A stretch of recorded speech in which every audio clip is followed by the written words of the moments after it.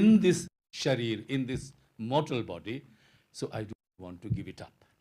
That is how we are attached to this thing. So Tulsi says, I'm going to write this Ramayana, which has been written in chaste, elite, highfalutin languages, beginning from Sanskrit to Tamil, to all the major languages. Many of them are now classical languages. And I'm going to write it in Gramya language. Gira Gramya Siya Rama. The story is of Rama, but language is of the villagers, and I'm proud of it. He devotes 30 dohas in the beginning to justify, and he laughs at it. So therefore, the language is extremely important. I shouldn't take much time, because I would have eaten all of the time with these. This Hari Ananta, Hari Katha Ananta. That's why Boli Ananta, Boli Katha Ananta. We must do this Katha because that is tradition. First of all, I would like to call Professor Rosh Sharma to come and to the stage and address India as one linguistic area, more or less chimes with the title of the conference and its educational implications. Thank you. First of all, I bow my head to Goddess of Wisdom, Ma Saraswati. My pranam. My pranam to the learned people who are sitting over here. Chair this session, Professor Hiraman Tiwari ji, and fellow speakers, Professor Ganeshwar Chaube and Panchnadhan ji. All thanks to Professor C.B. Sharma ji, who was the key person to bring all of us over here. I was just thinking over the topic which I was given to speak over, India as one linguistic area and interdisciplinary perspective. India, much debate is going on, its nomenclature, Bharat और भारतीय भाषाएं. जब भारत की बात होती है, this is the time where Bhashini is there, अनुवादिनी is there. भारतीयता की बात होती है, भारतीय भाषा संस्थान में भारतीय भाषा में बोलने का मेरा प्रयास रहेगा. But wherever you all are uncomfortable or you have questions, I will definitely speak in English, because still it is the common link where we are in national education policy. We are working towards strengthening the regional languages and also talking of, we are talking on strengthening all भारतीय भाषाएं. भारतीय भाषा संस्थान के गठन हो चुका है, भारतीय भाषाओं पे बात हो रही है, और मुझे लगता है एक बहुत अच्छा एक प्रयास है जब हम भारतीय भाषाओं पे बात करते हैं. याद आती है मुझे 1-1.5 साल पहले की बात. राष्ट्रीय स्वयंसेवक संघ के जो माइनॉरिटी सेल के को देख रहे हैं, इंद्रेश जी, उन्हें, मुझे और AIU के चेयरपर्सन पंकज मित्तल जी को आमंत्रित किया गया था जामिया मिलिया इस्लामिया में. The first question he raised to the audience, आप में से कितने लोगों को जापानी भाषा में सपने आते हैं? आप में से कितने लोगों को मैंडेरियन में सपने आते हैं? कितनों को फ्रेंच में आते हैं? Not a single hand was raised. कितनों को हिंदी में, उर्दू में आते हैं? कितनों को बंगला भाषा में आते हैं? Many hands were raised. So, जब हम सपना देखते हैं अपनी भाषा में बोलते हैं, और इससे अच्छा समय कभी नहीं था जब भारतीय भाषाओं को चिन्हित करने की, पहचानने की बात हो. I missed the opportunity of yesterday's deliberation, and I am sure, जैसे मैकाले की हर सभा में चर्चा होती है कि he snatched the Indian languages. After 1835 हमने अपनी भाषाओं को खो दिया. वैसे ही मुझे लगता है हर सभा में ग्रेयर्सन की बात ज़रूर होती होगी, जिन्होंने भारतीय भाषाओं को वर्गीकृत किया. He classified Indian language for the first time. जाति पे मतगणना की बात बहुत चल रही है. शायद अंग्रेज़ों का ही समय था, सबसे पहले जातियों पे सर्वे हुआ. There was survey of caste in India in the time of Britishers. और शायद आज जो इतने झगड़े हो रहे हैं, जो पॉलिटिकल फ्रेमवर्क हो रहा है उस सर्वे पे ही होता है. I think we all are the professor researcher और survey based researchers we do a lot. So survey based research on languages also brought the debate in India. Much is talked about constitutional debates. और भारत एक ऐसा देश है जहाँ पर भाषाओं पे राज्यों का विभाजन होता है. राज्य भाषा पे बनते हैं. पानी और भाषा झगड़े के बहुत बड़े विवाद हैं. दक्षिण में पानी पे हम देखते हैं विवाद, और उत्तर और दक्षिण का जब विवाद होता है तो जो इंडो द्रविडियन कॉन्सेप्ट है, जो आर्यन इन्वेजन की थियरी है, I am happy there is one session जो द्रविड़ और आर्य भाषाओं का जो ग्रियर्सन का बीज रोपा गया था, उस पर निश्चित रूप से चर्चा होगी कि how we were divided with these language aspect of Dravidian languages and Aryan languages. Aryan invasion theory हमें पढ़ाई गई और we have no choice but to speak in a foreign language, क्योंकि the kind of mindset we are having these days, वहाँ पे भाषा पे बात करना एक विवाद को जन्म करना है. जो कॉन्स्टिट्यूशनल डिबेट्स हुए, पार्लियामेंट्री डिबेट्स हुए, it gave Kothari commission to recommend 3 language formula. This 3 language formula between the lines कुछ होता है ना. Between the lines Kothari commission के बीच में ये था कि जो नॉर्थ के लोग हैं, हालांकि दक्षिण में जो चाहे बंगाल का हो चाहे गुजरात का हो, नॉर्थ इंडियन ही कहा जाता है, तो मुझे लगता है कि जो उत्तर के लोग हैं दक्षिण की भाषाओं को पढ़ें, और जो दक्षिण के लोग हैं वो उत्तर की भाषाओं को पढ़ें. भाषा को जोड़ने के लिए this 3 language formula was given by Kothari commission. मगर we Indians are very easy going. What we did in our schools, for the third language we gave them to study French, we gave them Japanese, we gave them German. हमने संस्कृत की बात नहीं की. हमने तमिल, तेलुगु, कन्नड़ नहीं पढ़ाया उत्तर भारत के विद्यालयों में. और अगर कहीं विरोध होता है, Hindi is imposed on us, तो शायद उसके बीच में बीज जो है यही है कि उत्तर में दक्षिण की भाषाएं क्यों नहीं पढ़ी जा रही हैं.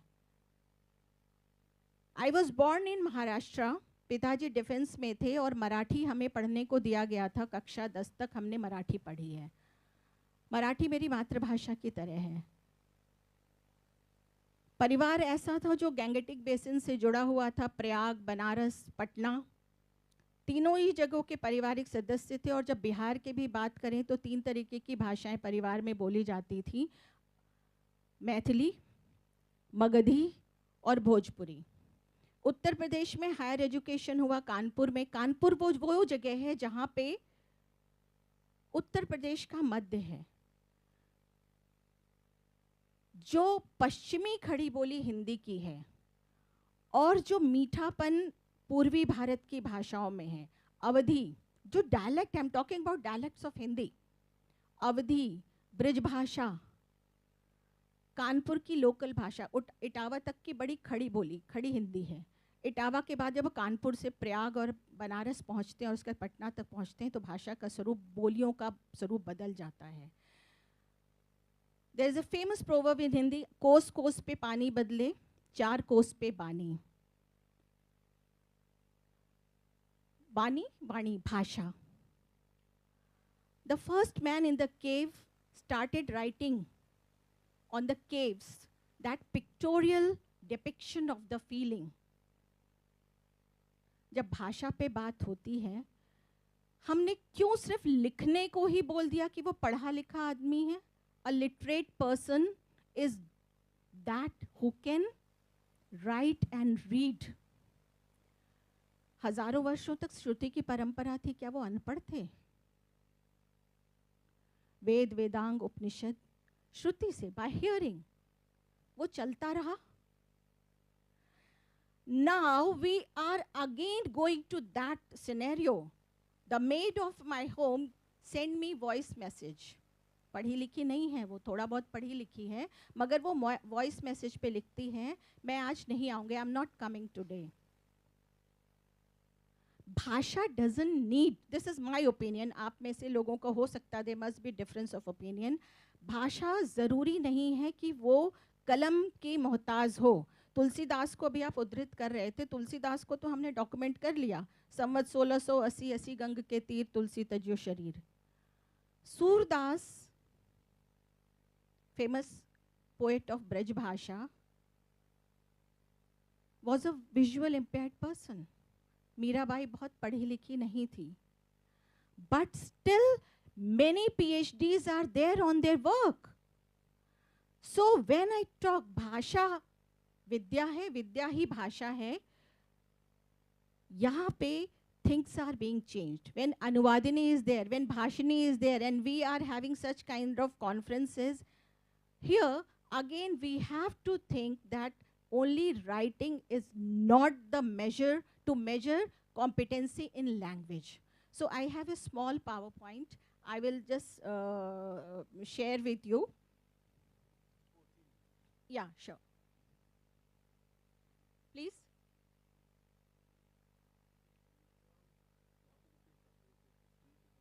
Yeah. When we introduce, actually so many language experts are over here, and I know I'm not an expert in language, but yes, as a layman, as a common person, I think when Bhaskaracharya wrote Leelavati, he was a mathematician. He was an expert of language. Kanad gave the atomic theory, but he had to put this theory into language. So whatever our subject is, I'm a science person, Professor Tiwari is a person of physics, but when we speak on language, set induction is there. So so simple, as a lay person, I will try to basically teacher education is my area, and when we teach our teachers how to teach in the class, there are certain skills. So set induction is one skill. So it is just a set induction, and there are various learned people, and I'm lucky enough to, I'm staying today and I'll listen them. So linguistic landscape of India, that is Bharat. Bharat, that is India, I think we should change it. Then historical and cultural interactions, socio-political dimensions, cognitive and psychological aspects, globalization and technological influences, cultural preservation and linguistic heritage. These are the points which I think we will have to discuss. India is a linguistic area due to deep historical interactions and shared linguistic features. I would like to share here Shankaracharya.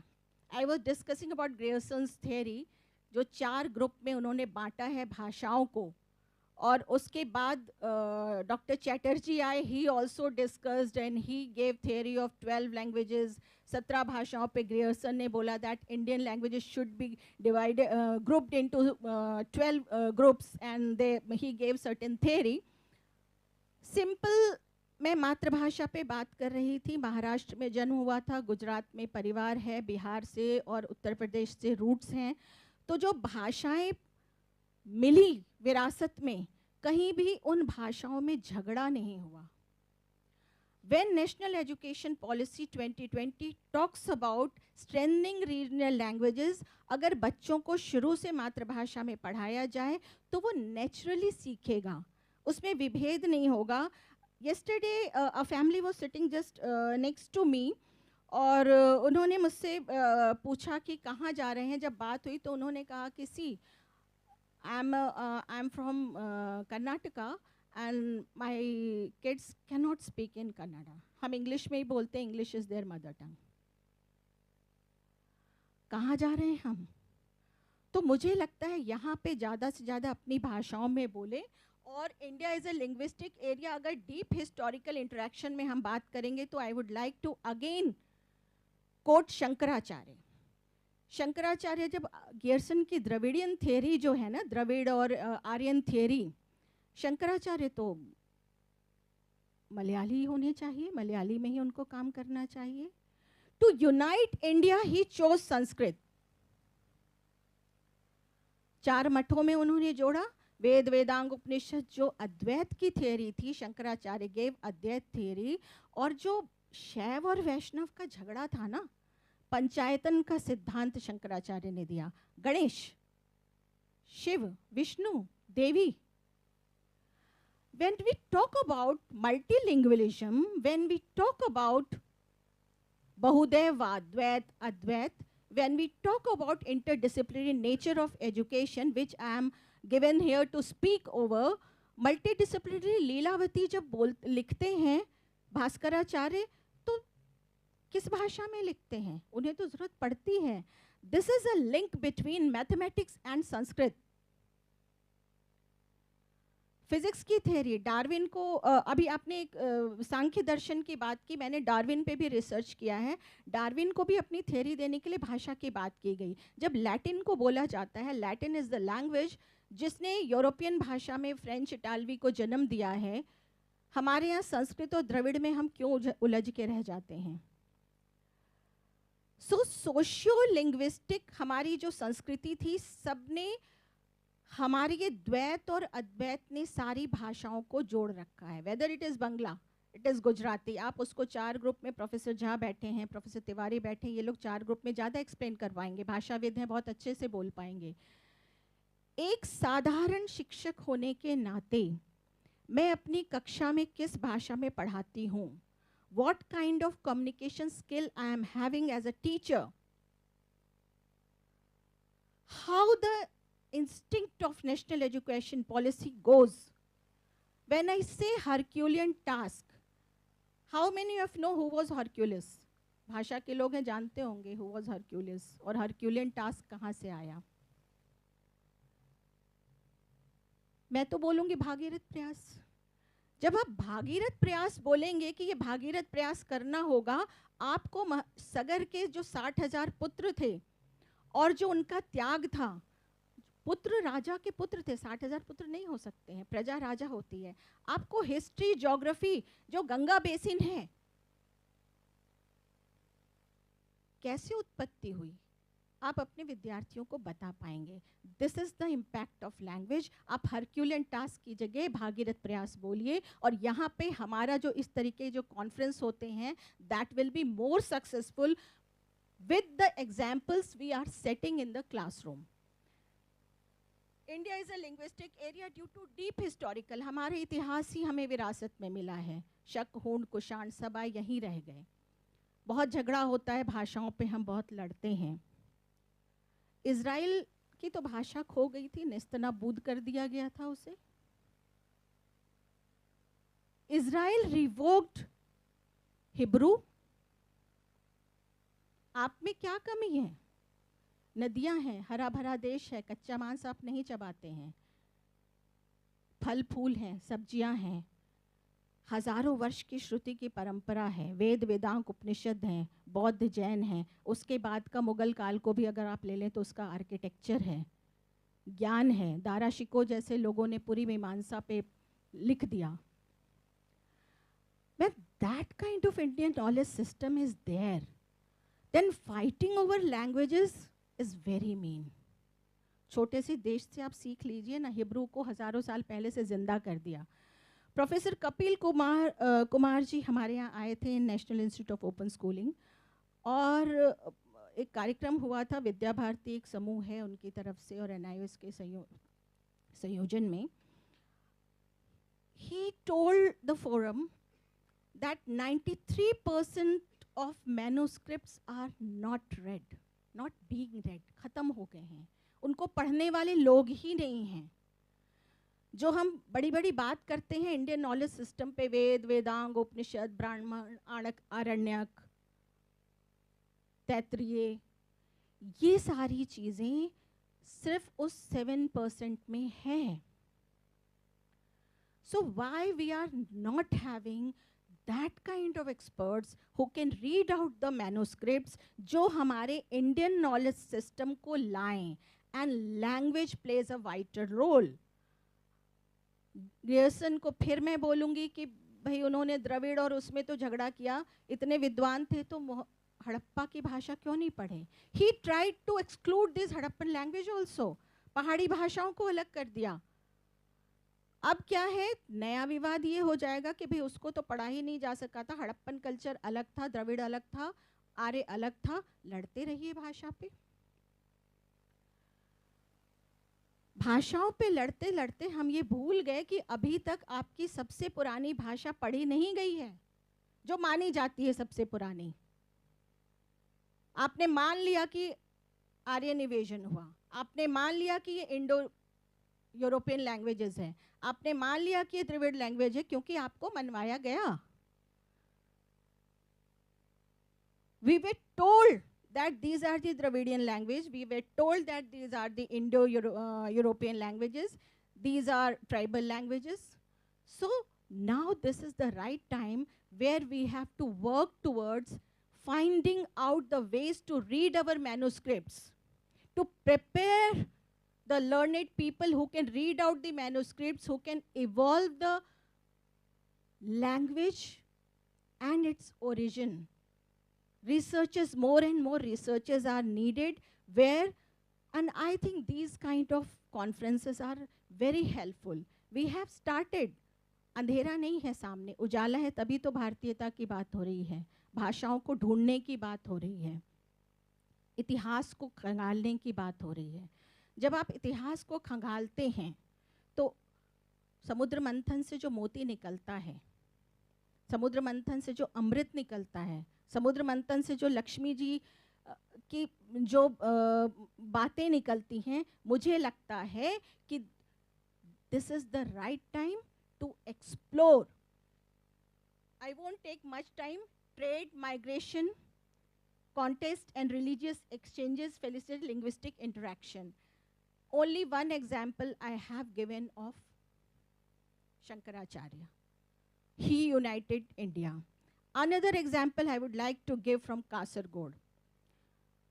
3 years back, I was invited for a lecture to Central University of Kerala, Kasargod. And from there I went to Kannur. In market area, हर कोई हिंदी में और उर्दू में बात कर रहा था।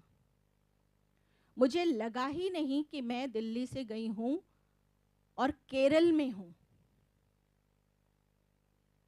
केरल में हिंदी बहुत अच्छे से चल रही है, तमिलनाडु में भी हिंदी बहुत अच्छे से होती है, सब समझते हैं, बोलते नहीं, वो बात अलग है।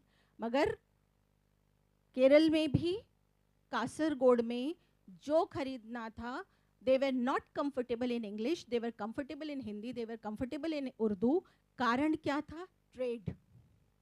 हजारों साल से यूएई में उनके शिप जा रहे हैं, उनके संबंध हो रहे हैं, वहाँ की भाषा, यहाँ की भाषा, उर्दू हिंदी साथ में जन्मी। मैं जिस ब्रज भाषा अवधि की बात कर रही थी, उत्तर प्रदेश में जिस तरीके से रहे, एक उदाहरण से अपनी बात खत्म करती हूँ, मुझे इशारा मिल गया है तिवारी जी का।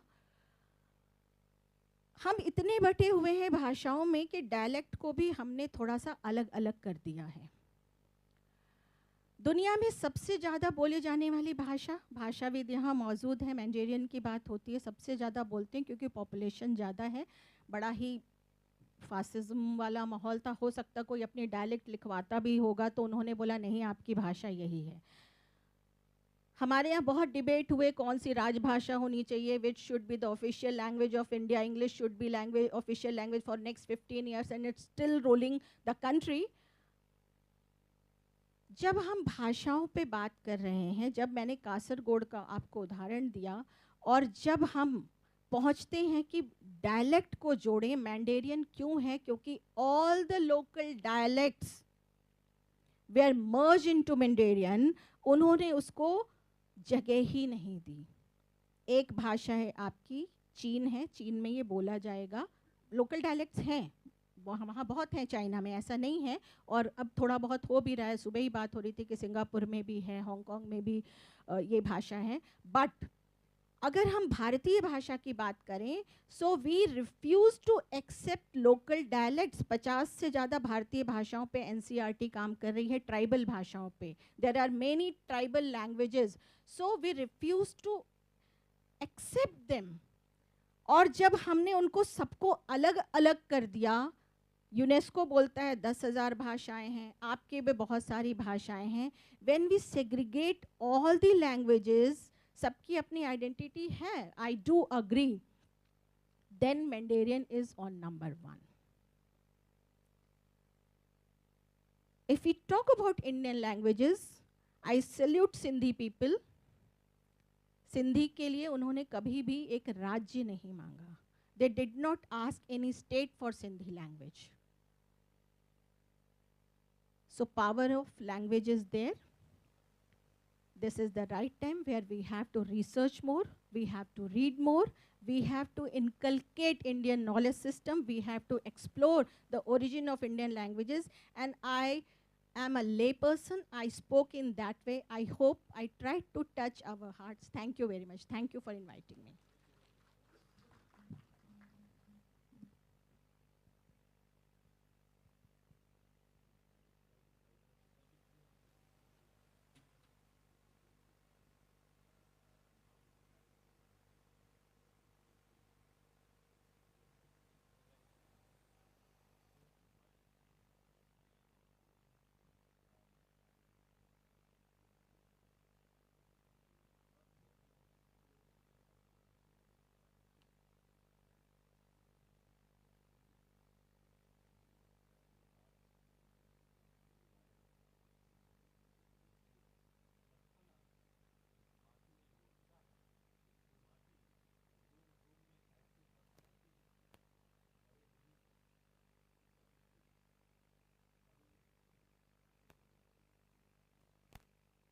कलाकार और कलाकार के लिए कला के रूप में बोलती है, तो भाषाएं जो हैं वो बोलती हैं स्वयं में.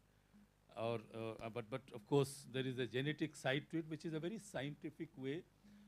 Professor Pandey was regaling us with brilliant ideas, and there is some connection perhaps with what Professor Chaubey is going to do. So Professor Gyaneshwar Chaubey of BHU, thank you very much. You have 25 minutes. Thank you very much, sir. Namaskar, very good morning to all of you. I'm very happy again to come here, and thanks to actually director sir, he used to call me. This is my third time to be here.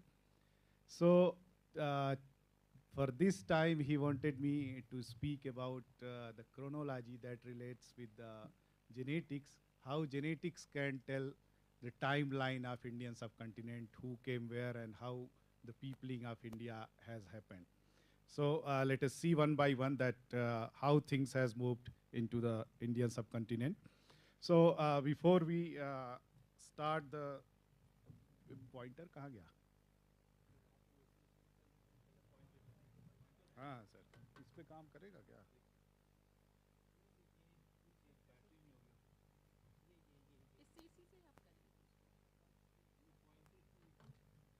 नहीं sir, ये एक pointer होगा. इससे हो जाएगा. Yes, it's visible, sir. It's okay. Okay, so for a non-geneticist, let's understand what our human body has. So the first thing is each and every human body has 37.2 trillion cell. And cell is the basic unit of life. Everyone who studied science at class 8th, they know that cell is the unit of life. So everyone is made up of cell. And this cell has two types of DNA that we used to study. This is a cell. And this cell has ये नहीं काम करेगा, इस पे नहीं काम करेगा, इस पे नहीं करेगा, ये स्क्रीन ऐसी है. The cell has mitochondria and nucleus. So mitochondria we inherit from our mother, and that is we all know that is the powerhouse of the cell, because of mitochondria we get the energy, and mitochondria is usually comes from mother, and mother transmit it to son as well as to the daughter. Second thing is the nucleus, and nucleus has 22 pairs of autosomes. Half of it we receive from mother, and half of it we receive from father. And there is a Y chromosome. We all know that our Gotra system is very much well connected with the Y chromosome. So we use all these genetic system to study our association relates with the population. So many of us we try to understand that how our genome is built up. So there are just 4 characters. Only 4 characters are there in our genome, but this 4 character is so much, 3.2 billion these characters exist in each and every human body. And this 3.2 billion cell is made up of only 4 AGCT. And this AGCT, the sequence of this AGCT makes each and every individual unique. But also we share a lot of things that we discuss further. So if someone studies the mitochondrial DNA, then we would be able to know about our maternal ancestry. Maternal ancestry means ancestry of our mother, then our grandmother, that is Nani, then great-grandmother. So by studying the mitochondrial DNA, one can understand the history of female in the previous generation. Then if we study about the Y chromosome, then our Gotra system as well as our great-grandfather, so we can go back to several generations by studying Y chromosome. But as you can see that in our pedigree, there are multiple ancestors, not only our father side, not only our mother side, but there are multiple ancestors. So what we do to study the gray colored people, so we use the autosomal part. Autosomal is the one which 50% comes from father and 50% comes from mother, and that makes us unique. But these autosomes is not like 100% comes from one generation to another generation, because each and every generation, it reduces 50%. And this is why the marriage differences between 7 generations and many other things exist in the Indian society. So the South Asia is a very big region. 25% of the one-fifth of the population that it covers for the whole globe. It has less than 5% of the area. But the Ganga Plain is also one of the most populated region, where we have number of nearly 362 individuals per square kilometer. So there are 3 different major disciplines who study the human migration. One is archaeology, another is genetics, and third is linguist. So in archaeology, there is a very clear view that shows that nearly 74,000 years ago, when there was Toba eruption, there was the existence of modern humans before the Toba eruption and after the Toba eruption. That shows that the existence of the human, the modern human in India, was at least before the 74,000 years ago. And that comes from the archaeology, and that is the Jeru Valley that was done by Mike Petraglia and others.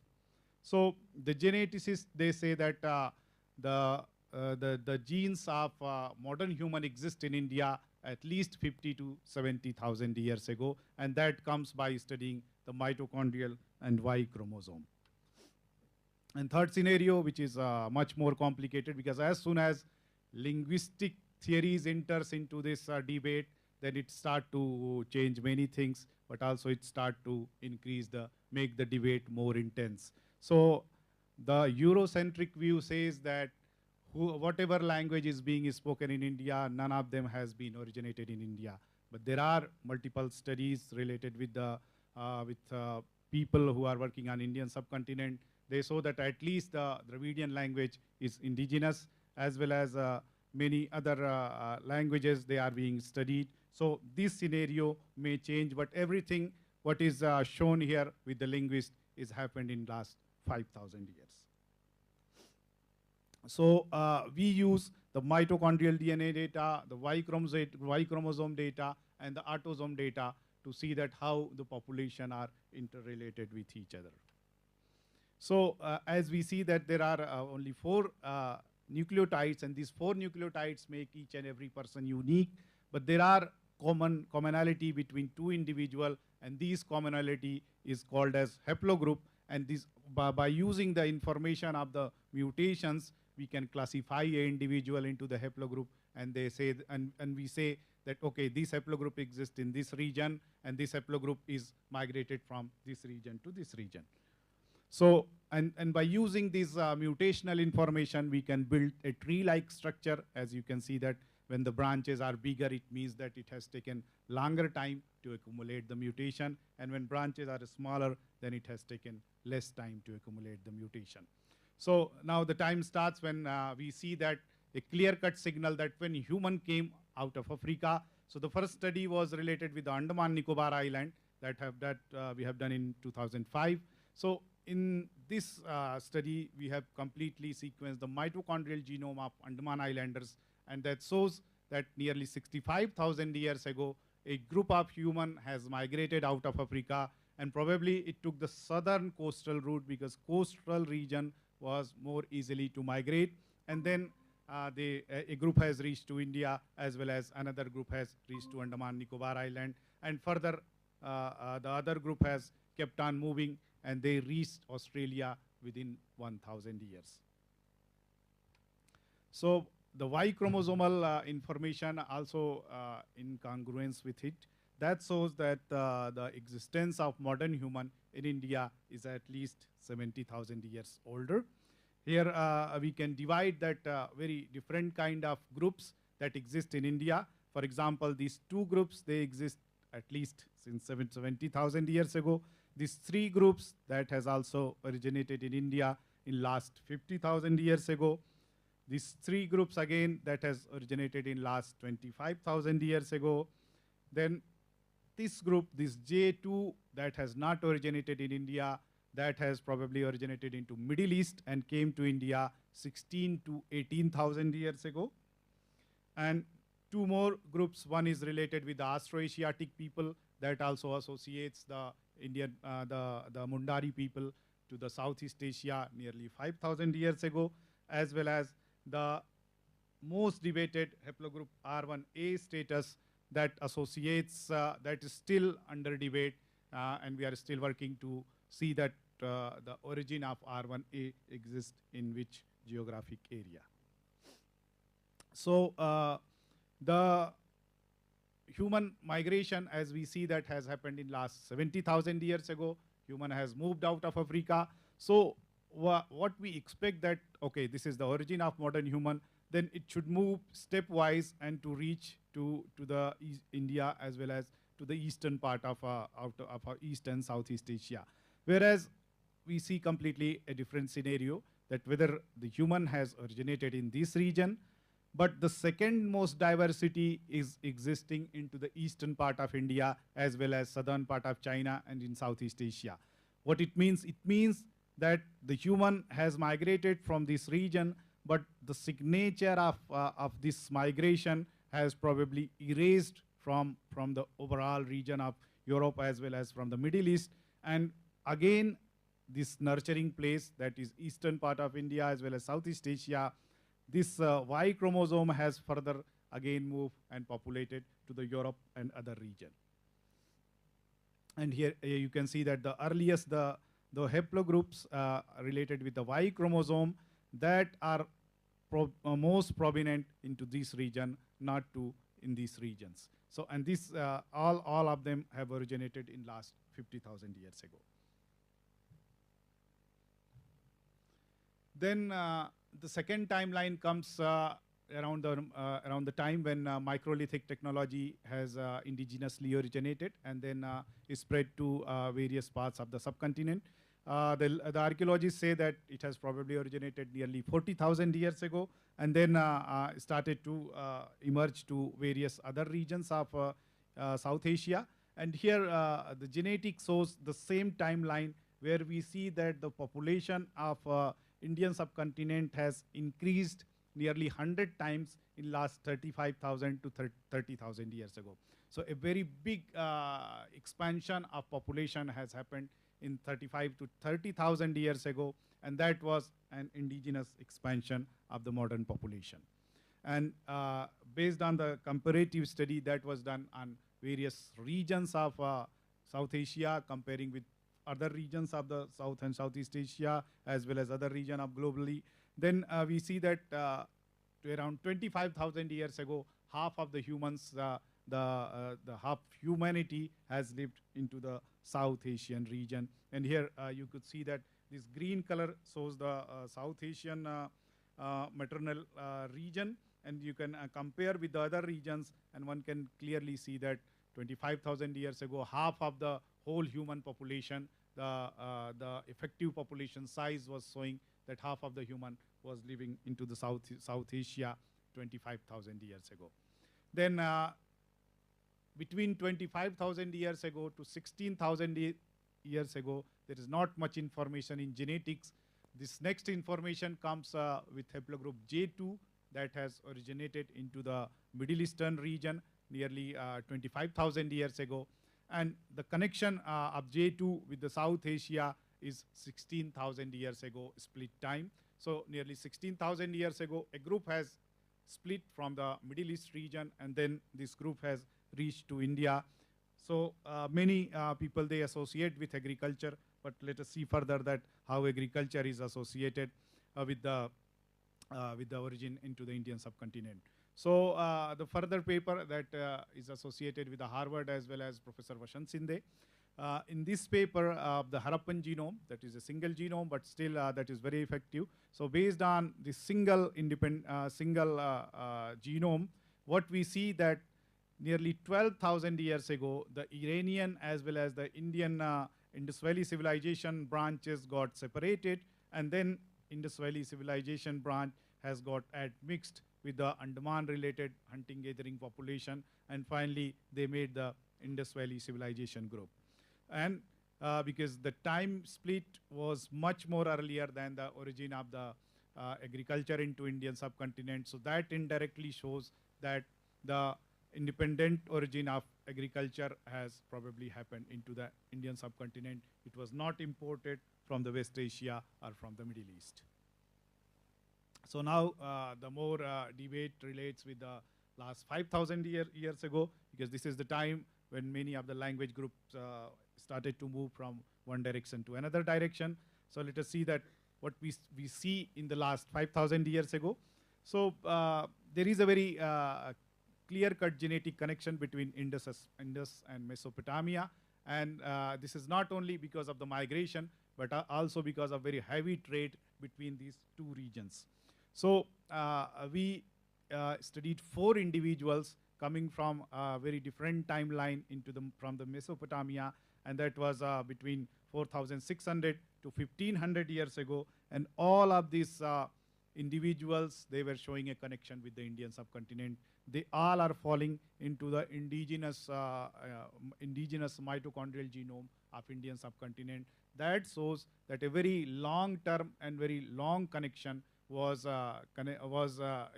influenced by the migration or by the trade route between the Mesopotamia as well as Indus people. And then the migration of the Mundari people that was associated with the time of the last 5,000 years ago. Here you can see that each and every color shows the different ancestries. Here you can see that the South Indian as well as North Indian population, they are equally having the ancestry that associates them with the Indus Valley civilization. Then second ancestry relates with the hunting-gathering population. Third is also second hunting-gathering population. Then fourth is related with the West Eurasian population. And also in South Munda as well as North Munda and their neighboring population, you can see that there is a ancestry that associates them with more Southeast Asian population. And this is the ancestry that relates with the migration of Austroasiatic people. And here one can see that there are 2 kind of genetic segments. When we share recent ancestry, then genetic segments are longer. When we share the older ancestry, then the genetic segments are bigger. And here one can see that the Austroasiatic people, that is the Mundari people, North Munda and South Munda, they share their long genetic segments with the Southeast Asian population. And we also calculated the time as well as the percentage. So the Austroasiatic population, the Mundari population of South Asia, they are nearly 25% of the ancestry that is associated with the Laos population, as well as second ancestry was 71% that associates them with the Dravidian population. And the time of this admixture was 2,200 to 3,600. So within this time frame, the Austroasiatic people, they came to India and they all mixed with the local population in last 5,000 years ago. Then also the Nicobaris, so the same timeline that predict that the Nicobaris are also having a Southeast Asian ancestry. They have migrated from Southeast Asia, and here you can see that this ancestry started to move to the various direction. It reached to only those regions where the Mundari people exist. So that shows that the migration of the Austroasiatic has happened from east to South Asia. And the IBD segment, the relation of smaller segment versus bigger segment shows that they have a very greater connection with the Southeast Asian population. And here the timeline shows that there is a expansion which has happened in last 5,000 years ago, and we see that exactly the timeline of this migration of Nicobarese population has happened in last 5,000 years ago. And more interestingly, we also found that the peaks which have been brought to the island of the Nicobar, they also show the same timeline. But also with another note, we got that there is a peak domestication that we see in last 5,600 years ago, and that was probably done by the agricultural community in northern India. So it means that parallel to the Indus Valley agricultural population, there was another population in Ganga plain that has domesticated the rice as well as domesticated the pig population in northern India. And this is the timeline that we see in the population. And clearly the split time of Nicobar is in congruence with the Austroasiatic expansion that we see into the population. And the next question is of last 4,000 or 5,000 years ago, when many people, they talk about the haplogroup R1A, because they connect this R1A with the steppe belt region. But what we see that the R1A has two branches. The root of this R1A is R, and this R has divided into two branches, that is R1 and R2. This R2 has a South Asian origin, and in Odisha we see a very distinct root of this R2 haplogroup. In R1, the expansion started nearly 30,000 years ago.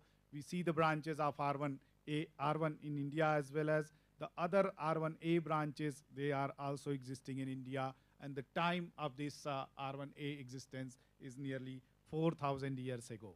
So here one can see that 95% of Indian R1A is more prominent into the Ganga plain, and this Ganga plain has a origin of 4,300 years plus 1,000 years ago.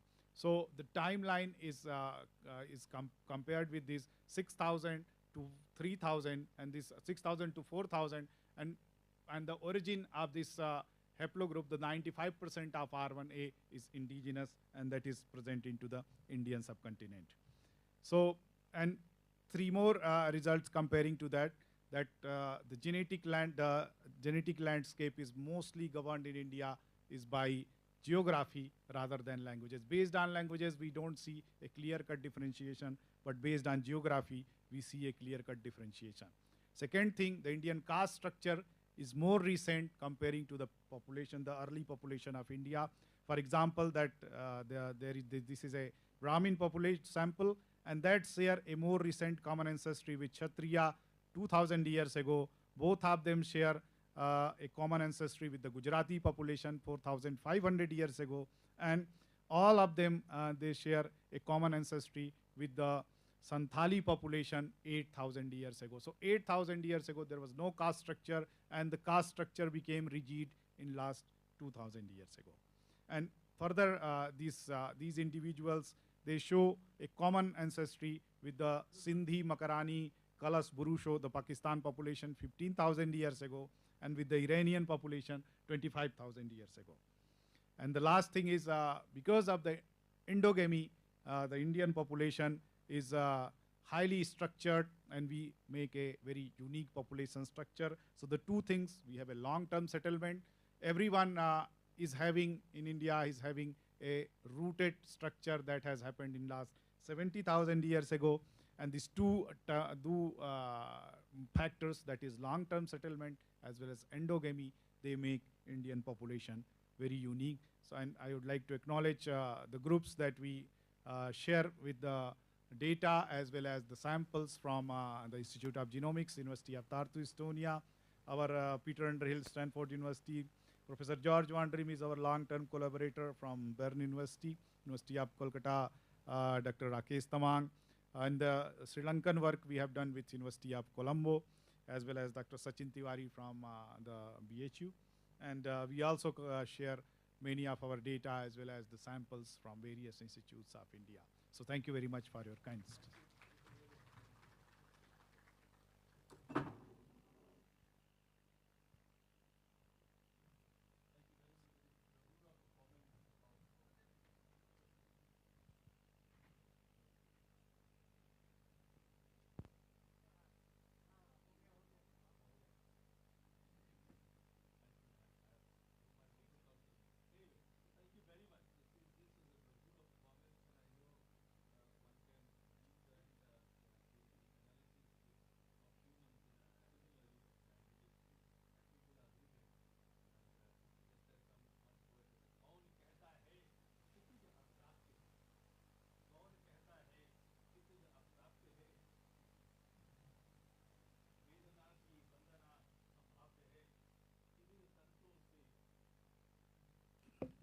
कौन कहता है क्षितिज अप्राप्य है, वेदना की वंदना संभाव्य है, तिमिर तंत्रों से बुना अंगोत्तरी, कल मानस अटल मेधा निर्झरी, भेद कर कोमल हृदय को बह चली, व्यास की मसी से उभरता काव्य है.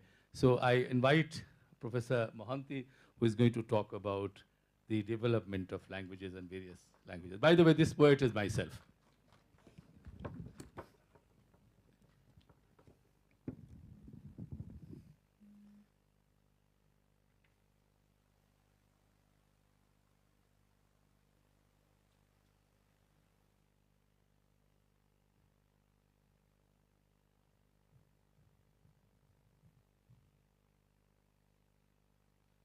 Namaskar, Professor Hiraman Tiwari and dear colleagues. It's a pleasure to talk about India as one linguistic area, and it's a multidisciplinary, interdisciplinary perspective. I'm a linguist by training, and I find comments by others are not acceptable. And I have been doing linguistics for 45 years. So I'm well grounded in my subject, and I understand it very well. Thanks to Professor Bay, because I'll dealing with some of those things also, especially with reference to David Reich's studies, who we are and how we got here. That's a very important book. Linguistic diversity in India has been there since time immemorial. You look at anything, Bharata's Natya Shastra, Chinese travelers, records, Al-Biruni's statements, you look everywhere, there was diversity. Natya Shastra, talks about bivhashas. So there were, differences. That's very important. We must understand that. And there was a give and take, because whenever languages are there must be give and take. People have given certain things to others, taken something. So there was a kind of collegiality, peaceful coexistence among the languages along with the people. That's very, very important. And languages do change. They must change. Nobody can stop that. Remember that. And that is the reason for which you have Sanskrit, you have Pali, you have a lot of Prakrits, and all those things. And some of the, somebody says Apabhramshas. Apabhramsha is a word which I will not use at all, because Apabhramsha, if you make it an adjective, it will be Apabhrashta. So remember the kind of attitude that people used to have, some of these languages. That's also important. We had certain attitude towards, let's say, I can say that Prakrits. I'll ask you a question. How many universities teach Pali and Prakrit? How many scholars are there in Pali or Prakrit? What kind of research is happening in Pali and Prakrit? So these are the issues which are very important. Professor Tiwari was talking about, so many languages. It's a language garden. I have borrowed it from Ophelia Garcia. It's a language garden. Will you like to have only one red rose in your garden throughout the year? Will you like that? So let's have plurality. That is the strength of our country. This is one. But what has happened is that our language teaching has been dismal. Let me say that. I can give you an example if you want. Okay. Shyamaha Ramena Saha Gacchati. Ramena is Karanakaraka, instrumental case. Ramena Saha Gacchati. If you say that in Hindi, it will be Shyam Ram ke saath ja raha hai. Is Ram ke Karanakaraka? Is it instrumental case? But if you look at any grammar, they will say it's instrumental case. Ram ke do bacche hain, Ram ke liye main laya hu. Is it instrumental case? No. We'll have to look at these things in a little different way. And this is what my linguistic training tells me. Let me tell you. That's very important. If one is not trained, while we tend to say that Ramane Saha Gacchati and Ram ke saath ja raha, they are the same thing. No, they are not the same thing. That's why language teaching has taken a back seat in our country. And that is the reason for which we have all sorts of, prejudices against languages. And, that's something which is very important. Okay. Then we have, I'll say that linguistic area is a technical concept. It's not NCR area or Saraswatipuram area. No. Linguistic area is a technical concept. We may debate.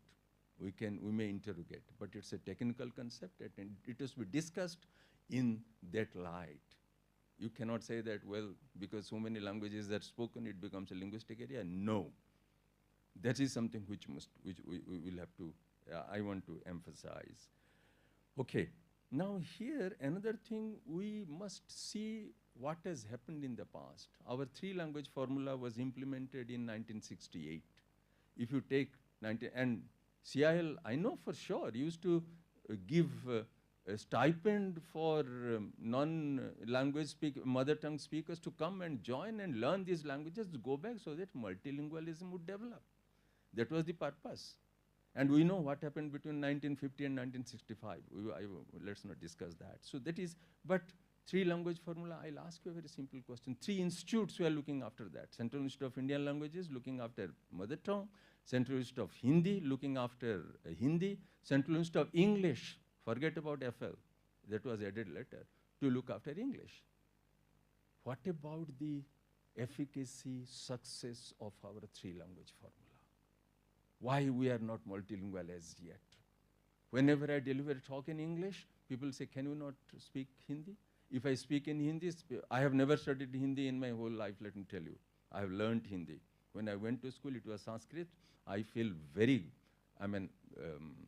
blessed that I learned some Sanskrit. And, whenever I start speaking in Hindi, people say, oh, can't you speak in English? So that kind of thing. After 50 years, even 55 years, multilingualism has not developed. Here, I'll refer to what Professor Chobe was saying. Indian population is very different from the Chinese population genetically. This is I learned from David Rice, David Reich's work. He says that, look, endogamy he was talking about. Endogamy, look, a Dasyuratnakara could write Ramayana, remember that. And a Krishna Dvaipayana Vyasa could write Mahabharata. And this was much before all these endogamy and all these things took place. India was a very different place, mingling, no problem at all. Now, around the 1st century Common Era, the whole thing started in India. And that's why you know that honor killing in some parts of India, if you marry another person. And I know I have a friend, he was a Vaishnava, married a Shaiva, Tamilian. They had to run away because they were not allowed, they were ostracized. This is what is happening today. It's now. See, this kind of thing started, endogamy started around the 1st century Common Era, around that time. That is when we were no more. You know, we started being divided into small groups, communities, jatis, whatever you want to say. And that is when we thought our language is more important, others are not. They started living in islands, and hence India didn't develop multilingualism since then. That is something which is very important, and we'll have to plan how to teach languages in order to make, you know, India multilingual. And yesterday there was some just brief discussion. A person who is multilingual is more intelligent, lives longer. This is Ellen Bialystok's study. A person, you know, she has worked on the advent of dementia among the North Americans. She said, I'll tell you briefly the summary. The monolingual Americans who speak English only, they were affected by dementia at the age of 71. The Mexican-speaking Americans, Mexican at home, Spanish at home, they were affected by dementia at the age of 75. So 4-year difference kind of can happen there. I'm worried about Professor Tiwari. He will show me 2 hands, 3 hands, 4 fingers, so I'm a little worried, nothing else. Anyway. No, it's okay, thank you. Thank you, I have looked at my watch, sir. Okay. Now see, and this is something, and whenever we are talking about, you know, the languages of India, most of us do not know the ground realities. I want to be a little emphatic here, because I'll give you some data. The 22 scheduled languages are spoken by 96.71% Indians. 22 scheduled languages.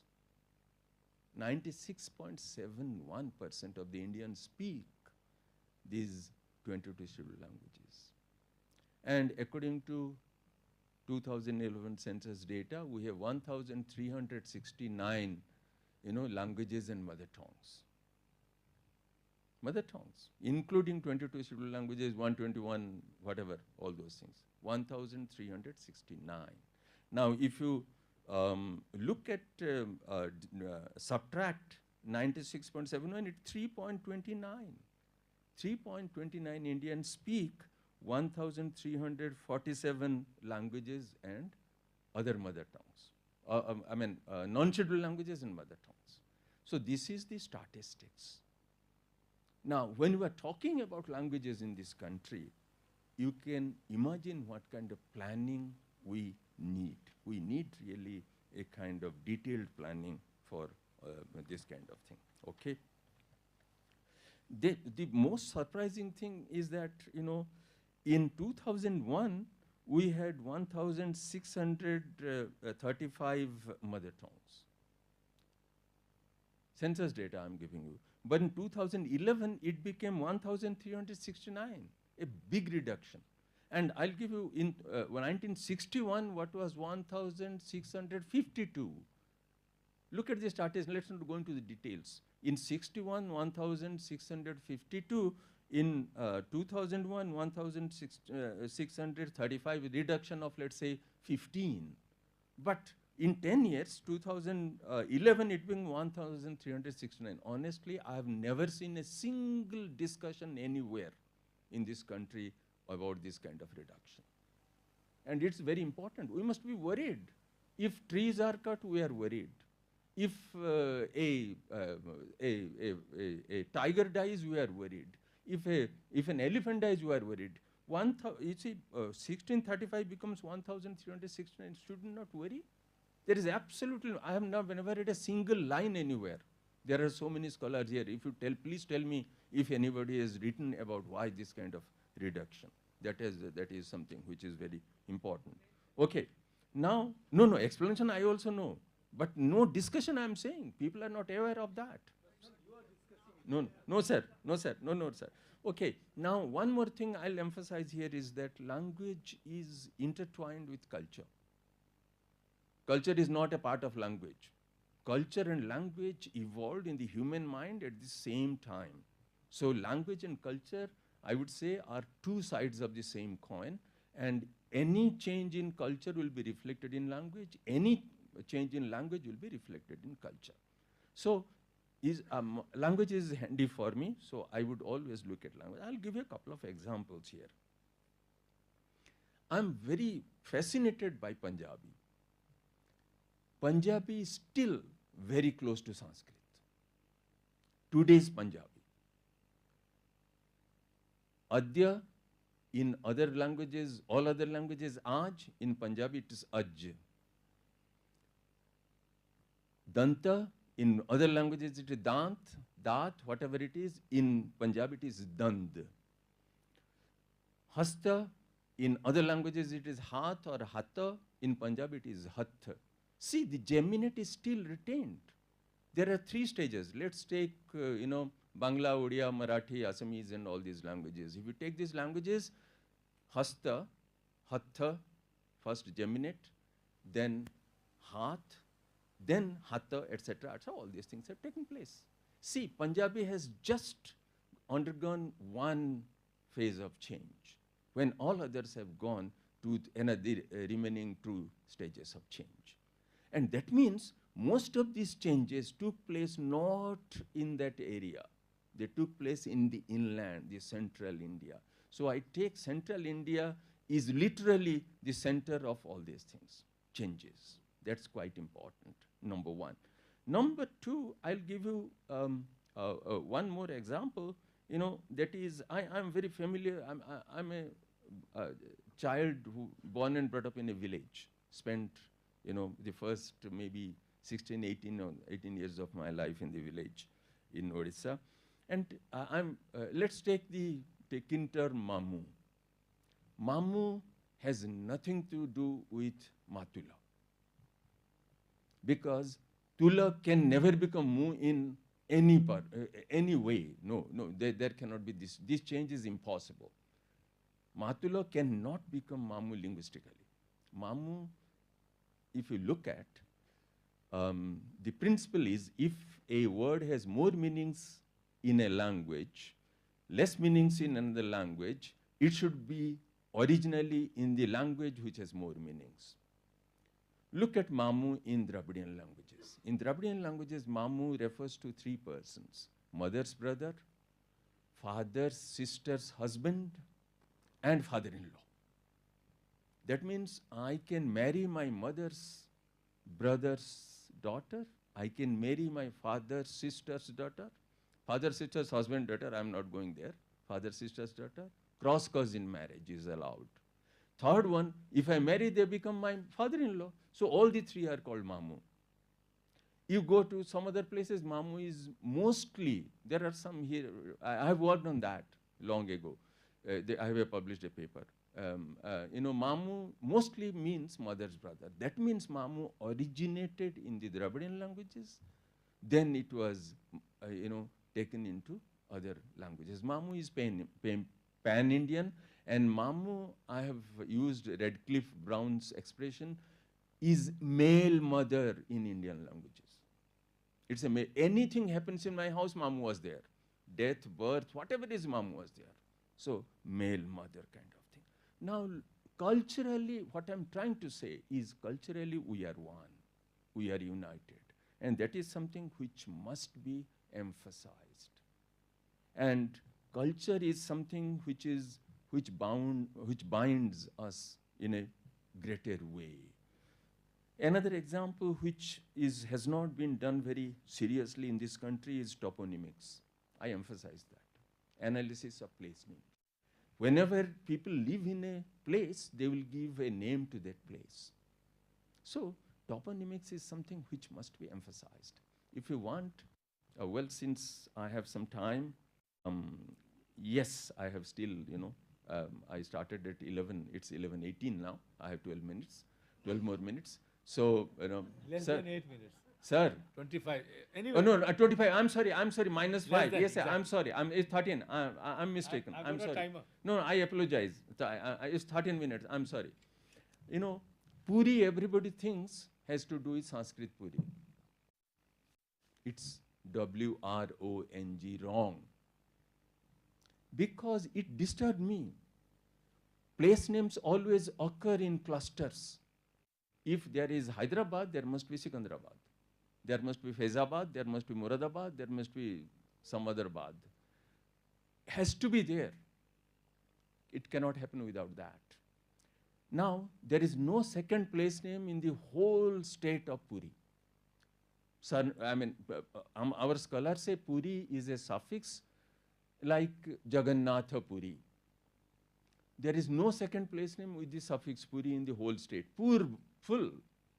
Sambalpur, Berhampur, Purpur, all Pur, but not Puri, number one.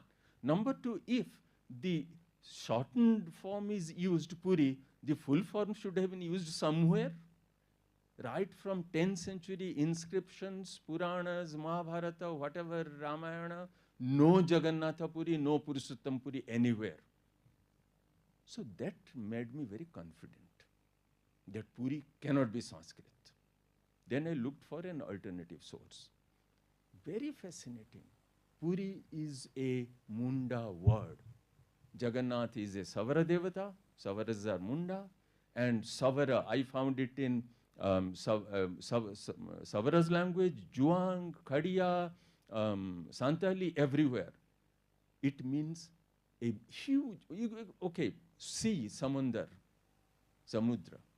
Whenever the Mundas went and settled, obviously they must have given a name. So Puri.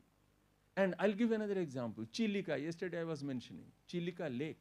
We Odias have forgotten, amnesia, that Chilika means lake in Dravidian. It's a huge, water body is Chilika. There is a Kolab river, everybody says. Kolab means river in Munda. And these are very important things. And recently, I was looking at some of the place names. You have Sialkot, Faridkot, Pathankot, Rajkot, Khalikot, Sriharikota, have all sorts of courts. Why that court everywhere? There must be a reason. That is why toponymics is very important. It's very important. Look, that is the way to unite, to tell people that we are one. We may speak different languages. Professor Chaube very rightly mentioned, gene won't define who would speak what language. And there is the tribe called Gadava. One Gadava speaks a Munda language, Gurum, and another Gadava speaks a Dravidian language, Olari Gadava. So that kind of thing happens. And Serbian, Croatian, that Serbo-Croatian, they are almost the same language. Hindi, Urdu. Aapne khana khaya, ask somebody will say Hindi, another person asks, he will say Urdu. Aap ghar jayenge, something like that. So that is something which we must be a little careful about that. So here, what I'm trying to emphasize is that culture is something which is very, very important. And when we talk about culture, why on the same day, Punjab celebrates the New Year and Tamil celebrates the New Year? In between, we are there. Of course, we are there always, in between. We are the bridge. Don't think that we are not middlemen. We are the bridge between the North and the South. Whatever you talk about North Indian, so-called Indo-Aryan languages, I'll give examples from Odia. You give from Dravidian languages, I give examples from Odia also. We are the bridge. We have been the link between the North and the South. Now, these are the issues which we must discuss. Very important issues. And if you are talking about that, I will say that, it is time we talked about multilingual education in this country. And there must be debate as to what multilingual education is. And multilingual education, not I'll teach in all the languages, no, it's a concept which we'll have to do. And I was telling you that we have divided ourselves, what should I say? Anyway, this is a part of history, into different small groups. And if you talk about bilingualism in the country, multilingualism, I was saying that India is not a multilingual country. It is 2011 census data. Bilingualism is 26.01. Trilingualism is 7.10 in this country. Can you call India a multilingual country? It's time, if you talk about India as one linguistic area, let's look at language management, how to do that. Culture must be a very important part of all these things. And with these things, probably we can move forward and India can become a Vishwaguru. Otherwise, it will always remain a dream. Thank you very much. Namaskar again. 2 minutes before that you have said. Thank you very much. You have finished. Thank you. Thank you so much. These 2 minutes I can take and ask people. Of course, these are 3 different papers, but as we all know since yesterday, all the papers in one way or other umbilically connected to the topic of this conference. I have very much enjoyed the sessions yesterday, and the first session, of course, I'm almost dawning. So if you have a question, please, we have some 5 to 7 minutes for questions, maybe a little more. But before that, I would like to say that normally what happens is that there is a very old traditional saying in India, particularly Hindu tradition, whenever we are born, just before we are born, Brahma comes along with his indelible ink and invisible ink, indelible yet invisible ink, and writes our fates on our respective foreheads. So one of the Tamil poets in Sanskrit goes like this. Itara karma phalani yadrechaya taratani sahe chaturanana arasikeshu kavitva nivedanam shirasi malika malika malika. Sometimes what happens is that, you get bored with the conferences. So the poet says to Brahma, I am all right, please, you have to write what you have to write, but can I have a question to ask? He said, go ahead. He said, if at all you are going to make me a kavi or write on my forehead that I am going to be a poet, I have one request to you, and in response to that, I am ready to suffer any sort of ignominy or any difficulty. Itaratani sahe karma phalani. Whatever the karma phala that I have to do, I will suffer. Except that, please do not write on my forehead that I have to recite my poetry in front of those who do not appreciate it. Thank you. Yes. Hello, sir. Yeah, it's Amom from Manipur. Yes. It's a question to Professor Chaubegyan. So. Yes, Chaubeji, please come up if you don't mind. Yes. I'm not the one to ask any question related to your genealogy sort of thing. But one of the, Professor Jian Lanfao, an anthropologist from China, in his early Man in China, he claimed that the origins of humanoids could have been located somewhere from the northeast part of the country, India. And even he located a particular place called Kovru that is lying in Manipur. So what about your perspective in this case? Actually, the paper in your presentation mostly focused on the central India and the southern part of the country. But what about the northeast line, actually? Could you say something about that? Yes.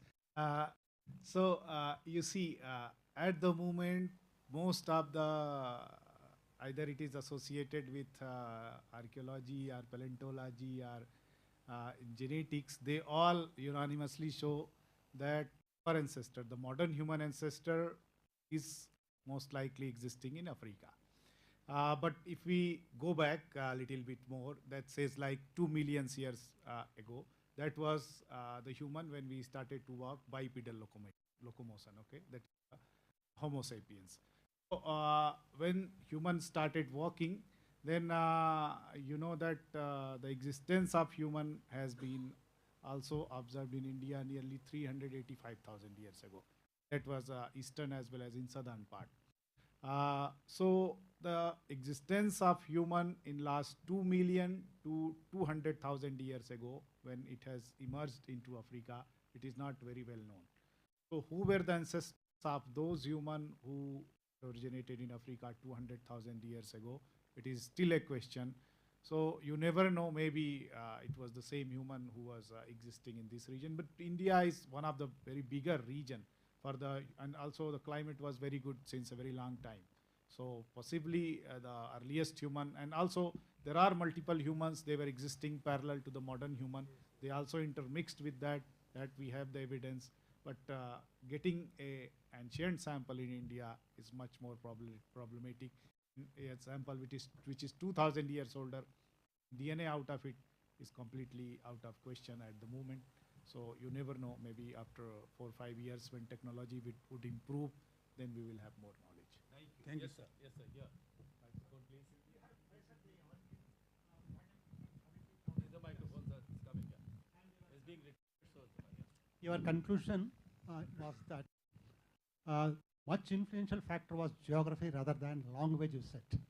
When we look into the developments from 70,000 years and this previous 5,000 years, will the result will be the same? The influence of geography will be more powerful than that of the languages. One factor, one point. Right. Second point is with regard to the mixing of race that we take into consideration.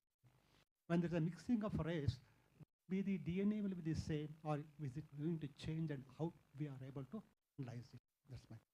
Yeah, that depends on the particular situation, sir, because India is one of the region where we see a lot of exceptions. For example, we see that there is a father tongue hypothesis as well as mother tongue hypothesis. The Austroasiatic, they brought the language. Mostly the male people have migrated from Southeast Asia to India, and they brought they completely changed their language. But other case, you see this Brahui. Brahui is in Pakistan. The linguist, they classify it as a Dravidian.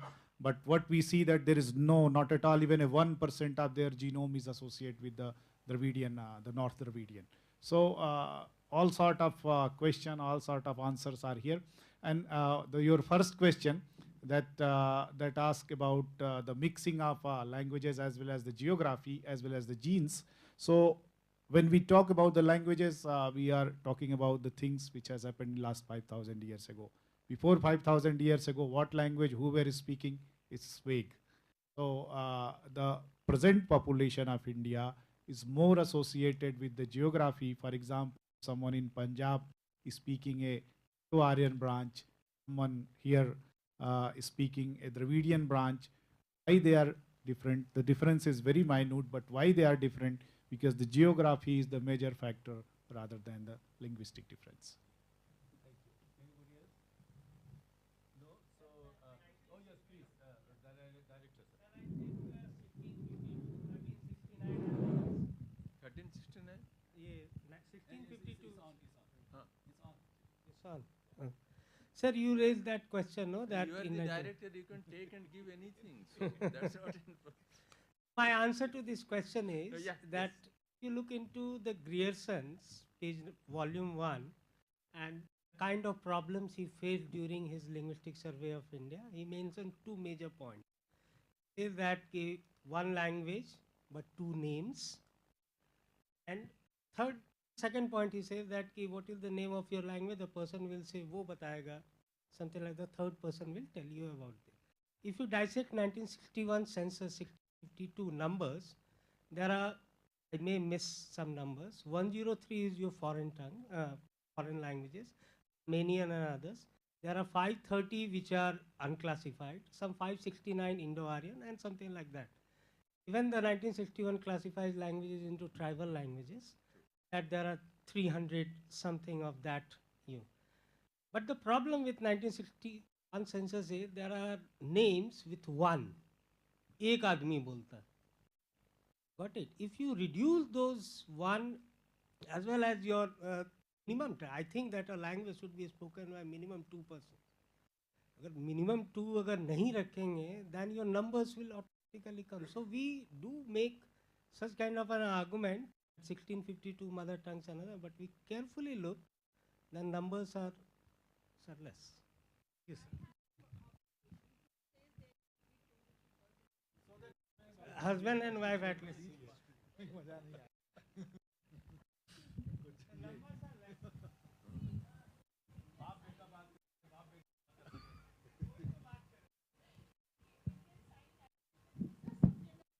Professor C P Sharma यहाँ बैठे हैं. I want to apologize to my friends who do not know Hindi. इन्हें सोचते हो कि सब हिंदी वाले आपस में बक बक हिंदी में कर रहे हैं. So sorry. bad habit. We should turn Yeah, to English. he introduced Indian Sign Language in NIS, okay? And our Prime Minister Modi asked us to give it a code. So after New Zealand, NIS is the only organization which has given is it a language category, language subject. It is a course code, and King Sejong Award we are awarded by UNESCO for this introducing sign language, Indian Sign Language as language.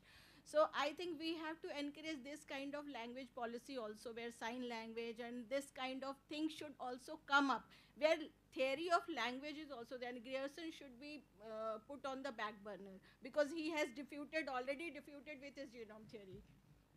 So thank you very much for this very, very lively session. It is now left to me to although you want to say something before I thank you profusely? 2 minute मैंने जो आपको दिया है एक लेना चाहता हूँ आपसे. Yes, Professor Shailendra Mohan. No, I won't buck in Hindi. I'll speak in English now. So, whatever you are saying is quite important. Look, I'll give you some example. Dakhini is certainly not either Hindi or Urdu. I have been there for 30 years. I'm very sure I have studied it. I can speak it. And it's certainly not Hindi and Urdu. But Dakhini, even today in 2011, is not a mother tongue. There is politics. If Dakhini, most of the Dakhini speakers mention that Urdu is their mother tongue. If Dakhini goes out, there will be a few crores from Urdu will vanish. So there is a politics involved. If the wife doesn't give breakfast to the husband, in the morning, the husband will say his mother tongue is something else. The wife will say her mother tongue is something else. If Shailendra is saying that is one language, that kind of thing has happened. But why should wife give you a breakfast? Why shouldn't you give her breakfast? Yes, It's absolutely. This is misogyny of a very highest order, which I, with very, So thank you very much. I want to thank you all, the 3 wonderful presentations. And now it is time for tea. There is something else before. I want to announce that don't leave if you have to go, because you have to come back. But there is a tea after this. So there's something else? Yes, sir. We have the felicitation, small felicitation for the speakers.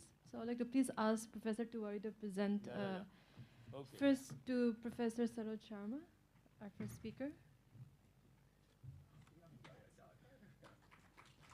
And then Professor Ganeshwar Chaubey.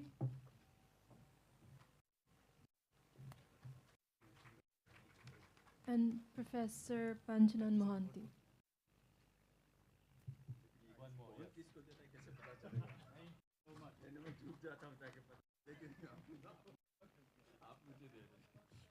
Thank you so much. Yes, Thank you. today.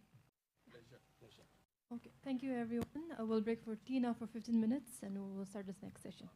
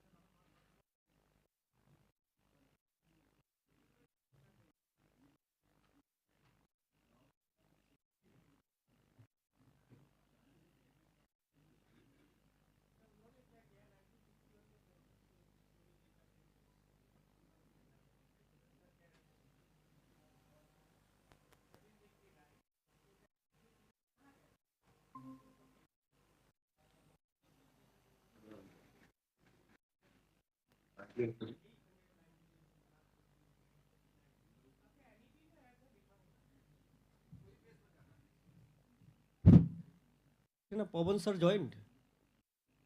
Pawan sir joined. You can give him in screen, so we can just. Namaskar, sir. जी नमस्कार Sir, just wait for some time. Sorry for the inconveniences, sir. नहीं नहीं मैं तो जुड़ गया कि सुन लूंगा और लोगों को भी इसलिए और कोई बात नहीं ठीक है सर. सॉरी आपको लिंक थोड़ा लास्ट आवर में मिला है सर, माफी चाहता हूँ इसलिए. नहीं नहीं कोई बात नहीं जी. तो मैं 12:15 पर जुड़ूं क्या? नहीं आप रहिए सर, आप सुनिए सर. ठीक है.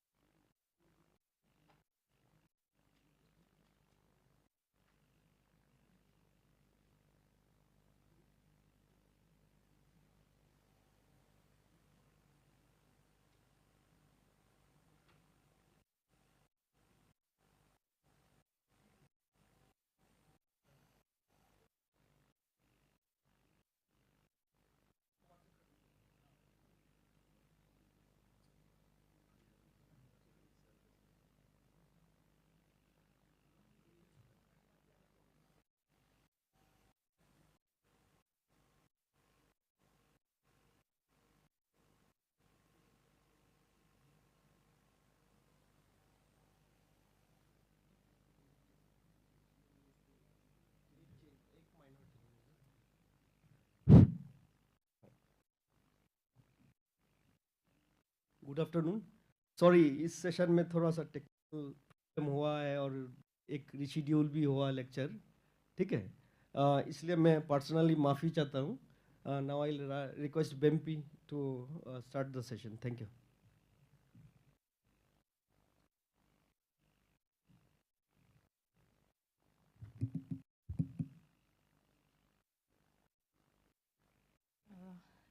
Good afternoon, everyone. Welcome back again to the 5th session of the Conference on India as One Linguistic Area. Today's session, we have one online presentation and there are two offline presentations. To chair this session, I would like to invite Professor Panchanan Mohanty on the dais. Professor Panchanan Mohanty, he is an honorary professor at Department of English, Maulana Azad National Urdu University, Hyderabad, Telangana.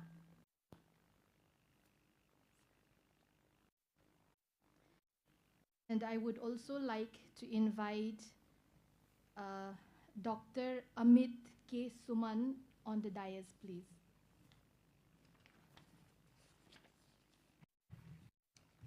Dr. Amit K. Suman is an assistant professor of history, Colonial College, University of Delhi. He's a historian specializing in early modern and colonial South Asia with expertise in indigenous knowledge systems and educational history. He holds a PhD from the University of Delhi and has published extensively and over 25 peer-reviewed articles in top-tier journals. Dr. Amit K. Suman is a former fellow at the German Historical Institute and Nehru Memorial Museum and Library. He is also an associate fellow of the Royal History Society.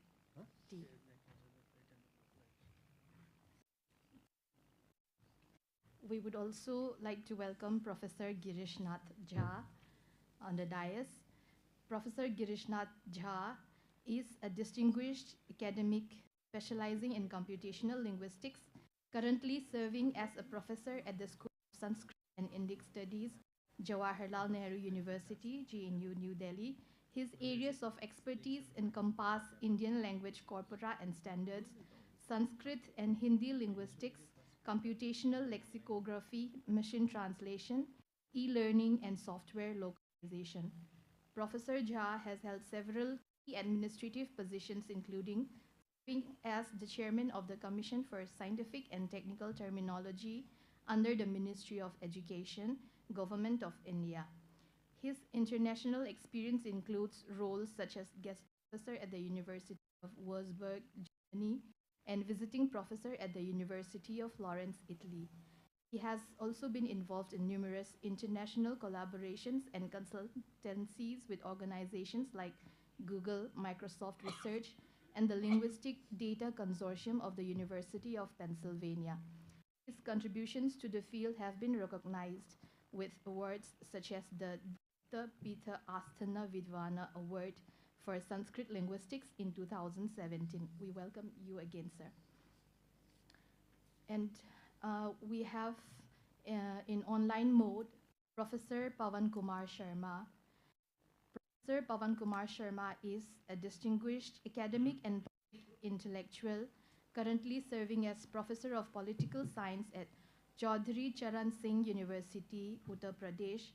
Formerly, he was the Dean of the Faculty of Social Sciences at Atal Bihari Vajpayee Hindi University, Bhopal.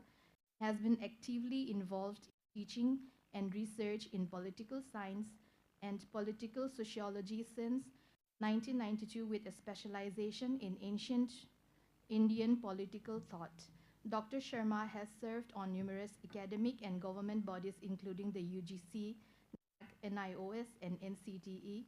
Was recognized by the Indian Political Science Association in 2015 for his outstanding contribution to the field. We welcome Professor Pawan Kumar Sharma also.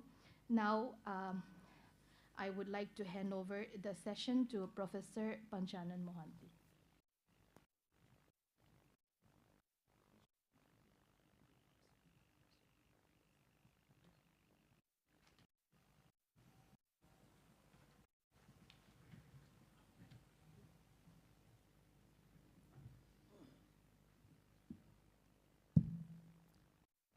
Microphone is working. Welcome, and thank you very much for your introduction to the panel. I would now request Professor Girishnath Jha to tell us about whatever he has in his mind about this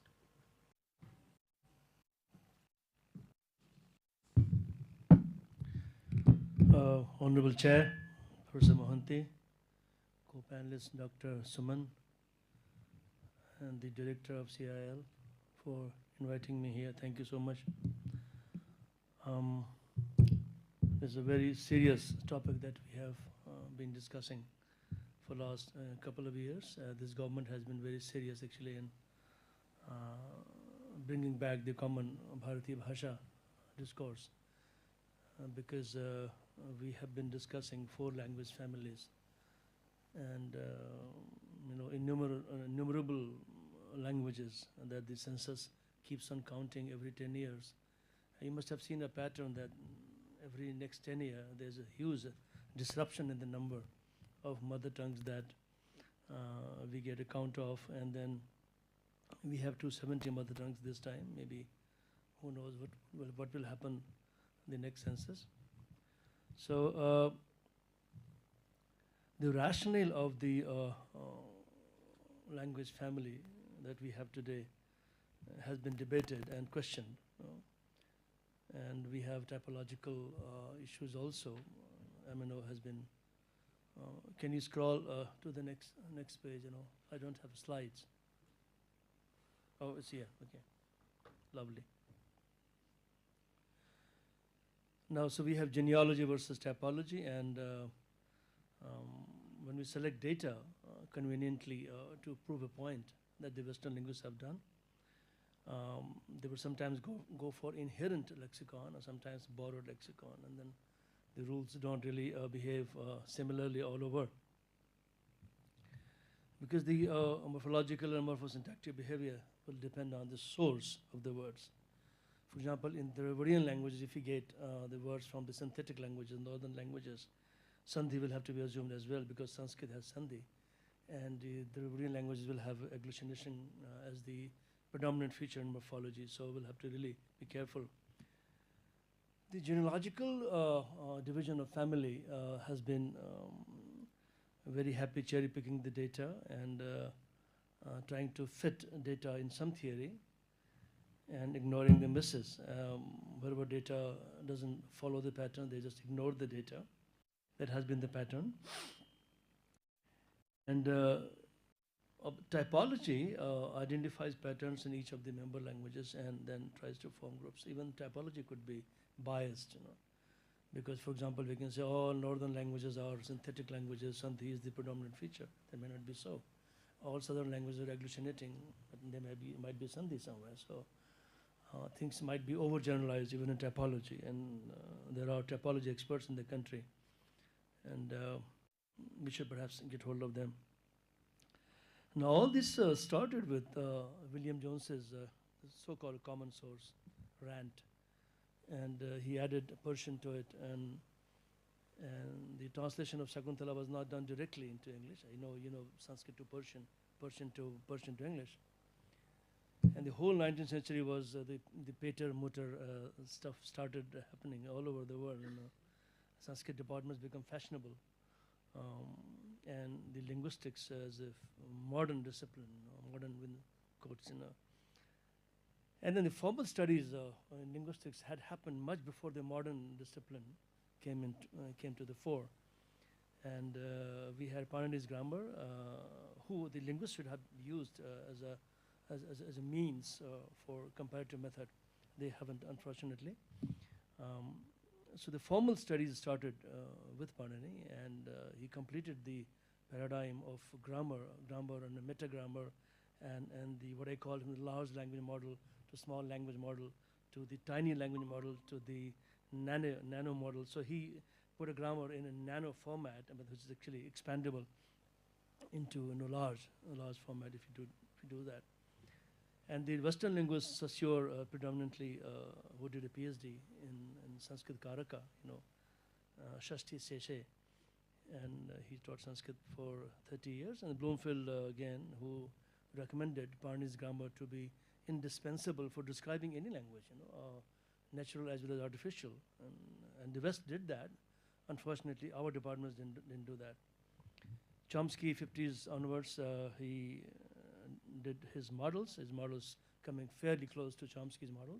I've done a comparison, maybe a separate topic where Chomsky's grammar models from 57, 65 is fairly close to Panini's model, and then his context-free grammar again starkly close to Chomsky, and then the notation system which was used to use CFG for compiler design, again very similar to Panini. And then AI has been there since 50s and has been kicking and doubling up, all of that happening. Now the controversy and the biases, OIT and AIT, you know, out of India theory, which is gaining ground, stronger than ever, and Aryan immigration theory. Earlier it used to be Aryan invasion theory.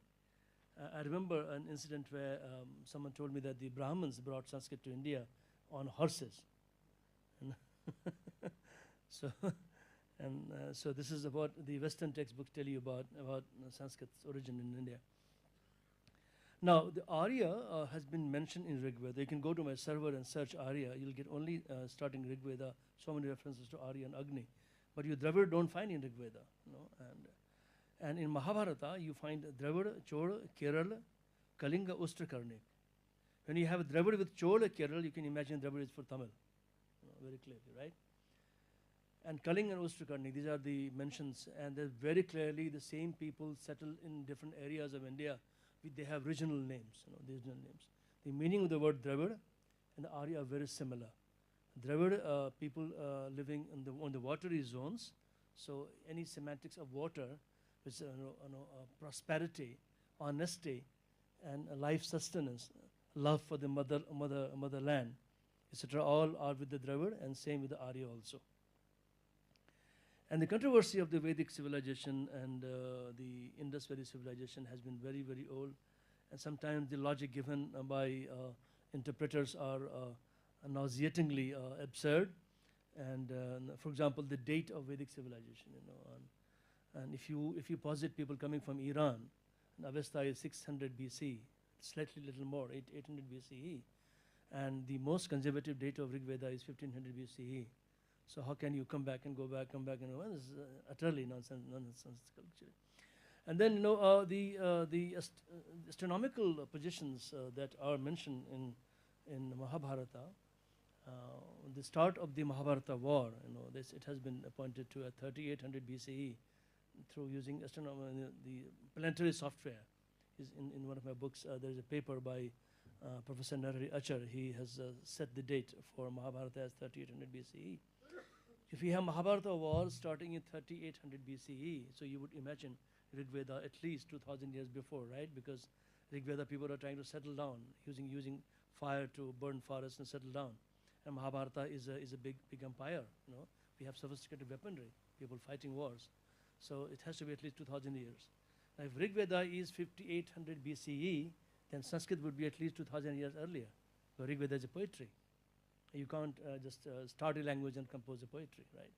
So imagine the origin of Sanskrit would be fairly early, more early than ever imagined by people. And then the controversy of Sanskrit India or Sanskrit West, because if you connect Sanskrit to Indo-European, does it always mean that Sanskrit came from the West? It can very well be the member of Indo-European family, but still be originating in India, right? So, so that controversy is there, and then Sanskrit versus Pali, Sanskrit versus Prakrit, Sanskrit versus Tamil, and other modern Indian languages all over again. These things are there. So I'll talk about two fairly recent findings. One, the Indus script decipherment by Yajnadevam. He not only decoded it, but deciphered it. Deciphering means finding the key, actually. Key used for encoding. If I'm encrypting a message and you are decrypting it, and if you found the key, you have deciphered it, right? And then also the Bangani language, dialect of Garhwali. Dialect is one of the, Garhwali is one of the 55 dialects of Hindi, and Garhwali has 12 dialects, and one of the dialects is Bangani language. Bangani has very similar features to some of the dialects of Kashmiri also, the Pahari languages.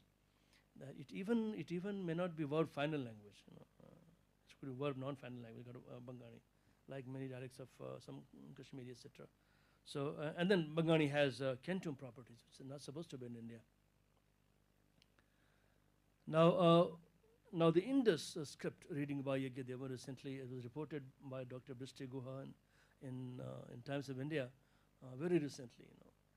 So he used the cryptography method of encoding and decoding, and since he was using cryptography for natural language, he used bilingual parallel data, and it was very interesting. So if there were some inscriptions of the Indus, which you can't read because so very few letters are there, and if there is an inscription in Akkadian language where it's bilingual, the Akkadian script as well as the Indus script, the same thing. So you were able to get some words from there.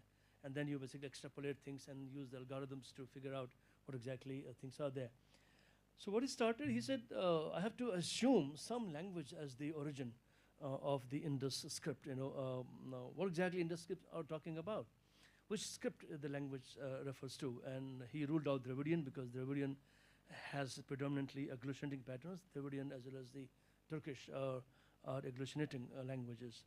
And repetition of 3 consecutive syllables was difficult to find in Dravidian, while possible in like Vedic languages.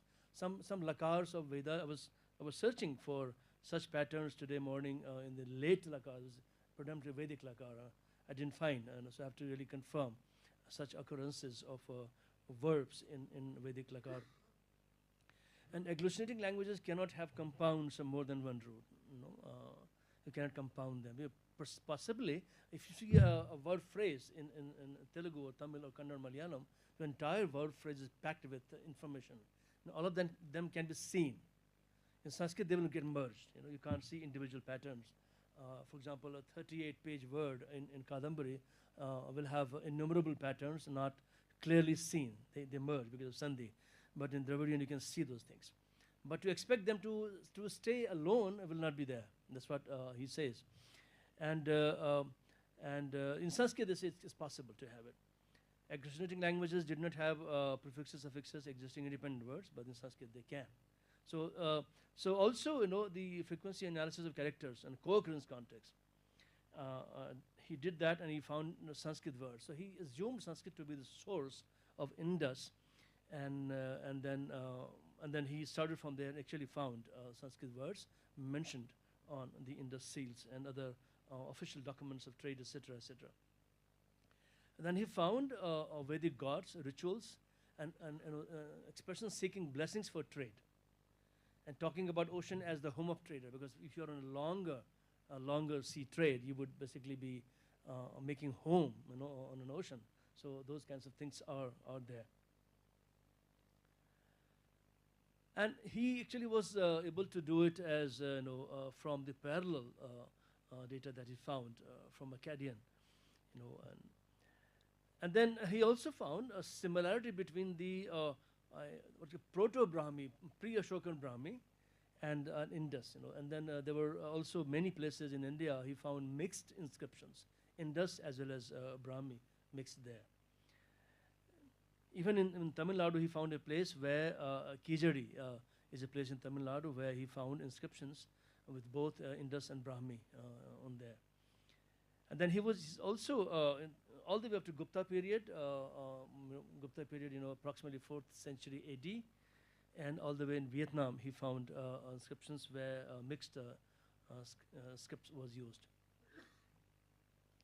Now, with this, if the Indus is a Sanskrit language, and Veda is also Sanskrit language, obviously the kind of language that we have in Veda will be very, very early than what we have on Indus. And so certainly Vedic culture has to be preposed,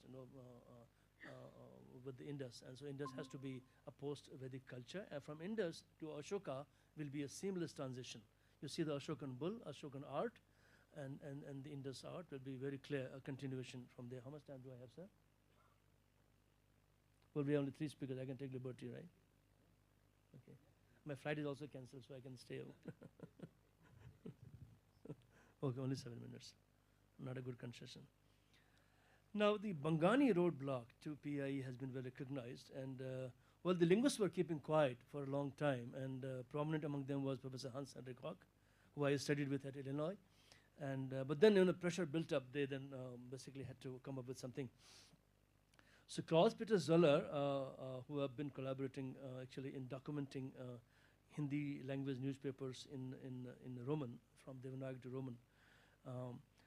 So he found clear Cantum properties in the Bangani vocabulary. For example, ashru would be dokru, in Bangani, which is something like Greek, Sha becoming ka, so Cantum versus Shatam. So you shouldn't have that ka property here as per the Indo-Europeanists. And then the implication was that the palatalized velars normalized to the velars, pure velars in Western Indo-European languages, and they long time in getting converted to the palatals, and the fricatives in Iranian and Russian, and of course the Indo-Iranian entire block. So it would have taken a long time for people to migrate to the east, So west to east was indirectly suggested. And the Dr. George Van Driem and Dr. Sonu Sharma were sent there to check on the data by Klaus-Peter Zoller, and they said the data was spurious, And then basically Alexander's army stayed there for some time, so the language borrowed words from those or got influenced by them. Then there was doubt raised, and Professor Anvita Abbi, the famous linguist from JNU, was sent to check on that. And then she went deeper inside the Bangani villages, and then stayed there a longer time, did a deeper survey. And finally, she concludes that actually the data of Zoller is actually correct. And then Professor Hans Hawk examined the two sets of data, and he sent an email to this group, and you can find that email at this location. It was in Michigan ADU, Bangani, whatever, Hawk has table. Now look what he says. While Wan, Dream, and Sharma appear not to have actually entered Bangani-speaking territory, but limited themselves to interviewing Bangani speakers on the fringes of the territory. It's very important in the fieldwork that you go deeper inside. Abbi went into the territory and interviewed, among others, at least one monolingual speaker of Bangani. According to her fieldwork, most of Zoller's forms are genuine. Her fieldwork also confirms that the lexicon of Bangani contains at least 3 layers: words that exhibit northern Indo-Aryan features, and words that have been borrowed from the southern Indo-Aryan, such as Hindi. And also looked at some other accounts of people who worked on Bangani. Bangani may even display a verb non-final behavior like Western Indo-Aryan European languages. Now, the flaws in the Western approach is all too obvious, actually, but obvious. Say the empirical data should be the starting point, but the written records of Vedic were ignored. Instead, we considered recreated records of the Indo-European. What a shame. See, there is a Rig Veda, which is the oldest available document. Instead of accepting that, we have taken, and then Panini has 2,000 verb roots. And the Panini has given rules for the contemporary language, the Bhasha, Kiki as well as Vediki. So you could have extrapolated from the Paninian verb roots, Vedic forms, how much loss, whatever is there. And then from Vedic, we could have extrapolated the previous form, if any. And then also the inherited versus borrowed words, issues in comparative method. We select words, sampling of convenience, sampling bias, data has to fit the theory, etc., etc. And Sanskrit has many hits to qualify for Indo-European, but it has many hits to qualify as a Dravidian also. And you ignore the other things, and then you accept whatever you feel likely, will be fitting your theory.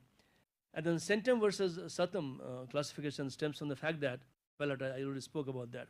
Now imagine the Kuchu Tutupu, the phoneme inventory in Sanskrit very elaborately, and instead of considering that they exist originally in Sanskrit, and then the verb root there, and the rules to obtain Vedic forms from classical Sanskrit form, ignoring all of that and taking advantage of all of that, you have taken Proto-Indo-European because you wanted to prove a point. And that is basically, I call it, the linguistic scam by the people. Now, the 4 minutes. Let me.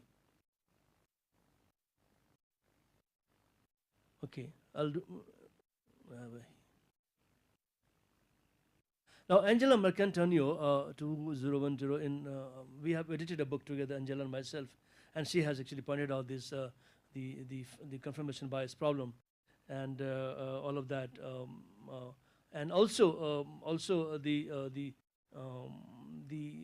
lexicon of Indo-Germanic by Helmut Rix, where he has himself, declared a method and not followed that method, so that problem she has pointed out.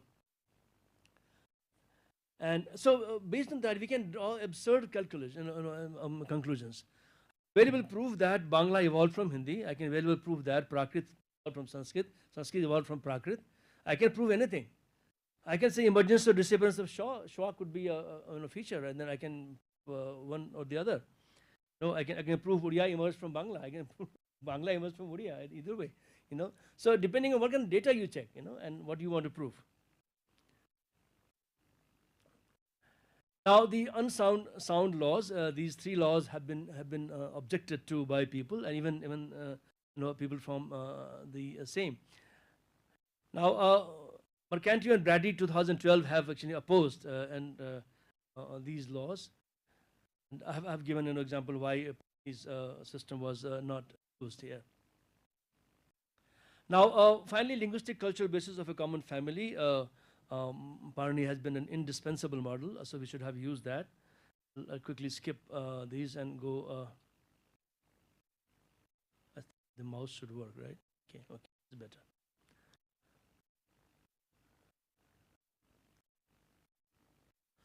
Now, finally, I'll talk about the very briefly, just take 1 minute, the advantage of common family. At least we'll not be risking being illogical and unscientific in argument. No, because we are going bottom up, and then bottom up approach is better because we take a lot of relevant data into consideration and then evolve generalizations, And then, so Vedic culture preceding IVC would be more logical. Of India, India to Iran to northern and western Europe would be more logical. And Vedic to Indus Valley civilization to Indian Prakrits, and then modern languages would be more logical. Proto-Indic to northern Indic, southern Indic would be more logical. And also, examples from the so-called Tibeto-Burman languages, like the Manipuri. Manipuri has more than 100 verb roots from Sanskrit. My student, Dr. K. Khangangba, has done research. And examples of Bangani and many other languages from the Kashmir region would be an example that the features which are typically considered Western Indo-European could be found very well in India. So, and having a Sanskrit-based common family also unites India, and we need this argument here. And also, Sanskrit is a prestigious source. So we've done a research where we tried to tag Hindi used on internet social media. We found that wherever there are Sanskrit words are used, the language are considered more formal, more polite. And when Hindi words, it was considered polite and rude. So using Sanskrit words is also prestigious, and languages in India have been using Sanskrit words. And a common technical vocabulary allows easy translation, etc. Sanskrit-based common method could be used in AI, all of that for our advantage. And then also we should consider to a lot of these problems, to have a common standard LLM for trained on Sanskrit data mostly to solve some of these problems, more deep. So thank you so much for giving me this time. I can take some questions if there are.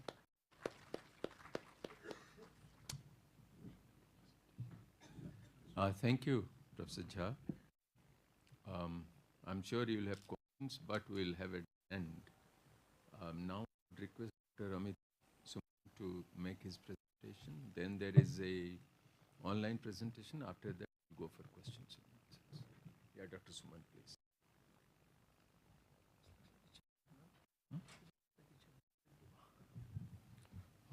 Respected Chair, Professor Mohanty, my fellow panelists, Professor Girish Nath Jha, Professor Sharma, who's not here, who will be joining us online. First of all, I would like to take this opportunity to thank the director of this great institute, Professor Mohan, and also my mentor, guardian, Professor C.V. Sharma, who gave me this opportunity to come here and share my research with all of you, which is typically comes under a bracket of history of education, though I'm not a linguist, but language is one of the important tools of discussion whenever we discuss the broader aspects of Indian knowledge traditions or maybe the history of education. My broader area of research focuses on the aspect of indigenous knowledge tradition, where madrasas, pathshalas, gurukuls, tolls, these were the important aspects of education, or basically the transmission of knowledge throughout the period. Here in this presentation, I would like to focus largely on the period called 18th and 19th century chronologically, because most of the research that I have done belongs to this time period.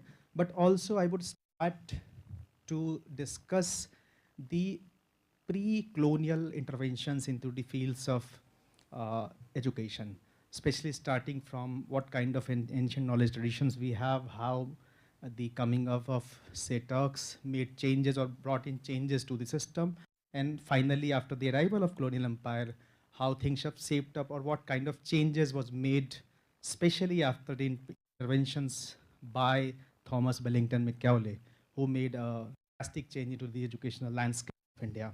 So before I start dealing with the period called 18th century or maybe 19th century, I would give you a brief introduction about how education or transmission of knowledge has shaped up the ancient period and what important contributor language was. In the morning, I was listening to Professor Sharma's lecture, where she was trying to say that most of the classical language, that is Sanskrit, Prakrit, or Persian, in a way dominated the whole process of this linguistic correspondence vis-a-vis relation to the education. Though as a student of history, I don't agree to it in a way that if you see the kind of socio-religious reform movements we have throughout the time, especially in ancient India, 6th century BC, Buddhism, Jainism's impact on the development of, say, vernacular language, classical language in the form of Prakrit, or maybe the 14th, 17th century socio-religious reform movements where vernaculars played an important role, not only in the development of a vernacular culture in India, where we have numerous examples of, say, Tulsi, Nanak, Kabir, Surdas, and many more, who literally impacted the growth, not only impacted, but influenced the growth of classical languages as well. People who are working in the field of classical language, especially Persian, they got mesmerized with the kind of impact these vernaculars had on the larger society. I can give you a brief example of that. Akbar, as you all know, was considered as a liberal ruler, and he is believed to be given patronage to the development of, say, non-Persian languages. Because he was not literate, he was not well versed in Farsi language. He used to speak Hindi, Hindustani even in the court proceedings. As all of us know that Farsi was the Jawan of court. Farsi was supposed to be spoken in the court during the court's proceedings, but unfortunately, Akbar was completely illiterate, and his childhood practices, his childhood, parvarish that we call in Hindi, was happened in the house of Sheikh Mubarak. Sheikh Mubarak was the father of Abul Fazl al-Fazi. Sheikh Mubarak was one of the greatest scholars of his time, especially in the realm of Sufi literature. So Akbar की जो पूरी training हुई थी वो शेख मुबारक के घर पे हुई थी, वो इसलिए कि उस दौरान आप अगर हिस्ट्री को देखते हैं तो उनके फादर लगातार एग्जाइल में थे because of the Sher Shah's impact in the north India. So father वहाँ हैं, ये कहीं और हैं, और शेख मुबारक के घर में अबुल फजल और फैजी के साथ इनकी ट्रेनिंग हो रही है. वहाँ सूफिज़म का इम्पैक्ट उनको दिखता है, वहाँ पे उनके लाइफ पे आपको भक्ति मूवमेंट का भी इम्पैक्ट दिखता है. इसीलिए अकबर के कई सारे पेंटिंग्स हमें देखने को मिलते हैं जहाँ वो दिवाली मनाते हुए दिख रहे हैं, जहाँ वो होली खेलते हुए दिख रहे हैं. और एक मथुरा टेम्पल ग्रांट का उनका जो फरमान है, जिसको काफ़ी इरफान हबीब ने चेरिश करने की कोशिश की कि he was suppose to be a liberal ruler. तो you can see the impact of these vernacular languages. In a way, it forced the whole chronology, whole linguistic correspondence of, say, 14th to 17th century, where rulers were supposed to give patronage, not directly, but indirect patronage to the development of these kinds of languages. Sheldon Pollock talks about it with relation to the Sanskrit language, which Professor Krishna Jha would be the better person to discuss about. But in relation to my area of work, which talks about indigenous knowledge traditions, the similar kind of impact, especially with relation to the development of classical languages, could be seen in the ancient Indian knowledge traditions, where we have examples. We always cherishly talk about kind of structure or the kind of impact we had in the form of, say, Takshila University, Nalanda University, or Vikramshila University. But do you know what was the basic and most important feature of these universities?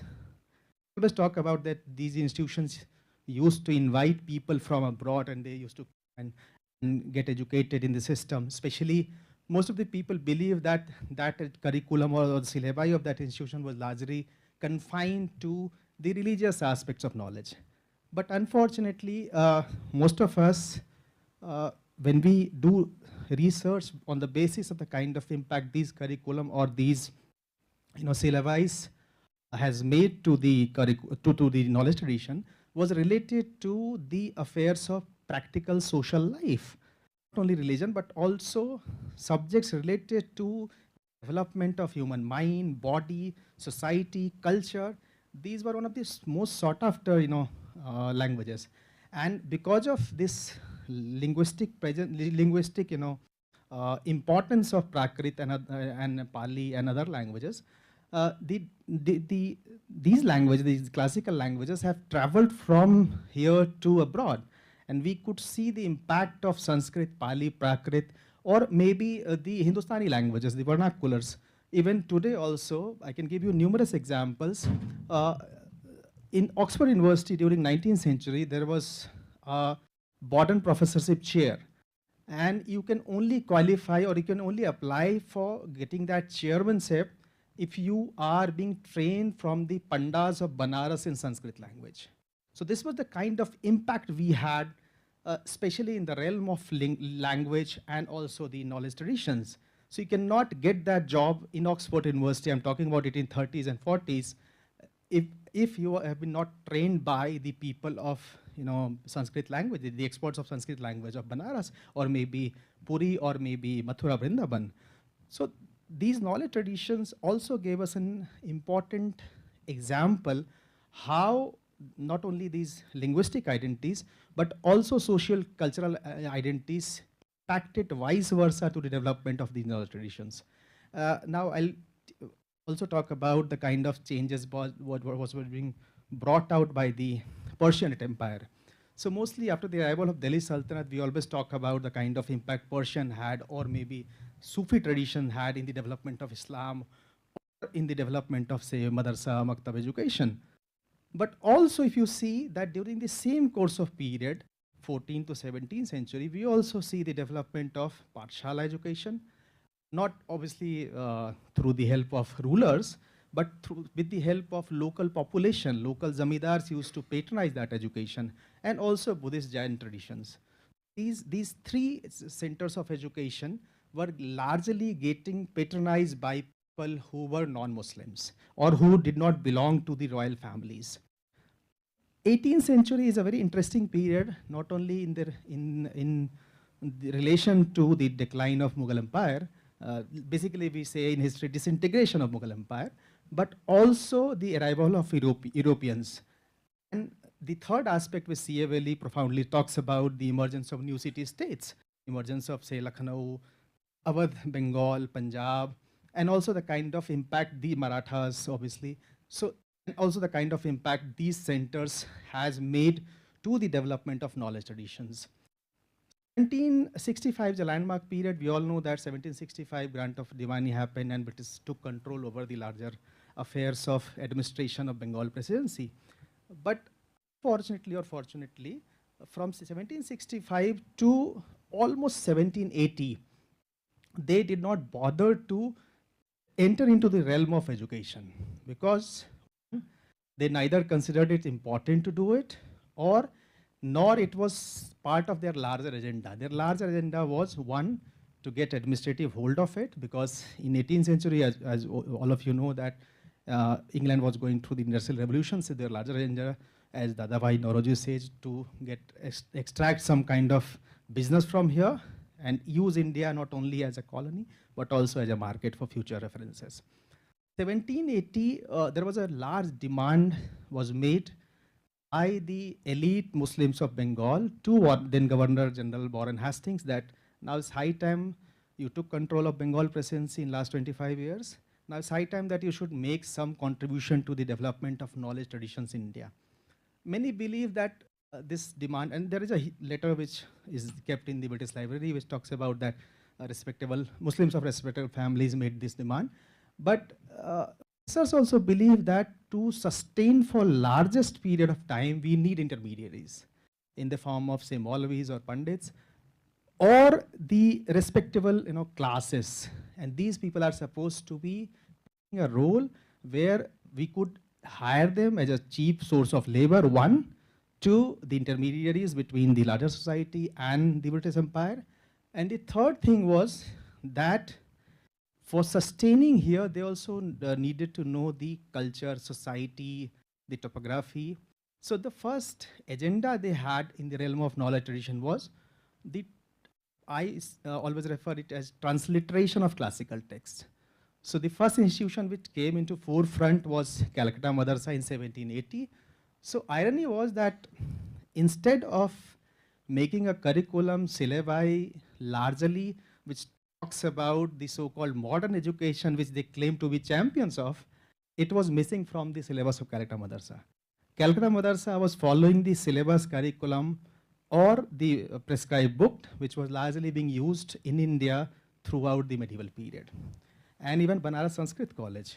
You see the syllabus of Banaras Sanskrit College, you see the kind of patronage we had in relation to the Banaras Sanskrit College, the present day Sampurnanand Sanskrit University. You'll be surprised to know the land was donated by Raja of Banaras, Sri Chet Singh.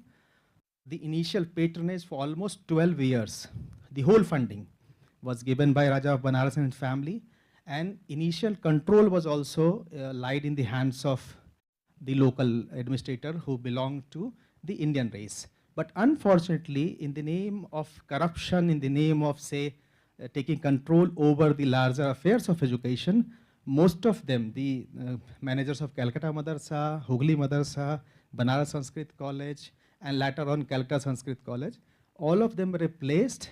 And unfortunately, when I was doing research in the realm, Banaras Sanskrit College, the most sought after Indian headmaster was Kashinath Sharma. And Kashinath Sharma was charged with corruption, huge corruption, and he was replaced by a person called Charles Trevelyan. So from there, the Britishers started to take control over the larger affairs of education, which was in a way not only to take control, so that is how the whole concept, I'm talking about early part of 19th century, the first 2 decades of 19th century, where at one hand Britishers are claiming that now is high time that we should promote education in India, and 1813 Charter Acts talks about giving 1 lakh rupees annually for the promotion of Indian education. Unfortunately, in the whole process, Indian was missing, Bharat was missing. The whole, lot of 1 lakh rupees was invested in the promotion of Christian missionary education. Because the same document, 1813 Charter Act, is available online as well as in the British Library. It not only gave missionaries free hand for the first time in entire history of the period to start their missionary activities, also it basically opened a door for them to enter into the localities. And the second aspect, which was really important, that after this period, the general supervision of these pathshalas, madrasas, Sanskrit colleges, Calcutta Madarsa, was taken over by a committee called General Committee of Public Instruction in 1824. So after that, the whole process of this Indian indigenous knowledge tradition, I call it indigenous knowledge tradition, was taken over by people who belonged to British Raj, because in the last 50 years of their origin, with the help of Asiatic Society of institutions like Asiatic Society of Bengal or Sri Rampur Missionary Press and further Fort William College, they in a way have learned the language of classical India, that is Sanskrit, Farsi, Arabic, and obviously Hindustani. So 1820s again is a very important period, because at one hand, there is a huge debate going on between, as you all of must be knowing about, the Orientalist-English debate, what should be the medium of instruction, whether we should continue giving promotion to the institution based on classical language training, or we should start introducing English here. Unfortunate situation is that we see 2 kinds of development taking place in the realm of education in 1820s. At one hand, British Parliament has ordered that we need to conduct surveys of Bengal Presidency, Madras Presidency, and also areas related to the northwestern part of India, this is Punjab. 3 important British officials were appointed to conduct survey and get a whole lot of research on the topic called nature of indigenous education. So in Bengal Presidency, William Adam was chosen for the job, G.W. Nittler for Punjab Presidency, Punjab region, and for Madras, Thomas Munro. You see these 3 documents that has been brilliantly compiled by Dharampalji, they call Beautiful Tree, and Joseph Daibona as One Teacher, One School. If you see the single thread which was present everywhere in all the regions of India was what we also discuss, or what we also find reference in national education policy, was giving early education in the vernacular languages. So William Adam, G.W. Littner, Thomas Munro, all of them found that every village of India where they conducted surveys, had at least one madrasa or pathshala catering to the needs and demands of local society. Those local society were responsible for the management of those pathshalas, those madrasas, and also it was, producing people who were not job seekers. They were mostly job givers. We have huge number of data to show also that we on generally, whenever we discuss indigenous knowledge tradition, we say that largely in the realm of Hindu knowledge tradition, it was largely dominated by Brahmins, sometime Kayats. But if you see the data of William Adam, Thomas Munro in relation to South India or G.W. Ritter's data, it also talks about the presence of low caste class people in the educational affairs as teachers as well as students. Although not very, when compared to the people belonging to upper caste and class, obviously numbers were very less. We have references where we could find these people, the people belonging to lower strata of the society, as part of the process. The second important thing is very important to note here, that we always relate indigenous knowledge traditions with the Brahmanical knowledge tradition. We confuse both the system, which are technically different. You'll be surprised to know that these three reports also gives us a reference where in Hindu educational institutions, Kayastha dominated the whole process. Even they outnumber Brahmins by a huge margin. My book talks about this data, which was recently published by Bloomsbury, called Educating India, Indigenous Knowledge Traditions, Colonialism and Indigenous Knowledge Traditions. The second important thing is that if you see the syllabus of these institutions, I can show you the syllabus. Can I? Just give me. Yeah, I'm trying to do it.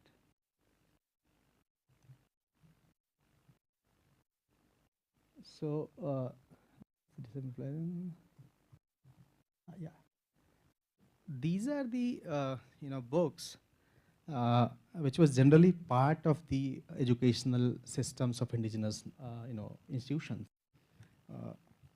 You can see Guru Bandhana, which is supposed to be an important affair of indigenous knowledge tradition, and the other Amar Kosh and other books, Chanakya's book, Bengali translations of Jodhdev Geet Govinda, Ganga Vandana. So Ganga Vandana you were very rare, which is worship of river Ganga.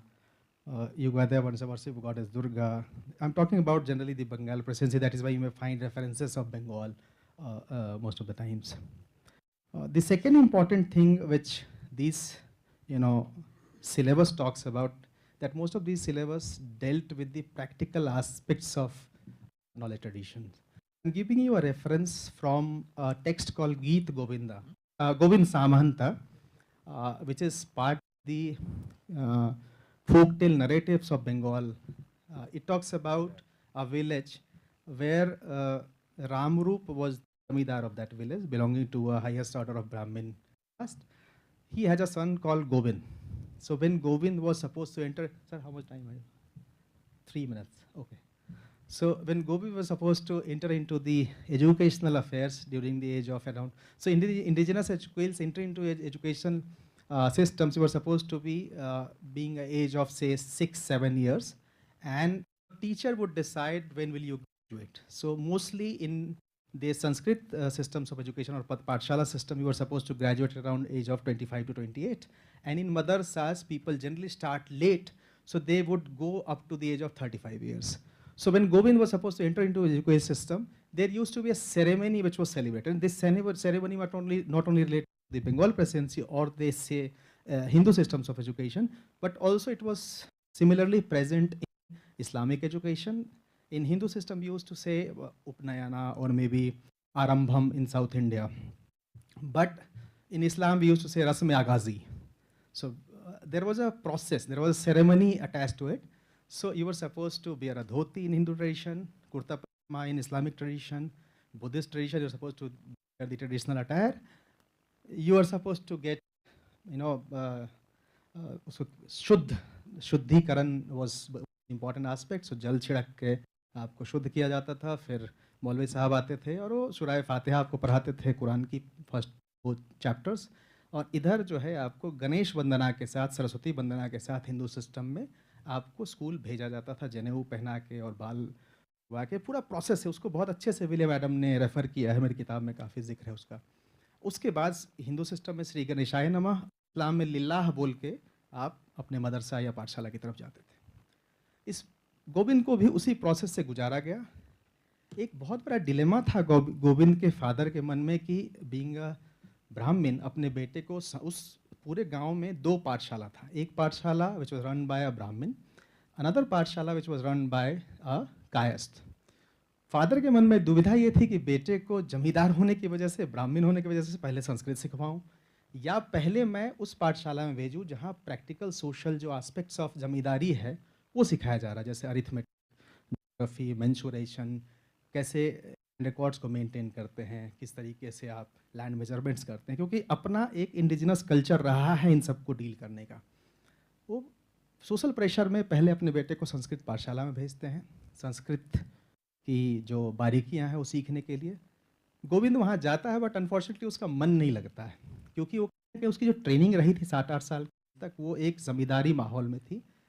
Father को लगा कि शायद मेरा बेटा वो नहीं कर पाएगा जो उसको करना चाहिए, और वो अगर उसको जमींदारी चलानी है तो प्रैक्टिकल नॉलेज ज़रूरी है। फादर उसको दोबारा वहाँ से हटा के और काश पाठशाला में भेजते। The whole story is very brilliant, very long story to cut short. Important aspect of the story is that whole lot of indigenous knowledge tradition was largely practical need based, society need based, and that's why they used to produce job givers, job seekers. So I'll wind up by sharing few of the photographs which I have taken from British Library London. You can see this is a Maulvi Sahab.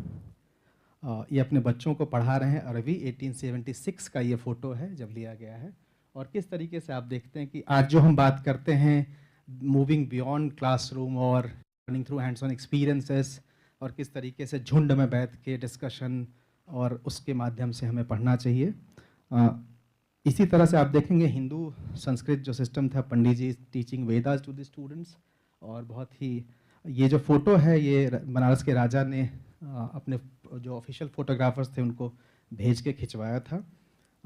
इसी तरीके से आप देखिए एक important aspect जो मैं share करना चाहता था लास्ट में, इट वाज अबाउट मुझे ये aspect of indigenous knowledge tradition सबसे फैसिनेटिंग लगा, because all of us have went through the similar kind of process with part of the indigenous knowledge traditions, pathshalas और मदरसाज, और may be the formal schooling. आप देखेंगे कि discipline और जो punishment का जो कॉम्बिनेशन है वो वही था जो थ्रू आउट द एजेस रहा है।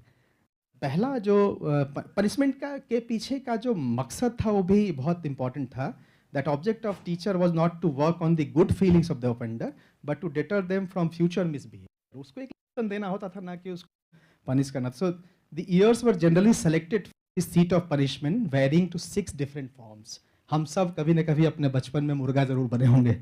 So the teacher themselves were the operators पहले केस में। In second case the boys operates on himself. In third case the offenders while pulling their own ears. The next case, 2 other boys holding one's ear. The next case, boys were made to sit down to thrust their hands on their legs. This is the Murga process. And in that painfully observed position to retain holds of both ears. And the last one, the offender standing on one leg with their arm thrust under the others, their own ears. And I can show you a photograph as well. So you see Pandit ji teaching in a Pathshala. बच्चे को खड़ा करा के अपना कान पकड़वा के आप देख सकते हैं किस तरीके से पनिश किया जा रहा है।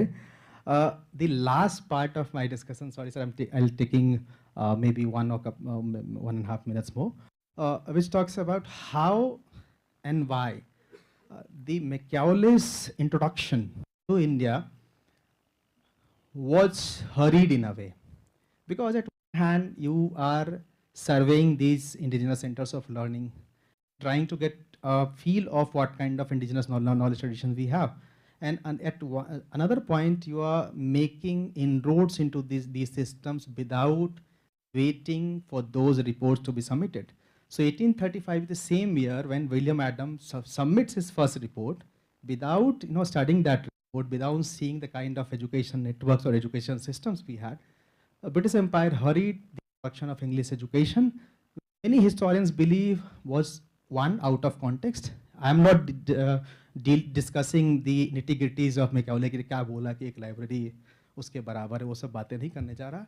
इम्पॉर्टेंट बात यह है कि आपने उसको इंट्रोड्यूस किया.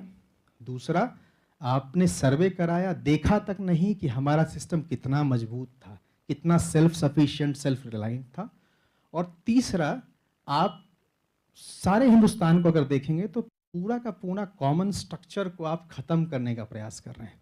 जो हाँ हुआ नहीं, उसकी वजह थी, जो मेरा लास्ट पॉइंट ऑफ डिस्कशन है, वो था लैंग्वेज का सोसाइटी के साथ कनेक्शन. लिंग्विस्टिकली हम आज भी उतने ही मजबूत तरीके से जुड़े हुए हैं जितने उस समय में. और एजुकेशनल इंस्टीट्यूशंस एक इम्पॉर्टेंट का काम करती थी between the society and the linguistic identity. हाँ, उसमें जो दिखता है कि उसके बाद जब 1857 होता है, ब्रिटिश एम्पायर की जो हुकूमत की नींव है वो हिल सी जाती है.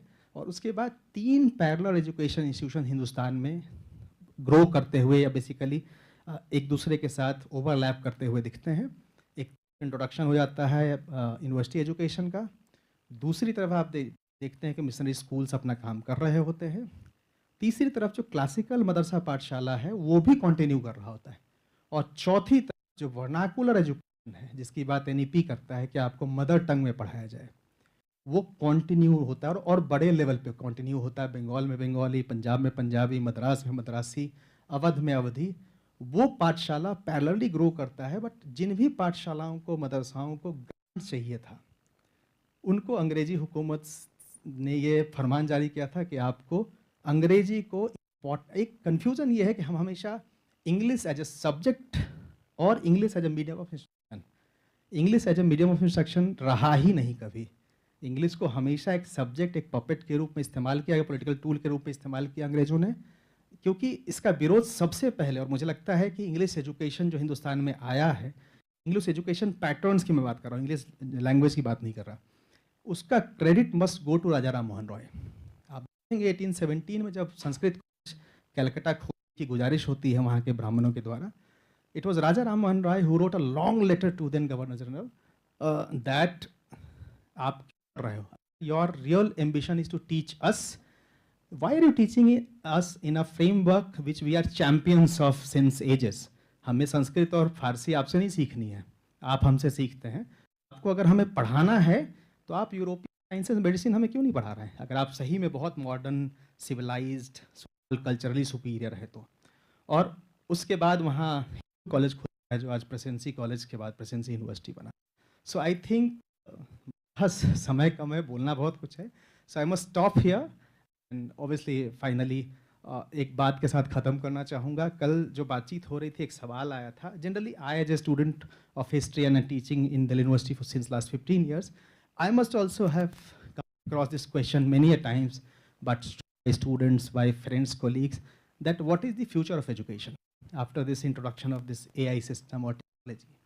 I believe what, sir, you have done here, giving all of us a platform where, coming from different educational background, different subject disciplines, and since last 2 days we are discussing about different aspects of, say, language, the relation to society, education. It cannot be possible, especially the kind of emotions we have, shared with each other on AI or any of the technological tools. Thank you so much for giving me this opportunity, and thank you so much for your patience. Jai Hind. Thank you, Dr. Suman. Now I would request Pawan Kumar Sharma to make his presentation. Then we'll have a discussion. Professor Sharma, you will have 25 minutes. कितना समय है मेरे? 25 minutes. मेरे लिए कितना समय है sir? 25 minutes. Did you? जी. धन्यवाद. Yeah, thank you.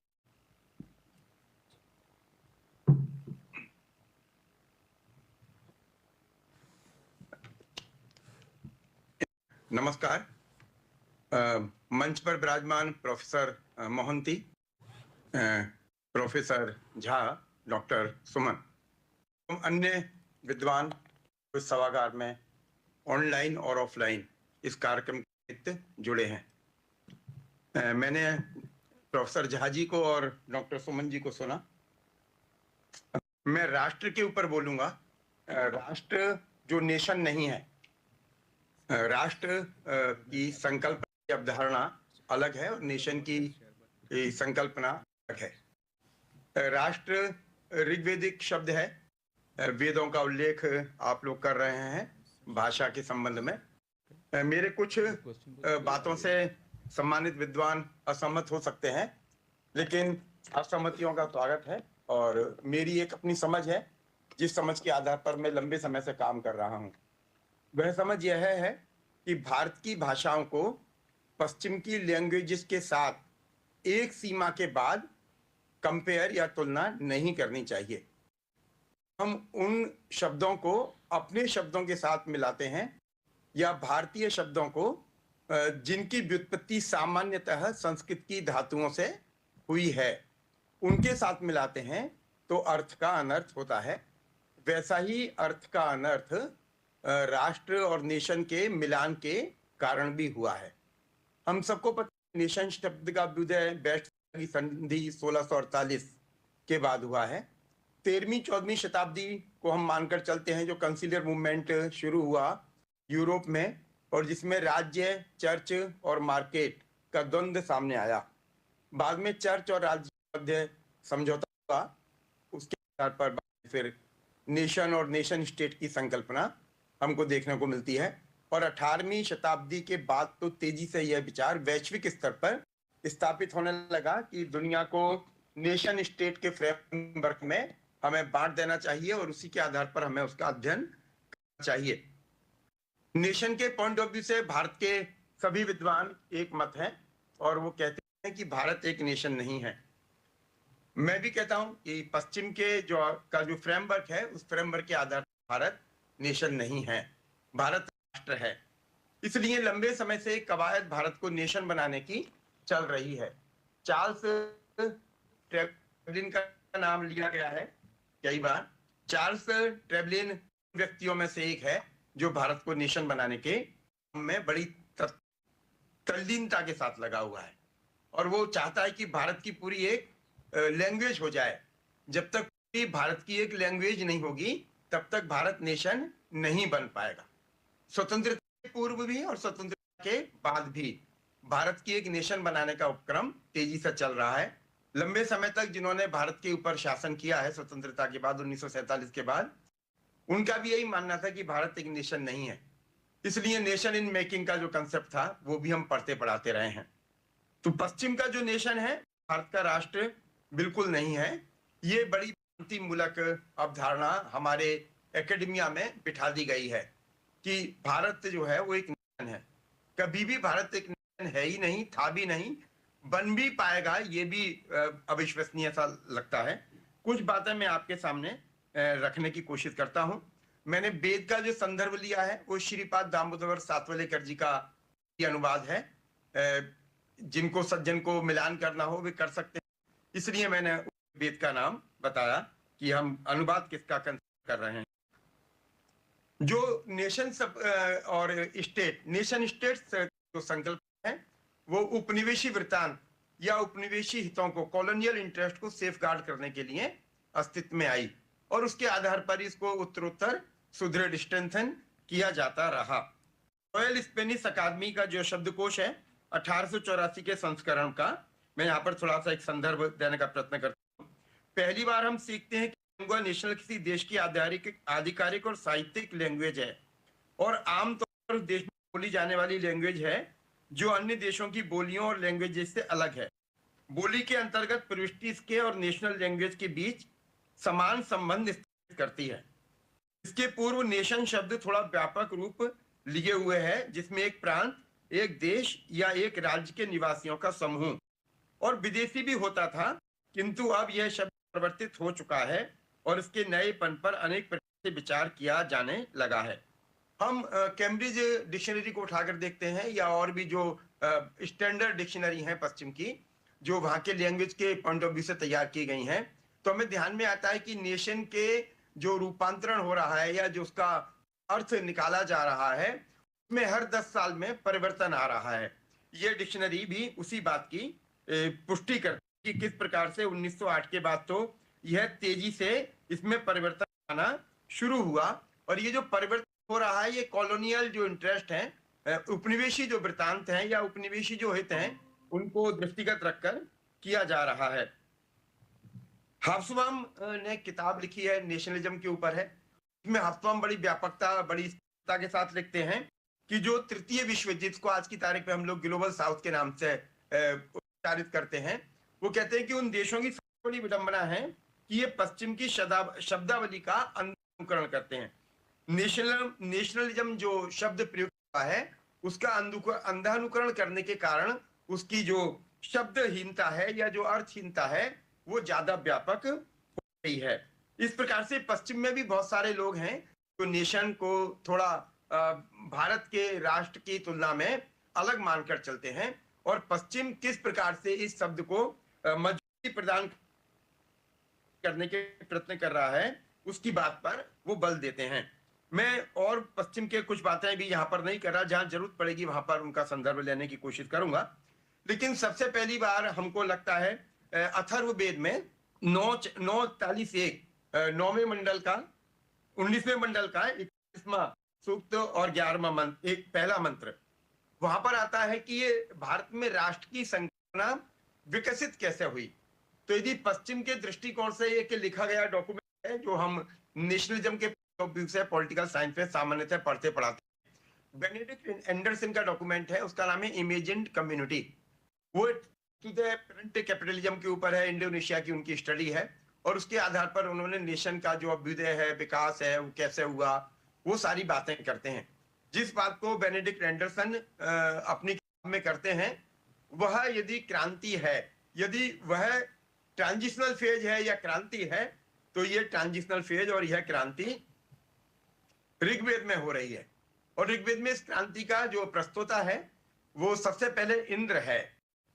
इंद्र उनसे राष्ट्र बनाने के दृष्टिकोण से कैसे बात करते हैं, उस बात का जो संदर्भ है वो अथर्ववेद में, जो अभी मैंने आपके सामने उल्लेख किया, उसमें बात आती है। तो वो बात क्या है जो अथर्ववेद कह रहा है कि राष्ट्र का अभ्युदय कैसे हुआ। तो अथर्ववेद कहता है कि भद्रम इच्छन्ति ऋषयः स्वरविदः तपो दीक्षाम उपसेदु ततो राष्ट्र बलम ओजश्च जातम तदश्मे देवा उपसम नमन्तु। यानी ये राष्ट्र का अभ्युदय कैसे हुआ, तो वो बताते हैं कि राष्ट्र के अभ्युदय के पीछे जो ऋषि हैं, ऋषि यानी दृष्टा लोग, जो राष्ट्र की संकल्पना के बारे में विचार कर रहे हैं, जो दृष्टा हैं, उन्होंने एक भद्र इच्छा व्यक्त की। वह भद्र इच्छा क्या है? वो भद्र इच्छा है कि हमारा राष्ट्र सुदृढ़ होना चाहिए, हमारा राष्ट्र अखंड होना चाहिए, हमारा राष्ट्र बलवान होना चाहिए, हमारा राष्ट्र अजय होना चाहिए, और हमारे राष्ट्र में एकात्मता की प्रतिष्ठापना होनी चाहिए। तो ये होगा कैसे?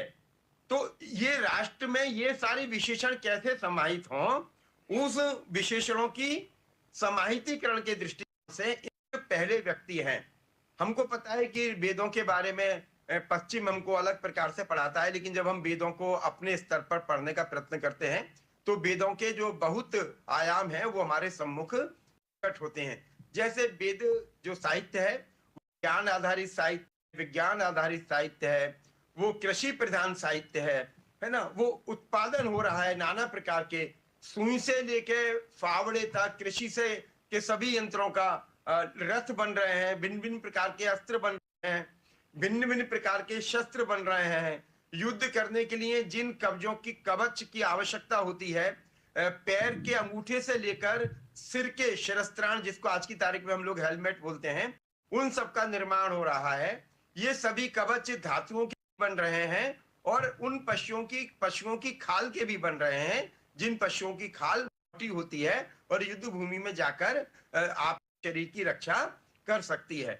तो इस प्रकार से ऋग्वेद में नाना प्रकार के उत्पादन हो रहे हैं, रथ बन रहे हैं, लकड़ी के रथ से लेकर स्वर्ण तक के रथों का उल्लेख है, भिन्न भिन्न प्रकार के अस्त्र शस्त्रों का उल्लेख है, ये सब हो रहा है। उत्पादन हो रहा है तो उत्पादन का आधिक्य भी हो रहा है। उत्पादन का आधिक्य है, भिन्न भिन्न प्रकार के कपड़े बन रहे हैं, वस्त्र बन रहे हैं, सूती वस्त्र बन रहे हैं, रेशमी बन रहे हैं, रेशमी वस्त्रों में सोने चांदी के तारों का सम्मिश्रण होकर बन रहा है, गर्म ऊनी वस्त्र भी बन रहे हैं। उसके लिए पशुओं की जो रेशे हैं उनका भी उपयोग हो रहा है और कपास का भी उपयोग हो रहा है। इसलिए कार्ल मार्क्स जैसा व्यक्ति भारत को लंबे समय से जो वस्त्रों का खजाना, वस्त्रों का भंडार के रूप में निरूपित करता है। उनका डॉक्यूमेंट है ऑन कॉलोनियलिज्म कर उसमें उन्होंने भारत के बारे में बहुत अच्छी बातें भी कही हैं और कुछ बहुत ज्यादा उन्होंने भारत के बारे में नकारात्मक टिप्पणियां भी की हैं, क्योंकि उन्होंने भारत कभी देखा ही नहीं। जैसा भी सुमन कह रहे थे कि मैकाले ने भारत के ये जो एजुकेशनल सर्वे थे बड़े जो हुए थे भारत के, जिनको धर्मपाल जी ने कंपाइल किया है, उन सर्वे को पढ़ लिया होता मैकाले ने तो भारत की शिक्षा नीति थोड़ी अलग प्रकार की डिजाइन होती। 1854 का जो वुडका डिस्पैच है वो भी थोड़ा डिफरेंट टाइप से तैयार होता। 1853 ब्रिटिश पार्लियामेंट रिकमीशन जो बना है और उसमें चार्ल्स टेबलिन ने, जीजा सालों ने जो गवाहियां दी हैं वो गवाहियां भी अलग प्रकार की होती। लेकिन भारत को तो इनको इंडिया बनाना था, भारत जो राष्ट्र है उसको इनको नेशन बनाना था, इसलिए ये सारी बातें उसमें हो रही हैं। तो ऋग्वेद में उत्पादन हो रहा है तो वितरण भी होगा और विपणन भी होगा, डिस्ट्रीब्यूशन होगा और मार्केटिंग होगी। सारा विवाद जो यूरोप में भी पैदा हुआ है वो मार्केटिंग के वजह से हुआ है। जैसे जैसे वहां पर उत्पादन बढ़ने लगा, इकाइयां बढ़ने लगी, तो मार्केट पर कैसे कब्जा होगा, मार्केट पर वर्चस्व कैसा होगा, जिसको अंग्रेजी में हेजेमनी बोलते हैं, मोनोपोली बोलते हैं, वर्चस्व कैसे होगा, एकाधिपत्य कैसे होगा। तो ये विवाद एकाधिपत्य और वर्चस्व को शांत करने के दृष्टिकोण से ये समझ में आना शुरू हुआ कि यदि ऐसे ही लड़ते रहे तो हम तृतीय विश्व या जो अदर देन यूरोप और अमेरिकन कंट्रीज हैं उनको हम लंबे समय तक शासन नहीं कर पाएंगे। तो पहले हम अपने मध्य में एक समझौता करते हैं। तो वेस्टफेलिया की ट्रीटी 1648 की उससे निमित्त की गई।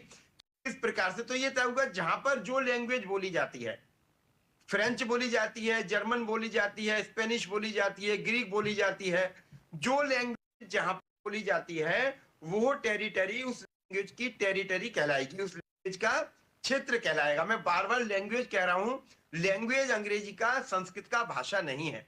भाषा का अभिप्राय अलग है, इसलिए मैं अंग्रेजी में ही लैंग्वेज कह रहा हूं, उसका हिंदी अनुवाद भाषा नहीं कर रहा। तो उन्होंने ये तय किया जहां पर जो एक लैंग्वेज है उस लैंग्वेज के बोले जाने वाला जो एक पूरा समाज है वो वहां का एक राज्य कहलाएगा और वो अपने सोवरन होगा। अब ये जो अंग्रेजी का सोवरन शब्द है ये हिंदी या संस्कृत का संप्रभु शब्द नहीं है।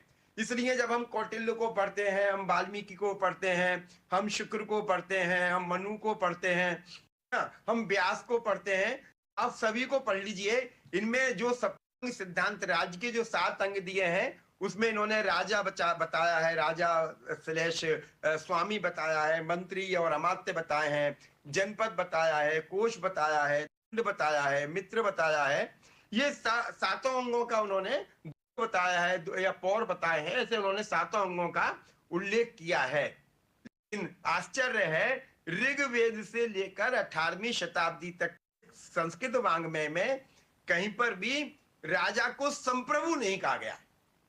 यह बात हमारे ऋषियों को ध्यान में थी कि राजा भारत में संप्रभु नहीं है। भारत में संप्रभु या ईश्वर है या अनेक स्थान पर धर्म दंडो ऐसी, धर्म को उन्होंने संप्रभु माना है। लेकिन पश्चिम में राज्य को संप्रभु सोवरन माना है और सोवरनिटी में और संप्रभुता में अंतर होता है। संप्रभुता में विवेक सम्मत कार्यों का संपादन किया जाता है और उसमें राज्य के हितों से परे मानवता के कल्याण की बात होती है, जीव जगत और ईश्वर के जो अंत्य संबंध है उनको दृष्टिगत रखकर बात होती है। सोवरनिटी में राजा सिर्फ अपनी टेरिटरी को संरक्षित करने के लिए किसी भी सीमा तक जा सकता है। अनेक उदाहरण हमारे पास हैं। अमेरिका ने जापान पर जो हिरोशिमा और नागासाकी पर बम फेंका है द्वितीय विश्व युद्ध में, ये सोवरेनिटी का परिचायक है। भारत में यदि कोई संप्रभु है तो वो ऐसा काम नहीं करता, क्योंकि इसके लिए अपनी राज्य की सीमा से परे मानवता भी महत्वपूर्ण है। इसलिए अंग्रेजी के शब्द हैं सोवरन है या जो लैंग्वेज है या जो नेशन है या जो रिलीजन है, इनका सीमित है, इनका जो प्रदेश है वो थोड़ा सीमित है, लेकिन भारतीय जो शब्दावली है वो व्यापक है। इसलिए जो अथर्ववेद में ऋषि बात कर रहे हैं कि राष्ट्र का अभ्युदय कैसे हुआ, तो वो बता रहे हैं कि एक समय ऋषियों ने भद्र इच्छा व्यक्त की। वो भद्र इच्छा क्यों व्यक्त की? क्योंकि ऋग्वेद में ये बात ऋषि को समझ में आ गई थी कि अंततः विवाद पैदा होगा। विवाद किन कारणों से पैदा होगा? तो क्योंकि उत्पादन होने लगा है, उत्पादन के लिए उत्पादन का विपणन हो रहा है, उत्पादन का वितरण भी हो रहा है, डिस्ट्रीब्यूशन भी हो रहा है, उसकी मार्केटिंग भी हो रही है। मार्केटिंग के लिए नए नए मार्केट तलाशे जा रहे हैं। नए मार्केट तलाशे जाएंगे तो आपस में राज्यों के मध्य में द्वंद्व होगा वर्चस्व के लिए, एकाधिपत्य के लिए। और ऋग्वेद के ऋषि विशेषकर जो वशिष्ठ हैं, उनके दिमाग की उपज है, वाल्मीकि विश्वामित्र के दिमाग की यह उपज है कि आपस में इन मुद्दों को लेकर, वर्चस्व को लेकर, एकाधिपत्य को लेकर युद्ध होगा। युद्ध होगा तो ये आपस में मानवता के लिए बड़ा विनाशकारी होगा और समाज में एकात्मता, समग्रता की प्रतिष्ठापना नहीं हो पाएगी। तो इसके ऋग्वेद में इंद्र सबसे शक्तिशाली, वरुण और इंद्र ये दो शक्तिशाली देवता हैं। तो पहली बार इंद्र के मुंह से ऋषि उल्लेख या उच्चारित करवाते हैं वरुण के साथ। एक बड़ी शक्ति, एक महाशक्ति, दूसरी महाशक्ति, ये दोनों ऋग्वेद के बलिष्ठ, बड़े शक्तिशाली देवता हैं। तो इंद्र वरुण से कह रहे हैं मम राष्ट्रम अधिपत्ति एहि, हे वरुण मेरे राष्ट्र को, राष्ट्र ऋग्वेद में राज्य के रूप में भी प्रयुक्त हो रहा है। राज्य राष्ट्र कैसे बन रहा है ये उसका पूरा प्रोसेस है। इस प्रोसेस के लिए पहला स्टेप जो उठाया गया है वो इंद्र की तरफ से उठाया गया है। वो कहते हैं मम राष्ट्रम आधिपत्यम एहि, वरुण मेरे राष्ट्र का तुम अपने राष्ट्र में संविलयन कर लो, अधिग्रहण कर लो। तो वरुण कहते हैं कि ये संभव नहीं है। क्यों संभव नहीं है? तो वो कहते हैं क्योंकि राजा का वर्ण प्रजा करती है, राजा राजा का वर्ण नहीं करता, राजकर्तार प्रयुक्त हुआ है। शर्मा जी और 4 मिनट ले लीजिए, 4 मिनट। हाँ जी। तो वो कहते हैं कि प्रजा जो है वो राजा का वर्ण करती है, आप राजा का वर्ण नहीं कर सकते। तो फिर वो कहते हैं इंद्र से वरुण कहते हैं, इंद्र वरुण से कहते हैं सर्वा विषा वंछन्तु, सारी जो मेरी प्रजा है वह भी आपका वर्ण करती है। तो एक संकल्पना यहाँ पर यह प्रकट होती है, एक विचार जहाँ पर भी दृष्टिगोचर होता है कि जो राजा का चयन है वो प्रजा के द्वारा होता है। राजा अनुवांशिक भी यदि है तो उसका चयन प्रजा के अभाव में नहीं होता। वाल्मीकि रामायण इस बात का पुष्टि करती है, बाद में महाभारत अनेक प्रकार से बात की पुष्टि करता है। तो ऋग्वेद में इस प्रकार से राष्ट्र का अभ्युदय हुआ और राष्ट्र की जो प्राथमिक इकाई है वो परिवार माना उन्होंने, फिर कुल माना उन्होंने, फिर सभा मानी उन्होंने, फिर समिति मानी उन्होंने, फिर जनपद माना उन्होंने। इस प्रकार से क्रमिक रूप से राष्ट्र विकसित होता चला गया और जनपद से फिर वो महाजनपद के रूप में विकसित हुआ। हमको पता है महाजनपद का उल्लेख करता है, शुक्र भी करता है, महाभारत में भी इन महाजनपदों का उल्लेख हुआ है। और धीमे धीमे ऋग्वेद से लेकर जो अन्य संस्कृत का साहित्य है उस साहित्य में महाजनपदों की संपूर्ण भारत में पूर्व से पश्चिम और उत्तर से दक्षिण नदियों का उल्लेख है, पर्वतों का उल्लेख है, क्षेत्रों का उल्लेख है, ऋषियों का उल्लेख है, राज्य व्यवस्थाओं का उल्लेख है। ऐत्रेय ब्राह्मण भी राज्य व्यवस्थाओं को 12-14 प्रकार की राज्य व्यवस्थाओं का उल्लेख करता है। तो ध्यान में आता है कि भारत में एकात्मता के दृष्टिकोण से ये सारी संकल्पना विकसित हो रही है। पश्चिम में जो नेशन विकसित हुआ है वो सिर्फ और सिर्फ कॉमर्शियल इंटरेस्ट को ध्यान में रखकर विकसित हुआ है। भारत में राष्ट्र के अभ्युदय में कोई किसी भी प्रकार का कॉमर्शियल इंटरेस्ट नहीं है। अंग्रेजी में जिसको स्पिरिचुअल कहा जाता है, अंग्रेजी में जिसको सोल कहा जाता है, वस्तुतः वह संस्कृत का आध्यात्मिक और संस्कृत का आत्मा से थोड़ा कम है। हम जब भारत में प्रयोग करते हैं इन शब्दों को तो हम आध्यात्मिक के रूप में करते हैं। राष्ट्र की जो संकल्पना है वो थोड़ी आध्यात्मिक है। इसलिए अथर्ववेद तक आते आते उस आध्यात्मिकता का संबंध माता भूमि पुत्रोहम पृथिव्यः के रूप में प्रयुक्त हुआ है। यानी ये धरती हमारी माता है और हम सब इसके पुत्र हैं। जब हम सब आपस में इसके पुत्र हैं तो हमारे अंदर भ्रातृभाव हुआ। एक भाई दूसरे भाई को कष्ट नहीं दे सकता।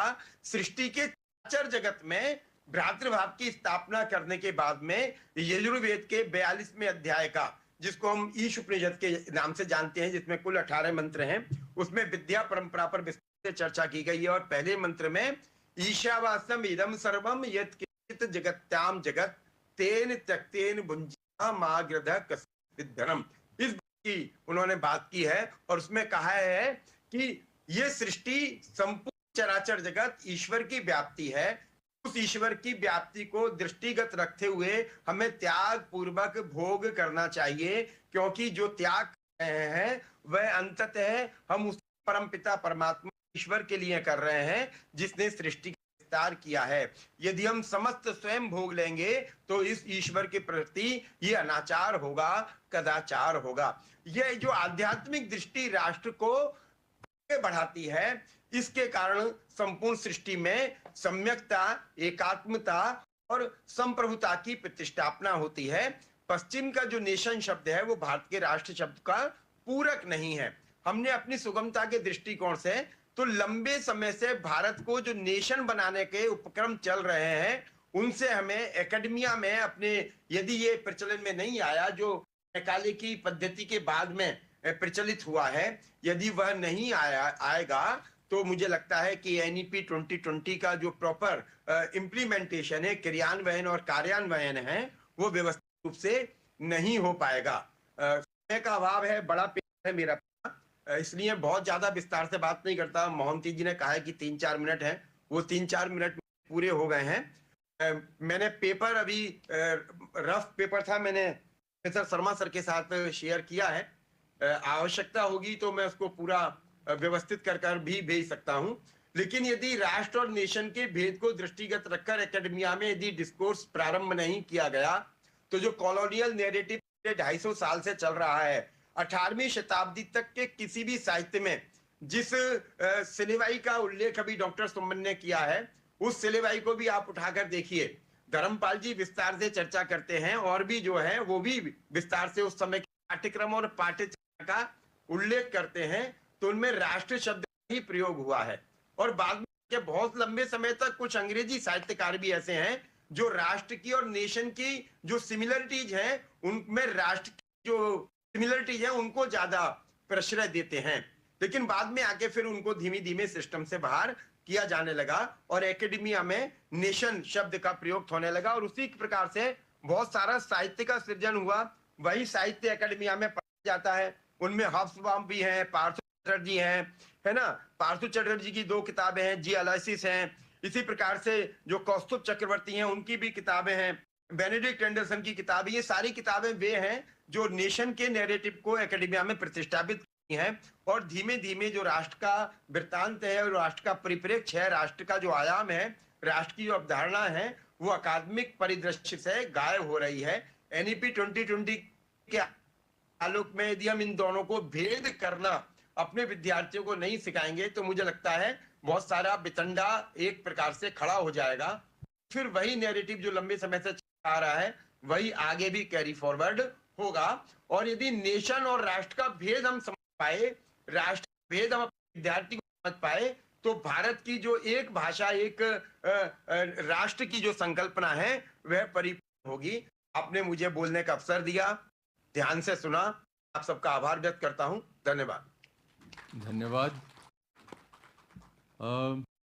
समय की पाबंदी है मुझ पर, और आप अगर मुझे दोष देंगे तो उसको अपने साथ ज़्यादा देर नहीं रखूँ, इसको पासन कर दूंगा मेरे सामने जो लोग बैठे हुए हैं।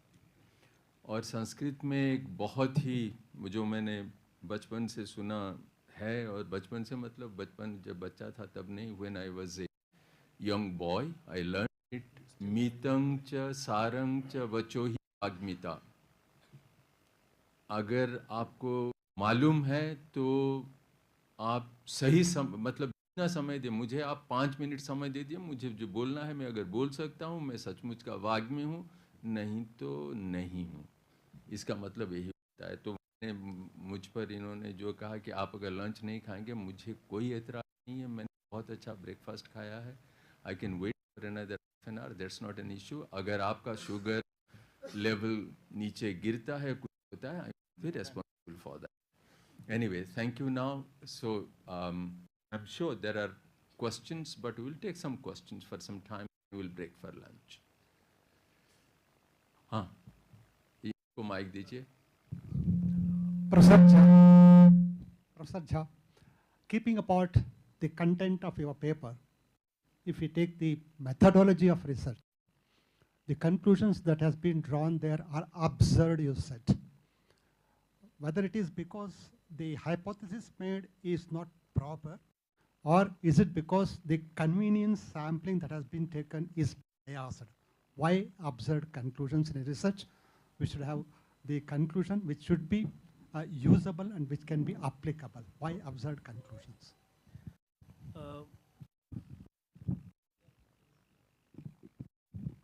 When I say is it working? Okay. When I say the conclusions could be absurd, it's just parodying the methodology that the Western individuals took. I don't blame them because they didn't have access to the data that was required for a truly comparative method. And for example, take the example of William Jones. He was in India, but he was looking for scholars who knew English as well as Sanskrit. He didn't find them. So he had to get English translated to Persian and then Persian to Sanskrit to English, Persian to English, and that was the thing. So when you get data, translated several times, and then you make it available for comparative method, it will be certainly you to false conclusions. So they were very bright scholars, certainly. Lehman and all, they have given fantastic theories on historical linguistics. But the textbooks which were created out of that later, textbooks have become popular now. To rewrite books and make them popular again will be certainly a very tall call. So there are problems in this area. Now the thing would be that we should create a narrative, a stronger narrative. And this seminar is basically for that purpose. Again. It's a very fascinating comment. And, when we're talking term creation, Professor Jha was there. We have long ago, there have been discussions in the 19th century that Nata is not drama, epic is not Mahakavya, etc. It's time we started looking at it very carefully, because when you're talking about Rashtra is nation, these are very fascinating things. And all these things have already happened in the 19th century. We'll discuss that if there is an... Look, wait. I just make a comment here. Indian languages don't have bilingual dictionaries. Let me tell you, there's no dictionary between Marathi and Gujarati. There is no dictionary between let's say, Urdu and Bengali. These things have happened even today. So there are issues. No, you will say right now. I understand that. So Sanskrit, Hindi. Sanskrit, no. Minus Sanskrit, minus Hindi. Minus Sanskrit, minus Hindi. Look, when you're talking about these things, let's be a little more practical. CSTT has. Yeah, that's true. CSTT, you have done terms. That's all. Not Hindi, minus English, minus Sanskrit I'm talking about. Anyway, it's okay. So could I get that hundreds verb roots from Sanskrit, which is the Manipuri lexicon? If possible, could I get it, sir? Because most of the borrowed items are reflected in the nominant part, but it is in the verb that you talk about. I had that doubt when I was helping Dr. K. Kabi Khangangba to do research. They're actually inherent vocabularies. Yeah, I could say the verb salah. We can say salah, we can progressive, then it becomes one verb root only. But it's inherent.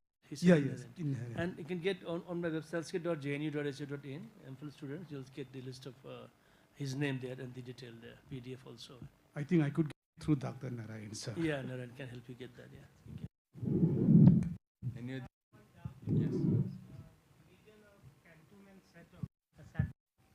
Is primarily on a geographical lines.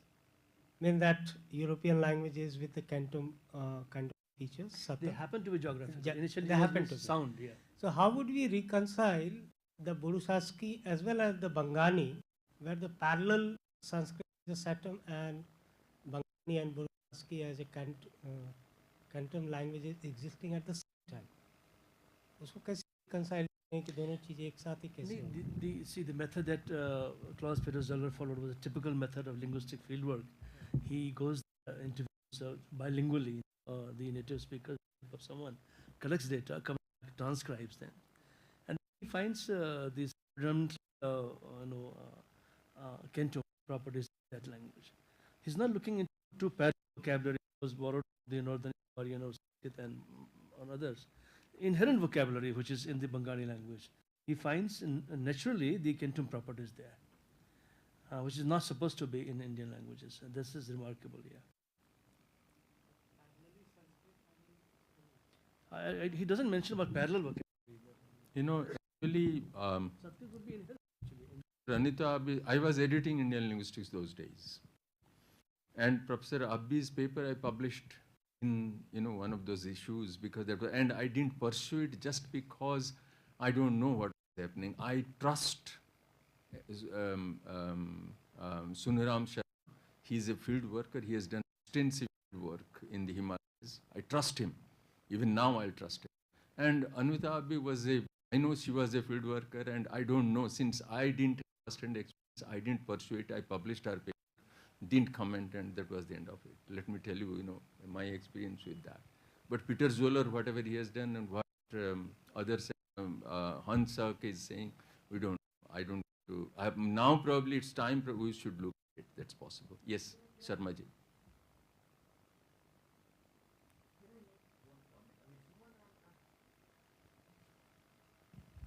Amit, I'm quite intrigued by your comparison of the traditions in Sanskrit, and then or Hindu tradition, and then it is copied or identical in Islamic tradition or other traditions. I have been asking a question for a long time. If you read the Right to Education Act, it has been said that the age for schooling would be 6 years. And it has also been said the size of a class would be 35. And you see this across. We have been asking, who decided the age of schooling would be 6 years? Similarly, the question to you is, you have compared the Hindu tradition to the Islamic tradition to other traditions. Hindu tradition is thousands of years old.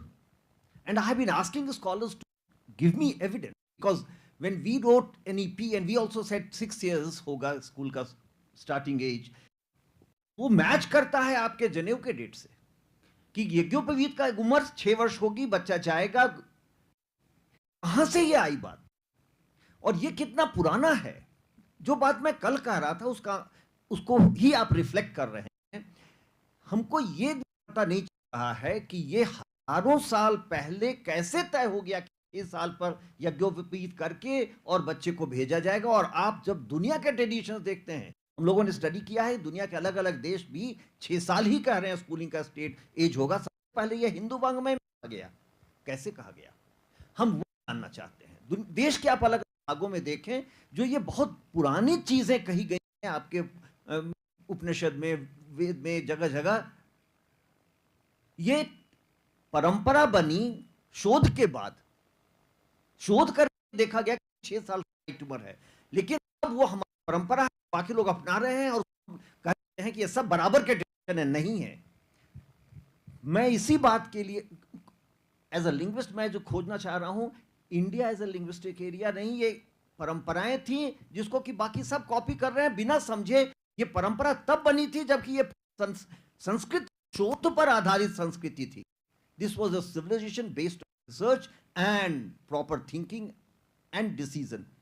I would like you to pursue, I don't want an answer, I'm raising this question for the larger audience. Look at these and try to find answers to this. Why the age of schooling at 6? Why the size of class 35? From where did, many people have asked us, why was it said that right to education that the size of a class would be 35? From where has this number come? And so first of all, we decided that size, age, and the process, mentoring, which has come as a big thing, is Indian invention. जिसको हम mentoring नहीं कर रहे थे, हम उसको और किसी नाम से कर रहे थे, दुनिया उसको पढ़ी और उसको हमको बता रही है, वो scientific है. Your research is on very, solid lines, but I want you to go further and find out how did it come, how was it decided. हम उसको जानना चाहेंगे. I don't want an answer now. I just wanted to raise this question. Sir. Thank you very much. I have a comment. There is something critical period hypothesis. And Leniver didn't propose it. It was in 1950, 2 people proposed it. And Eric Leniver, in his Biological Foundations of Language, published in 1967, put it on a very kind of pedestal. Then Stephen Krashen says, no, critical period hypothesis should be lowered down to age 5. He conducted many experiments, studies of language acquisition by people who migrate from and all these things he have said. So it's true. Whatever Sharma is saying, it's important. We did this one for long, and I'm sure it came from experience, experimentation, etc. That's very important, which we must start emphasizing nowadays. Any other questions? Comments? Thank you. I don't do astrology, but I can tell you that there are problems if a state country speaks many languages. There are issues. I'll give you the example. Bihar doesn't speak Hindi, but Hindi is the state language. Nagaland doesn't, the state language is English, none of the Naga languages, because they are supposedly mutually unintelligible. Go to Arunachal Pradesh, though English is the language, Arunachali Hindi is the, language of wider communication there. So that kind of, and India has been speaking many languages for centuries, for millennia.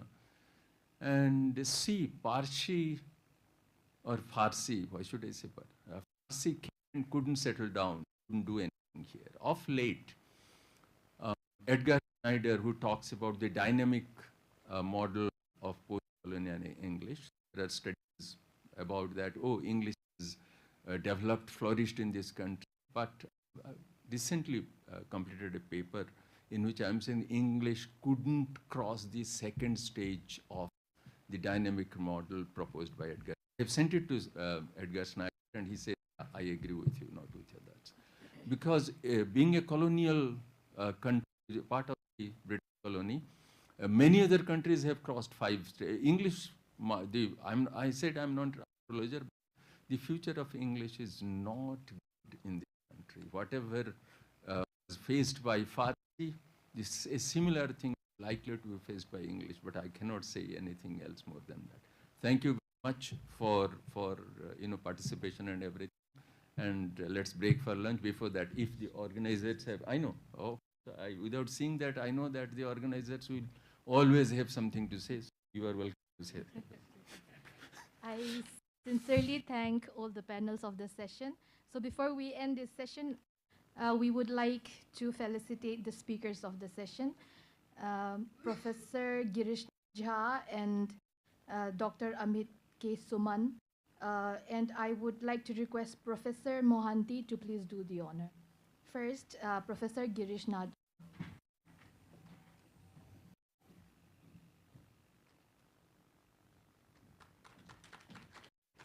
Dr. Amit K. Suman.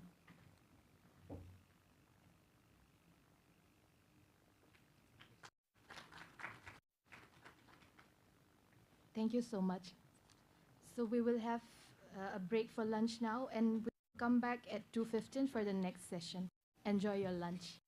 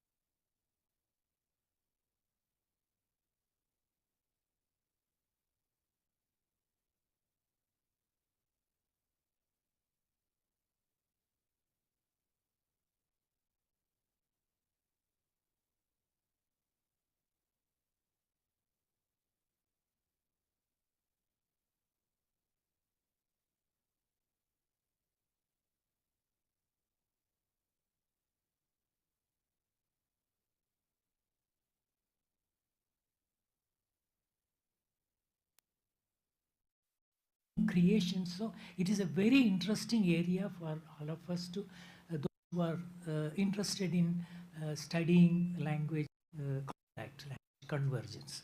So now let me call upon Sri, is there? So, Sri Kumar to present his paper on Bharat, a literary area, an introduction to the study of contact and convergence in literature. Okay, please go ahead. Thank you. Respected chairperson of the session and respected Director Shailendra-ji and all my colleagues, students, scholars. So last 2 days we have been listening about India as a linguistic area. India as an area, but if you want to talk India as a linguistic area, the first thing is that there should be convergence. This is what Mahinda sir was telling. There should be convergence. It is proved in India the 4 language families across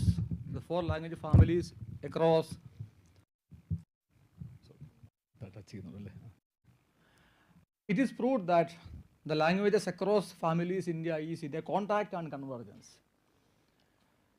When you say languages are in contact and convergence across the geographical boundaries, across the language families, it is not only the languages are in contact, it is the people are in contact. It is the culture is in contact, it is culture are in contact. Therefore, there should be outcome for that one. Whenever there is an outcome, whenever there is a contact, linguistic convergence is one of the outcome of people are in contact, culture are in contact. That is the only outcome which we have studied, only because in 1957, MBMNO studied it, he proved it. There are a number of studies still going on to establish, strengthening the argument of MBMNO. There are many other aspects we have been getting in convergence. Malayali eat parota from where it has come. Malayali make sambar by the potato from Rajasthan. Across every aspect of life, there is a convergence. There is a convergence. And therefore, we can extend the very idea of linguistic area into different domains of life to make still the nation is in convergence, we can argue it. See, I have taken a topic called literature, most creative items, most creative human behavior in our life, which appears different, but I will give you some of the instance to you. The most distressing novel in Malayalam is titled as Atrayagam. Atrayagam, written by Rajalakshmi, one of my friends. It is a critic of Mahabharata. It is a critic of Mahabharata from the boundary of Panchala Desha, where Draupadi was being married by these 5 people, 5 Pandavas. Even though it is a critic, Mahabharata is rendering through Panchali, through Atrayagam.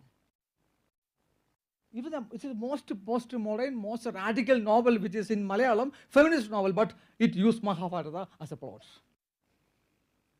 And one of the most read novel in Malayalam is Sankirtanam Bole by Perimbada Sridharan.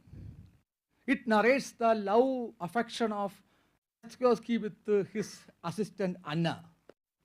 Dostoevsky born and brought up in Russia, never visited India, but that is the most printed, most read novel in Malayalam. It is also convergence. And we have a Karnan by P.K. Balakrishnan. It gives a different picture of Karna. We have a most classical novel by M.D. Vasudevan Nair. Here we have a Nair Bhima. We call it as a Bhima is a Nair. All modernistic problem which Bhima narrates. So I want to present you Kerala as a model, like we generally Malayalis say Kerala as a model, to where how convergence is happening in Kerala in all Indian convergence. That literature in Malayalam is an outcome of literary convergence. So when language is in contact, literature also will be in contact. So to make a literature in contact, there are 5 conditions. First one, if you don't mind, you can. if literature wants in contact, there are 5 conditions. First one, there should be multilingualism. Second thing, there should not be any idea of linguistic purism. Number third, there should be social dynamism.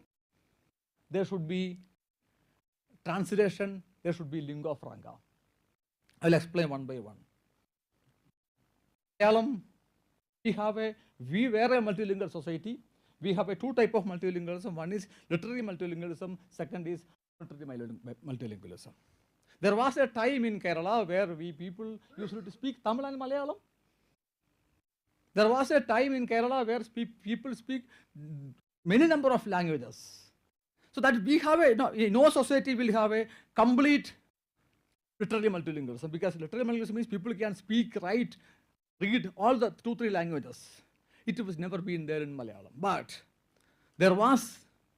we have a multilingualism, we have a partial multilingualism between English and Malayalam, Tamil and Malayalam, Sanskrit and Malayalam. Therefore, what happened? Literature of that language is in contact. Number 2, Kerala is the one society which never have a linguistic purism at all. Whatever is, we will borrow. Whenever Tamil create Kurundagadu for CD, we will adopt CD as it is. Whenever Tamil create Minnanjal for email, we will just borrow as it is email. Kerala society never had a linguistic purism at all. So now it is changing. Third one is that there is social dynamism. A society which is always dynamic will always take things from outside. There are 2 types of dynamism, intrinsic dynamism or extrinsic dynamism. Fourth one is lingua franca. There should be lingua franca in the community across the globe. Because of colonial missionaries and the English education, there is a lingua franca. English is adopted as a lingua franca, somewhere for all Malayalis. Whenever they go to any other place, they will try to at least speak a broken English. Fourth one is relation. I have been assigned one of my students for a coursework. He translate Vegetarian, the Korean novel, which recently translated into Malayalam. But it's translated already. So Malayali is a Kerala society which translates anything from anywhere. Within a second, within a day, within 4 or 5 days, whatever literature come outside globe, it will be appeared in the Kerala society. Malayalam. So these are the 4-5 conditions by which literature across languages will be in contact. So what happened to Kerala? Kerala, what happened? The first Malayalam poem in Malayalam is Ramacharitam. So Ramacharitam, to write Ramacharitam, the justification made by the author is that, I will read it. Oonamatterumi Ramacharitattilorul Uriyil Cheriyavar Karayumar Urajayuvan. I am writing this Ramacharitam for those who do not know Sanskrit. So there is a partial literary multilingualism in Kerala. The Ramacharitam who wrote, the author knows Sanskrit, but I want to help the people who do not know Sanskrit, therefore writing Ramacharitam. Ramacharitam is written to those who do not know Sanskrit. And if you, second thing, Kerala society does not have this idea of purism at all. So I will give an example of Telugu. Telugu, there is a, maybe Raja must be knowing, Vignada Mahagavi, 16th century Mahagavi, he wrote a line that, Janani Samskritambu, Sagala Phashagunu, Desa Phashagalandu, Denagunu Lasa, Jagadi Dalli Kaya Saubhagya Sambada, Chudamigam. What he's telling that if all the mother of the languages are Sanskrit, if all the mother of the language is Sanskrit, I will prefer only the daughter for daughter instead of a mother. The Telugu writer is telling that. But when you come to Malayalam, Malayalam first grammar say that Bhasha Samskrita Yogo Manipravalaha. Bhasha Samskrita Yogo Manipravala. When there was a anti-Sanskrit, anti-Hindi movement in Tamil Nadu, Malayali was keep on translating Sanskrit text into Malayalam. So because there was no linguistic purism there in Malayalam. The third one is that the social dynamism. The Kerala society, you know, once Vivekananda was passing through Kerala, then he made a comment. It's a mental asylum of casteism. Mental asylum of casteism. It was in 18th century, 19th century, the beginning. Now, if you go to West Bengal, where Vivekananda born and brought up, if you come to Kerala, where such a radical change has been made in Kerala. The change is happened not because of intrinsically, eccentrically. There was a Hindu reformation. Narayana Guru made a reformation from Hinduism, not by depending only on Hinduism, but subscribing the Tirukural. Narayana Guru is the first person who translated Tirukural into Malayalam in Indian languages. So Narayana Guru converged both the Tamil tradition, I don't call it Dravidian tradition, I call it Tamil tradition with Hindu tradition, because Hinduism, when you say Agavum, Puravum, Tingum, because when you, in Sanskrit, in the Tamil philosophy, there is Agam and Puram. When there is Agam and Puram, there is Ren. But when in Hindu philosophy, we have Aham. Aham Brahmasmi. What about the other who are sitting in front of you? What about the other who are discriminated? So Narayana Guru, that social dynamism of Narayana Guru because of the contact of literature from the other languages. Then lingua franca. There was a time where West Bengal, the old presidency of Bengal presidency, where the colonialism rooted, where there was a anti-English movement. There was a, the entire, English, the medium of education was changed into West Bengal, but in Kerala, never done it. Kerala, it has been given the choice to the people. Therefore, there is a huge amount of, speakers, more number of English, Malayalam, bilinguals are there. Lingua franca was we have adopted. For Malayali literature, these people read many of the novels across the languages. For example, if you ask, if you go to the Malappuram area, they know who is Gabriel Marcuse. Because Gabriel Marcuse is most read in Kerala. It appeared in Latin, it came to English. Almost all the novel, whatever it is coming in the language, through the lingua franca of Malayalam, it is coming to Malayalam. The last fifth one is that translation. There is a demand. There is a demand of reading the European, the non-Malayalis things happening in Malayalam. See, the Marxism was introduced because of Kerala, only because of translation. There is a one person called P.K. First Marxist Party founder. He copied a Hindi biography of Marx and translated into Malayalam. Therefore, Marxism came there. That was the year where Atmavadaya Sadakam was written by Narayana Guru. Malayali followed this translation, not Atmavadaya Sadakam. If Malayali followed Atmavadaya Sadakam of Narayana Guru, it would have been different. So these are the 5 conditions by which, and look at novel. See, novel, first Malayalam novel written by O. Chandu Menon. There he mentioned a comment that, see, he used to read his, O. Chandu Menon was an English literate, he was a British officer, Malayali officer, and he used to read the English novel and laugh at home. Then the servant will ask, why are you laughing? For him, for them, wrote a first novel of Malayalam, Indulega. There he mentioned that I am writing for my servant. Otherwise she will call me I am a mad fellow. Because to novel, that novel is a form which borrowed from English to Malayalam. So these are the 5 conditions in which literature can be in contact and get in convergence. First one is the multilingualism. Multilingualism, we have a different type of multilingualism. Second is absence of linguistic purism.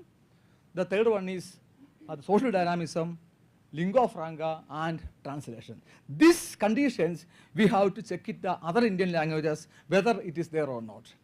And whenever languages, just remain me 10 minutes before. And whenever there is a, 2 languages are in contact, whenever 2 languages in contact, we have something called a structural borrowing, replay. There are a lot of technical things are there. See, whenever there is a 2 literature is in contact, literature of 2 languages in contact, 2 things will happen. First one, it borrows the forms. It borrows the forms. For example, strotra. Dimile Purohidam, Etnesium Devamrtujam, Hodaram, Ratanadamam, Asiatnesya Sugurdam. Stotra in Rigveda. When you look at Kerala, Naranaguru wrote, Arka Bimbam Marudu Chuyuruna Pole. Same Sotra, in the same content, same form.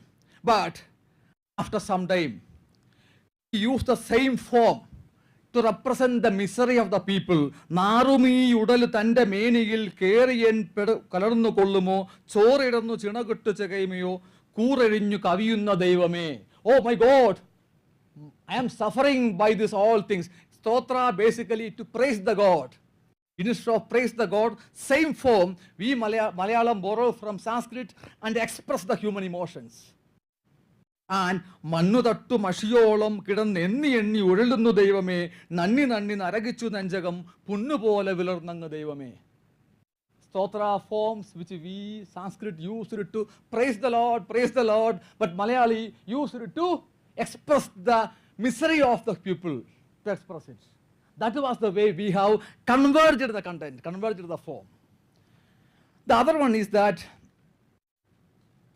there are some technical things which I don't want to go inside. So, Sotra is one tradition. Second thing, see, there are something called convergence of content. Form can be converged, form can be borrowed. For example, in Malayalam, we used to say, suppose somebody loves each other. We say, Avanum Avalum Tamil Snehikunu. They loved each other. But Malayali used to borrow our Parasparam Snehikunu. Paraspara is basically Sanskrit. Structural borrowing is there. Literature will borrow the literature, whenever literature are in contact, it borrows, it converges the form. Second thing, the content. Characters of the literature can be borrowed. Eduthasan's Ramayana, it called Adhyatma Ramayana. Adhyatma Ramayana, basically the Rama is basically a god. God, Bhakta Ramayana. And if you look at the Ramayana across India, and the character of the Rama is different from each languages. So Ramayana, it is borrowed. The character of Ramayana is borrowed as it was changed.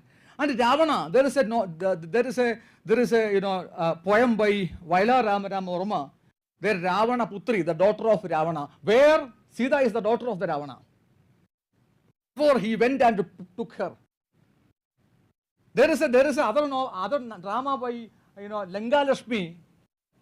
There, Ravana is telling at the end of the drama, where the Hanuman went there, spoiled the entire Langa. What happened? This Indrajit, everybody is blaming. Because of you, because of your fond of Sita, the entire Langa is going. Then Rama is telling, Sri Jidanalla Ravanan, Sri Jidanana Ravanan. Ravanan, I am not in font of woman, I am in font of a Lakshmi. Because Ravana is a king who wants everything to his Langa. Pashupatastra, Kamadhenu, she found that Sita is the most precious woman in the world, therefore I want Sita to be my country. When it was misunderstood, people are blaming Ravana, you, because of you Langa is going. Na, Sri Jita Ledu, I am not in front of woman, I am in front of only Lakshmi. See, you can see a number of characters in Malayalam novels, and also plots also. There's some short story where O.V. Vijayan made a story that once in Haryana there was a small field of some 200 feet where the two brothers of family, they want to fight. They had some problem, they are fighting, yes, they are fighting. Then their friend called a milk seller like Krishnan, he told, Chare Malu, fight. That, whatever he has made a provocation, which the publishers written as Bhagavad Gita. So this type of number of, convergence which was there in I'm telling you, convergence can be happen in form, content, and thing. And the question is now, how to develop a methodology for studying the contact and convergence. The first one is that of the people from the other literature, you see wherever there is a convergent element in your literature. If it is there, try to find out the source. See, then compare with the source and target. Because for example, Bhimasena in the source of Mahabharata, it is in a one form, but Bhimasena in, for example, Shivaji, Karan, the Savant, the Draupadi is different. Yayati is Gandhakar, Yayati is different. Therefore, you should develop a methodology to study the conduct and convergence of literature in India. First one, fine. And political philosophy of conduct and convergence study, there are two things I want to tell you. It is against the all type of purism. India, nothing is pure. Everything is borrowed, everything is borrowed on conduct and convergence. And we should be, yesterday somebody was telling, Tirukural, there is a reflection of Veda. No, Tirukural is one of a Veda. In India, there are number of texts, number of culture. Everything was put together as we can call Bharatiyam. And then nothing pure there. Nothing is coming from metaphysics. India is a country, suppose if, madam, if you look at, Tiruvaimozhi and Tirumantram and Rajayogam, you should say that Rajayogam is basically a borrowing of Tiruvaimozhi into Tirumantram into Sanskrit. Chittavriti Nirodhaka Dhyana, Chittavriti Nirodhaka Yogaha, you can look at the first line of. So India is a country where the things are borrowing. The idea of purity, the idea of originality, idea of fundamentalism, we are always dismantling by the conduct and convergence. So there is no specific standard forms in Kerala, in India. It is there. India is a place where literature is in conduct and convergence. Therefore, hypothetically we can argue that India is a Bharat is a literary area. Bharat a Ahitya Kshetram. Therefore, each language community in Bharat, each literary community should study how in your literature this conduct and convergence is there. If that can be done, we can establish that, we can argue that Bharat is a literary area. But for that, I can give you one more thing, so I'll continue this one. I'll finish my talk. Once, Nararaja Guru, the disciple of Narayana Guru, he went to somewhere in the UK. There he was giving a lecture on yoga. Then somebody asked a question. See, you are coming from a country where all type of misery, difficulties, all discrimination, everything is there. But we are a country, very safe country. Everything is there, everything is given, no disturbance, everything is there. Why do this type of spirituality is not coming in UK and Europe? The Narayana Guru made an answer. Lotus will never grow in swimming pool.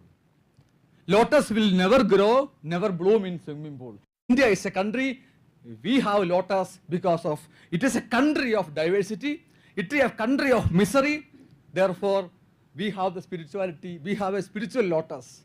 So conduct and convergence can be a lotus. Bharat, whenever Bharat is moving towards the Vishwaguru, we can have one more lotus of conduct and convergence study in Bharat. Thank you. Thank you, Sri Kumar. It's a very controversial paper, which has a lot of definitely we can have a lot of questions and discussions. Now we will have it at the end. I will call upon, I enjoyed his talk, very beautiful talk. Right? I will call upon the second speaker. It is Panelists Valing, professor, and co-authored by Dr. Rinka. Probably you can take 20 seconds. 20 to 20. Oh no. 20 to 25 minutes you can take.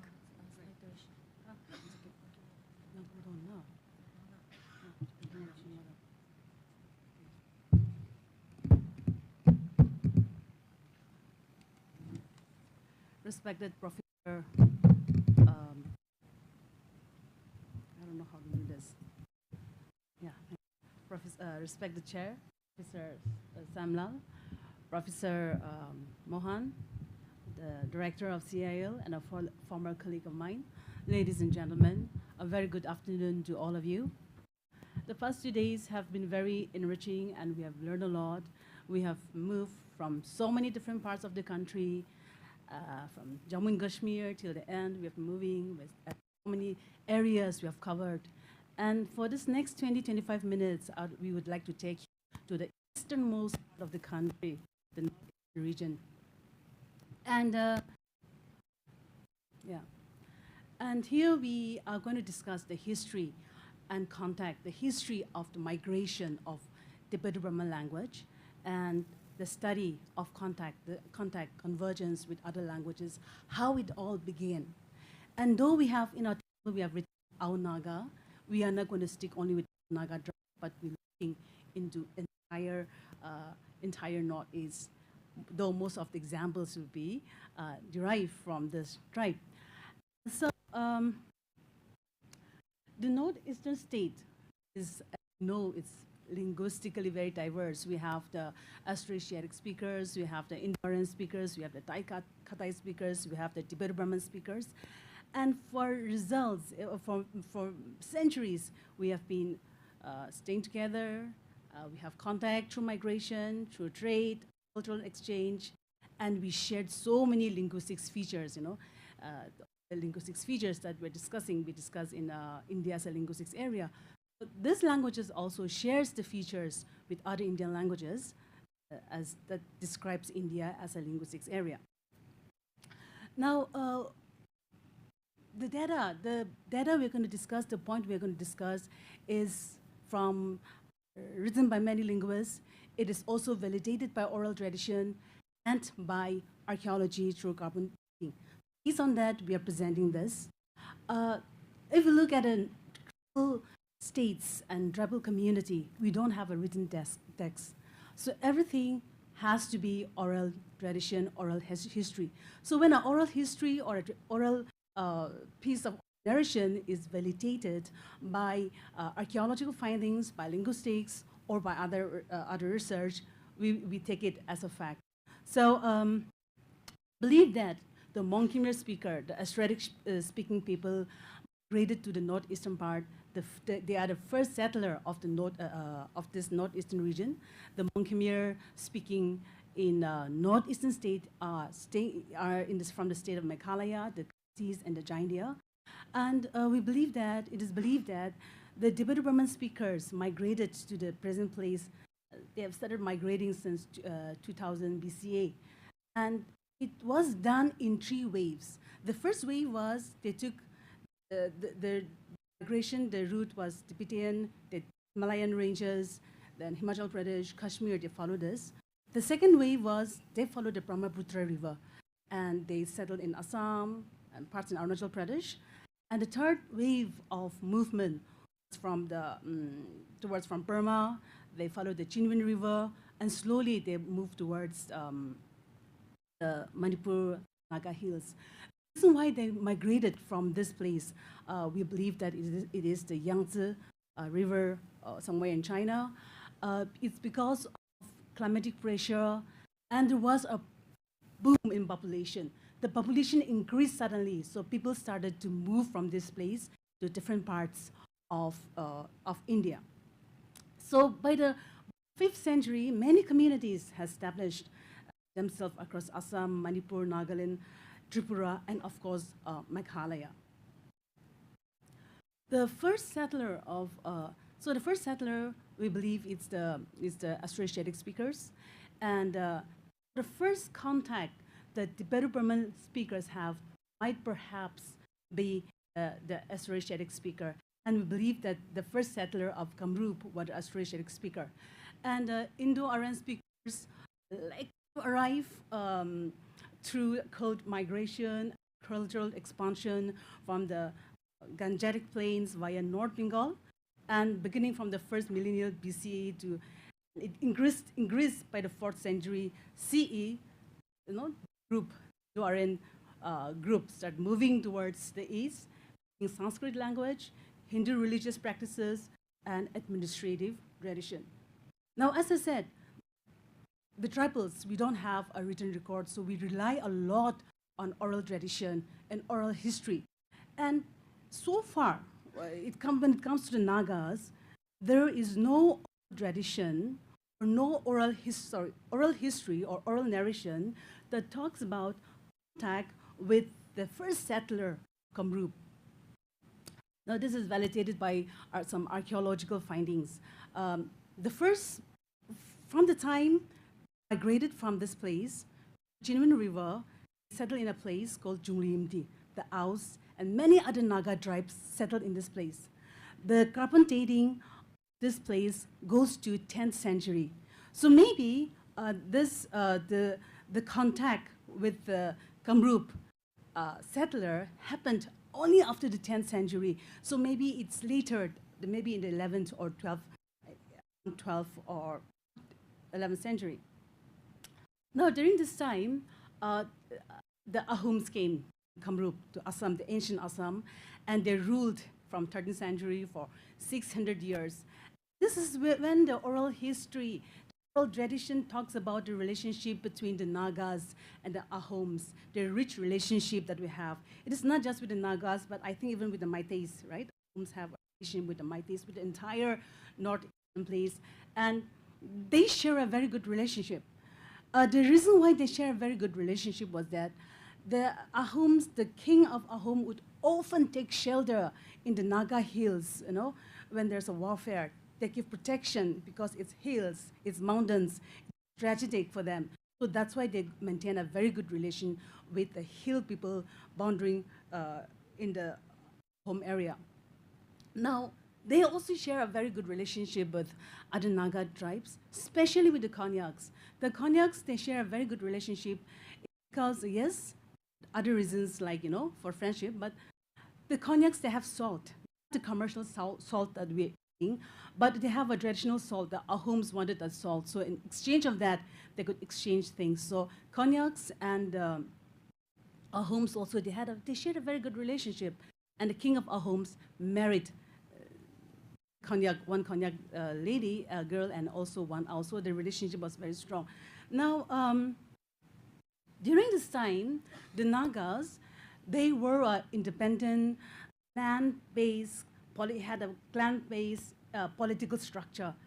And when they encounter kingdom, like the Ahoms, the kings, the rules they have, it was something new for them. The kind of governance was new for them.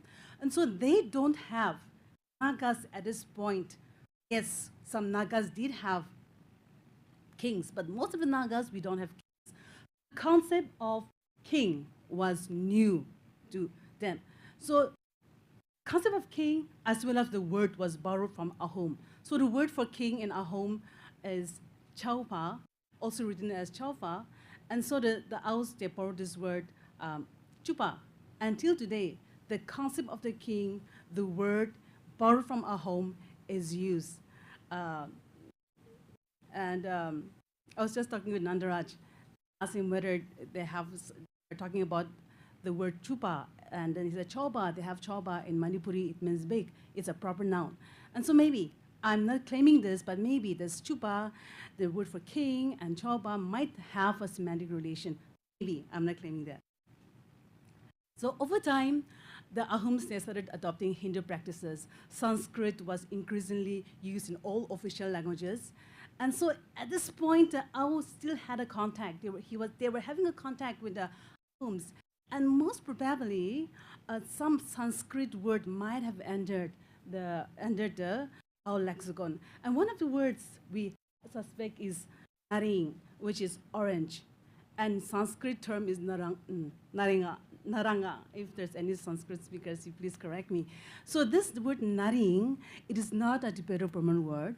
It is not a Proto-Tibeto-Burman word. So when we found this language, we thought that, just assumed that maybe it is because of the contact with the Ahoms who were Sanskritized, and maybe this word was borrowed from Sanskrit, the naring, ring.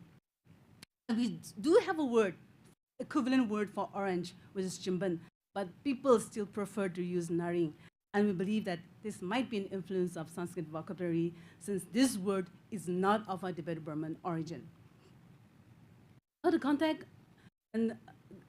contact with Indo-Aryan, with the Naga Hills, started with the Assamese. Naga Hills was a part of Assamese. After the Treaty of Yandabo, the British annexation of Assam, administration, the Assamese administration was established, the Christian missionary came, and so many changes happened in the Naga Hills. And before that, Nagas had a system of education.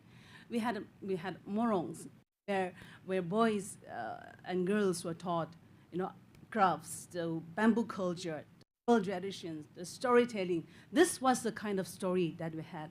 But when the Assamese and the Britisher came, they established a new educational system, and which was Assamese-based form, and lots of numerous lexical items, English and Assamese, introduced when the school was, the education, the new system of education was introduced. Later, of course, these words were coinage, new words were coined to replace the Assamese and English word. But two words remained, stayed with the community, and one is Mokosto, that is an Assamese word, that is the word for memorize. And Mokosto became a part of the lexicon of the Aus. And though there was an equivalent translation of that, people still prefer to use Mokosto. And one is Kakos, I believe it's Kakach in a variety of Assamese, and Kakat, it's still used today. This is not even translated. Nobody tries to translate this, and we still use the word Kakat to represent book. Definitely, this is an Indo-Aryan origin. Many words belong to names of vegetables, fruits, kinship terms. Household has been borrowed from Assamese, from Aryan languages to the Naga language. One Assamese phrase which many Tibeto-Burman community has borrowed is the phrase Opai. And I believe that here, if there are any Northeastern people, you might agree, I still don't know why this word is very popularly borrowed by many, many communities across the Northeast. Opai is an Assamese word. There's no other way. So we'll say Opai Mali, Manipuri will say Opai Lete, right? Lotha will say Mopai Enli, Yimkyong will say Opai Mala, and so on. This word Opai is used cross-linguistically, and I don't know how, of all the words, why this Assamese word is very popular among the Tibeto-Burman speakers of Northeastern states. Then I want to talk about a specialized kind of borrowing. The borrowing of a ni from Assamese, which is a feminine marker. Now, all the Naga languages, we don't have grammatical gender, but we have biological gender. So the feminine gender ni got borrowed from Assamese perspective, Though we have that feminine marker, we borrowed ni from Assamese. And not only the Aus, but many Naga tribes. I don't know about the other Tibeto-Burman speakers of Northeastern state. We borrowed this. This ni is associated with one profession, that is pastor, a female pastor. We call it pastor ni. And so for other professions, we use la, which is a feminine marker, and other feminine markers. Now, why is that so? Assamese was a dominant language at this time, and they have influenced Naga languages by introducing ni as a standard prestigious feminine marker, particularly in Christian religious discourse. The exclusive use of ni, the feminine marker of Assamese, or female pastor, suggests a specialized borrowing driven by Christian missionary influence, where Assamese played a important role in shaping the ecclesiastical terminology.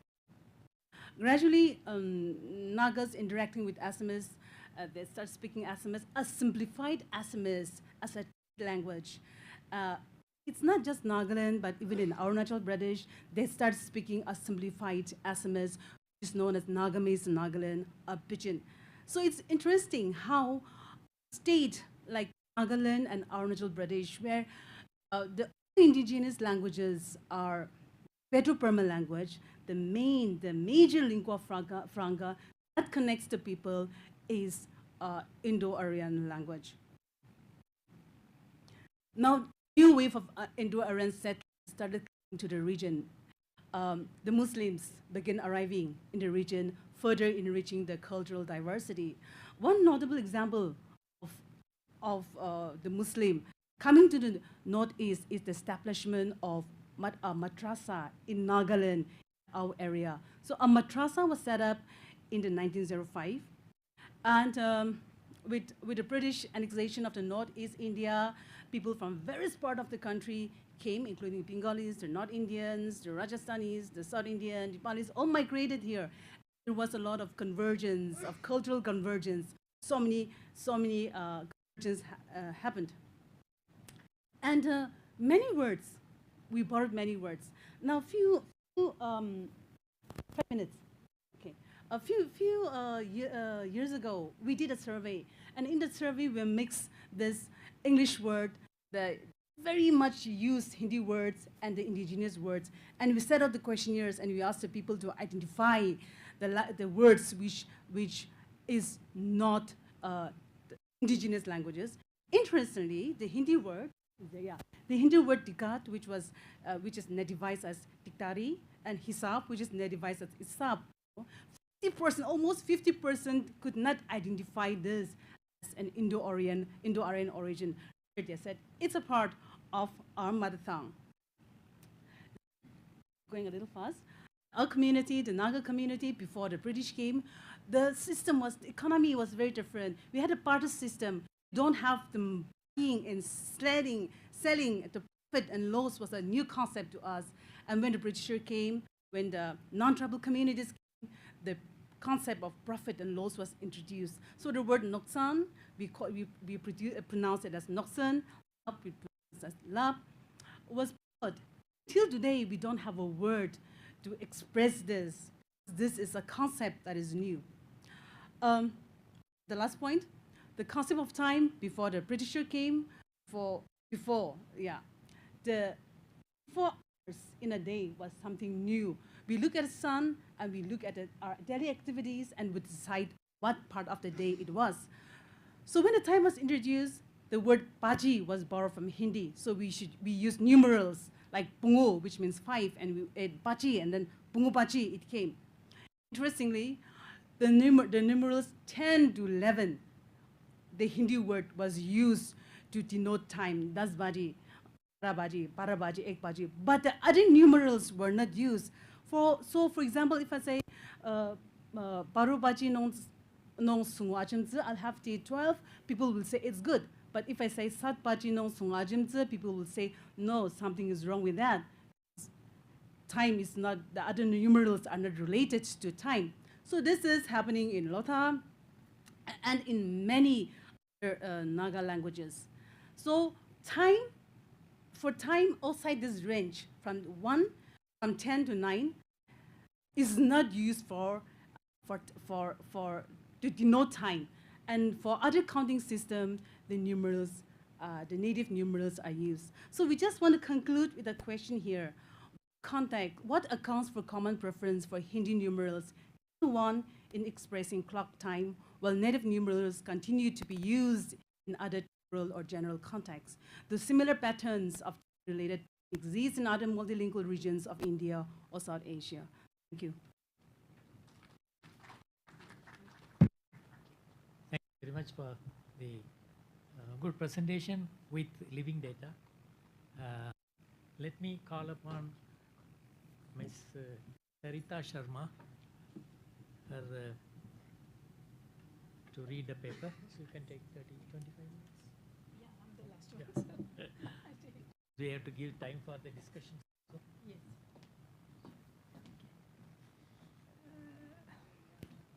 Time.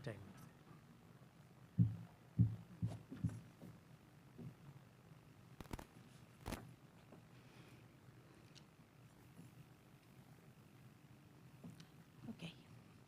Namaskar. I would like to thank Mr. Shailendra Mohan for giving me opportunity being from the yoga side, and let me talk in the linguistics conference. So my topic is based on yoga, but I will also talk on the language used by yoga and language used which is getting promoted by yoga. Okay. So my respect to the chair, Professor Sam Mohanlal ji, all the eminent professors and scholars here. I'm from from yoga field for last 9 years. Before that, I was in software development. So maybe my talking will be slightly not that descriptive. Sometimes I will go from one side to another. Flowchart based communication is more natural to me. So let's see. My topic given is, although it's not mentioning language, but I will talk about language of yoga. And thank you everyone for giving me your attention. If I go wrong somewhere, excuse me. Okay, so my topic is yoga, an important pillar of Bharatiya identity. So in my talk, not only I'm talking about yoga, I'm talking about yoga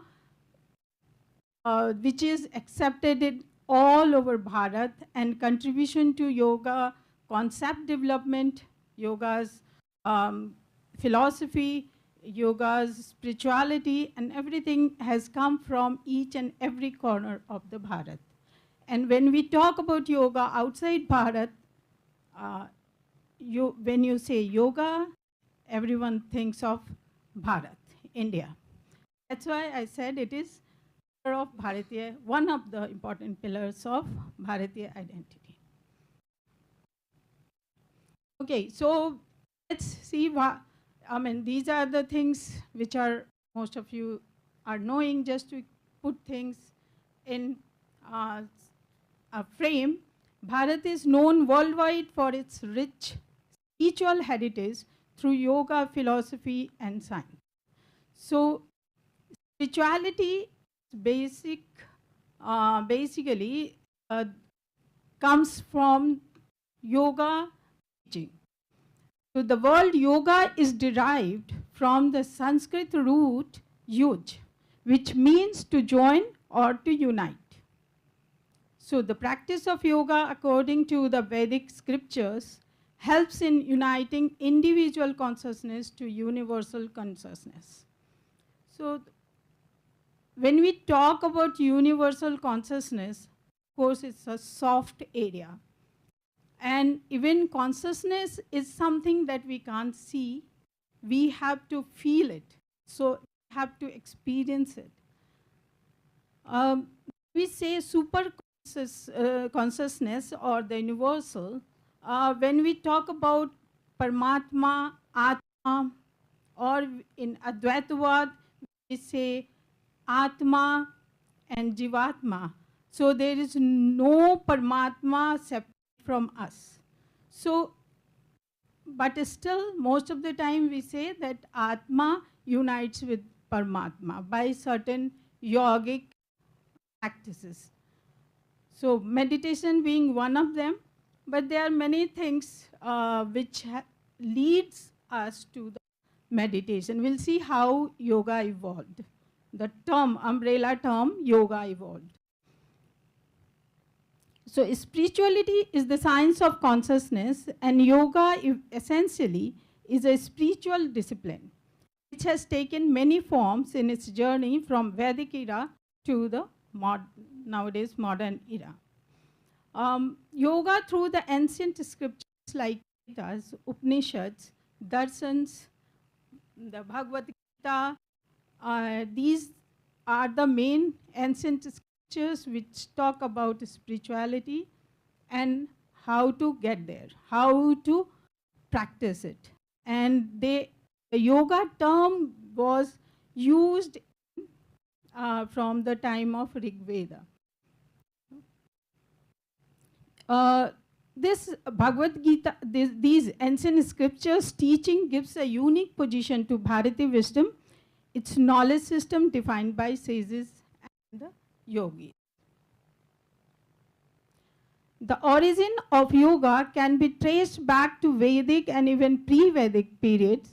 In the pre-Vedic era of Indus Saraswati Valley civilization, many arts, images, and paintings depict yogic postures.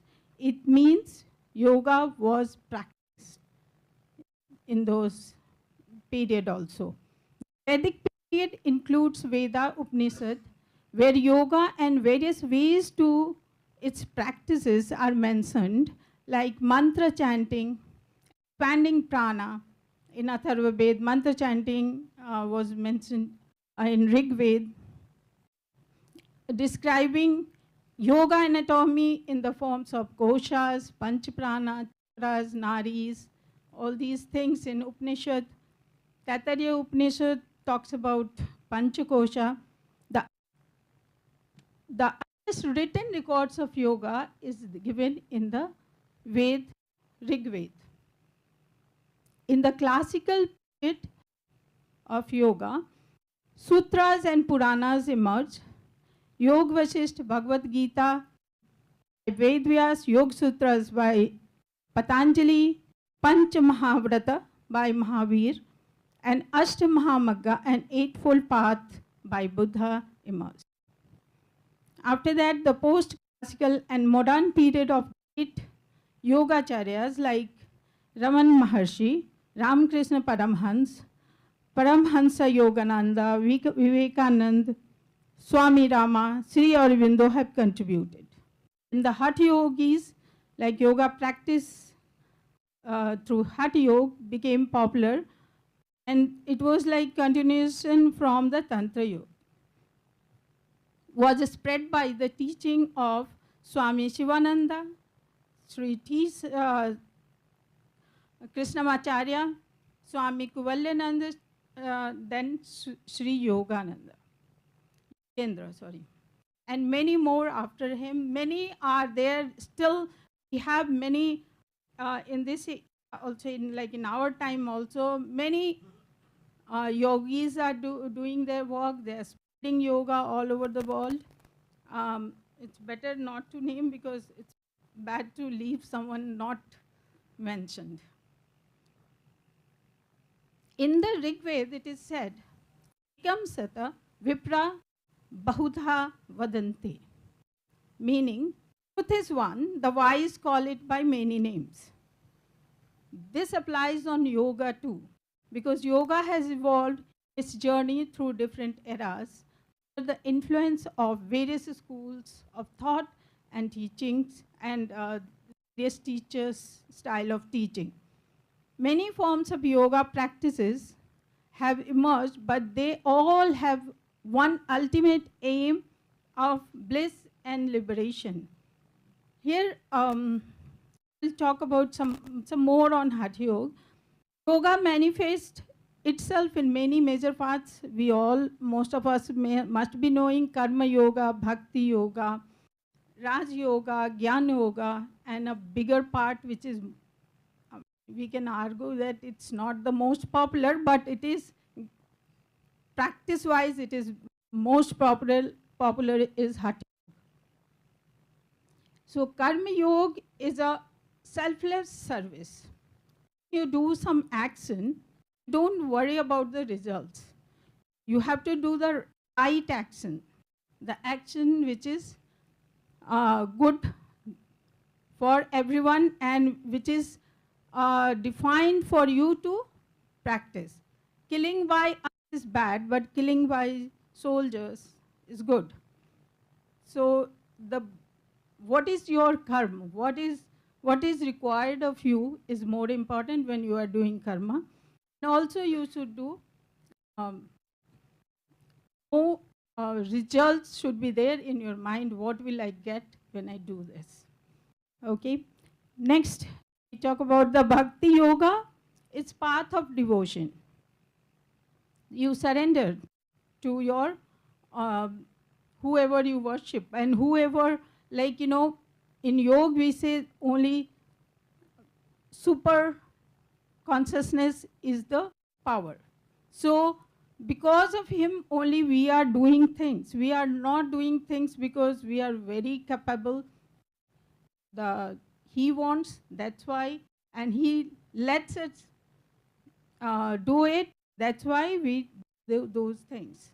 So killing of ahankar. In fact, about the bhakti yoga, it is always said that if you do bhakti yoga, other yogas happen. Raj Yoga is path of meditation. You do continuous, every day you practice dharana, dhyana and samadhi. And Gyan Yoga is path of knowledge. That is understanding nature of reality, introspection, and the study of yogic texts. And next I'll talk about the Hatha Yoga, emerged primarily for healthy body and prana.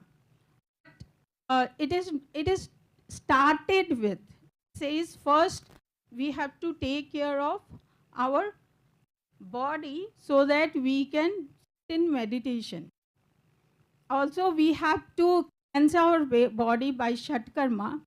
Shatkarma is like outer body we can cleanse, but inner body, cleansing of our stomach, cleansing of our guts, intestine, the nasal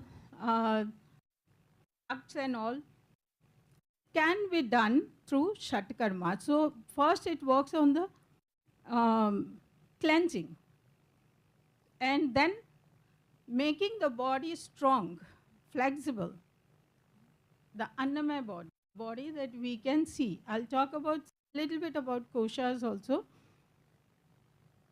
Then Annamaya body through pranayama. So it's like, it says that we have to first make our vital energy strong, and then only we can go towards the jnana and samadhi. Okay. So Hatha Yoga not only talks about the physical exercises, asanas, or asana is also, because you can make asanas also meditative by controlling the breath in it. So if you be aware of the breath and your mind is at mindfulness is there at one point, then asana practice can also become meditation. Hatha Yoga, we have the concept of mudras, bandhas and dhyanas. Mudras, bandhas and dhyanas, I will talk a little bit on it. Mudras are, you can do it with your hand, Hatha Mudra, or you can do it with your body. There is Vipakarni Mudra. It's very good for making mind focus at one point. Hasta mudras are more popular, it's easy to do, and they are based on the Panch Mahabhut. Okay, so we'll talk about them. I'll tell you the, let's go sequence. Pancha Kosha, defined in Taittiriya Upanishad, it talks about we are not just one layer that we see, not the Annamaya Kosh.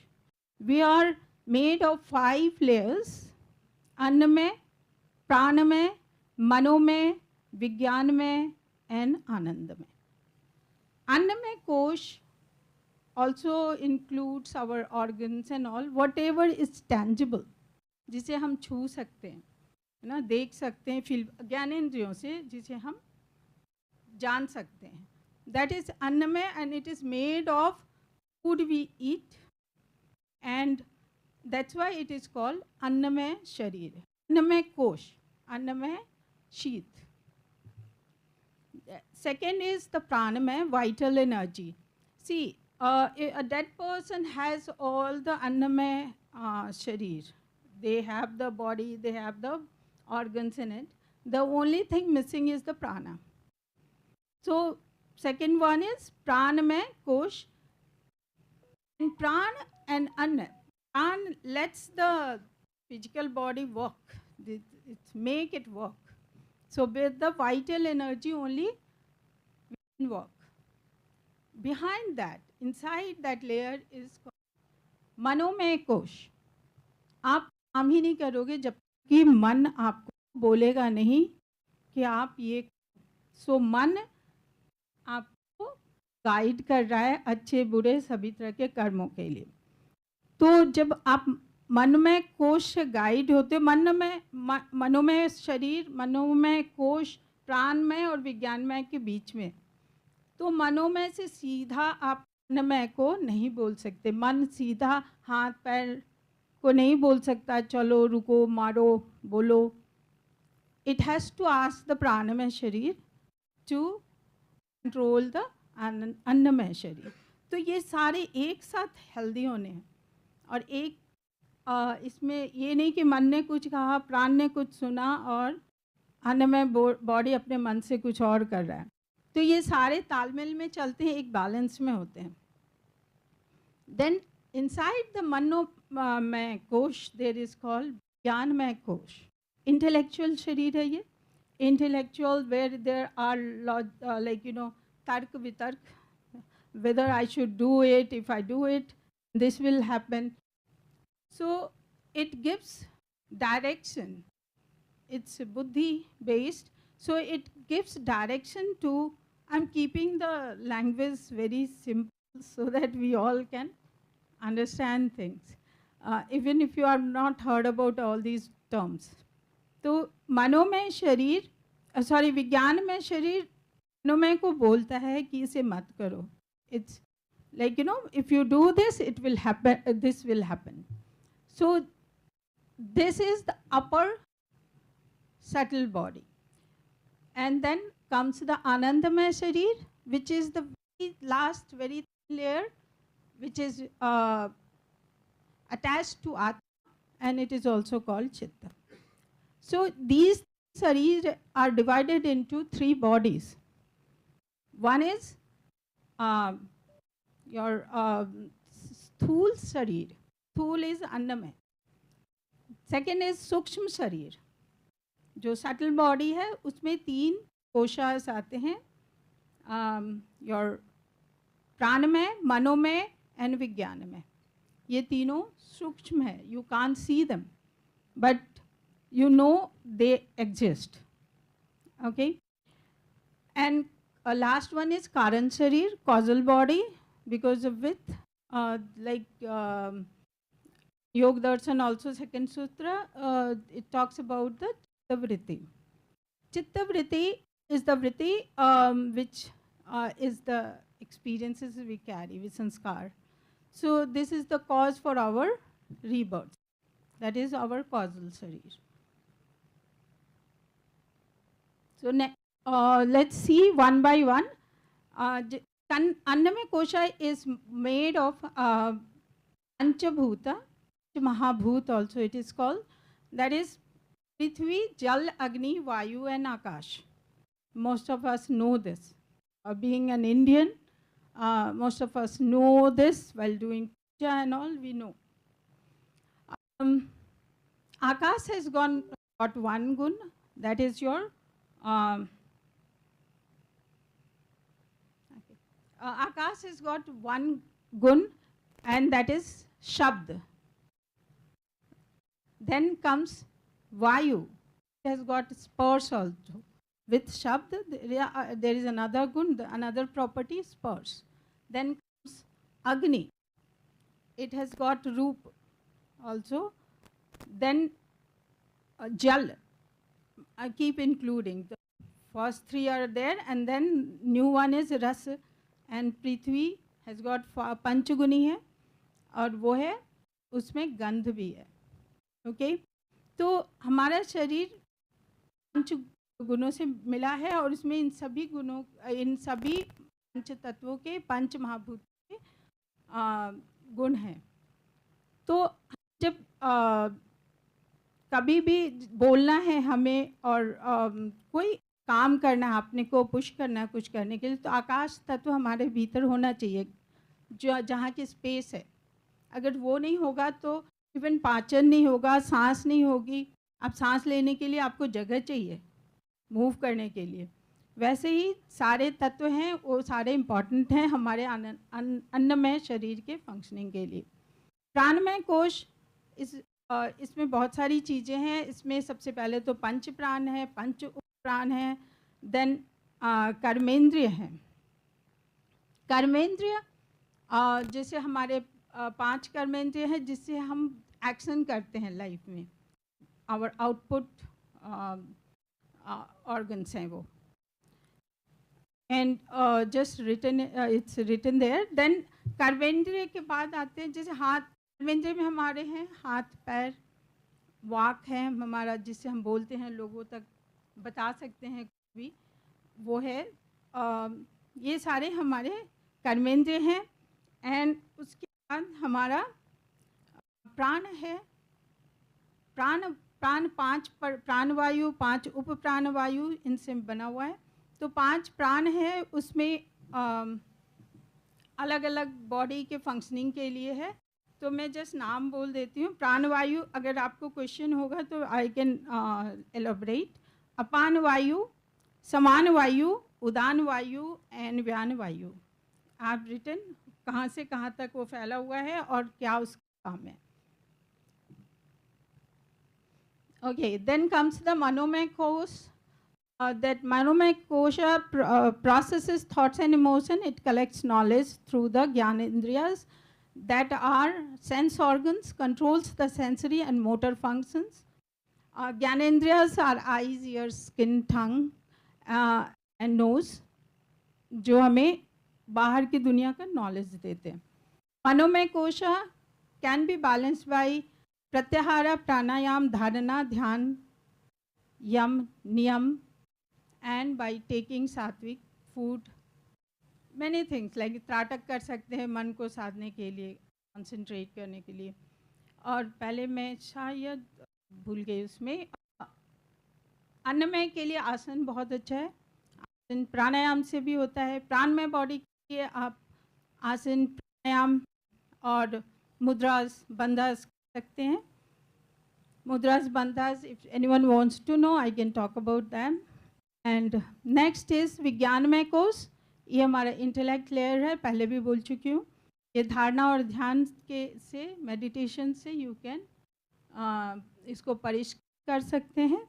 And then comes the आनंदमय कोश। ये थोड़ा लंबा topic है, सो इसको चित्त भी कहते हैं और meditation is the yogic practice.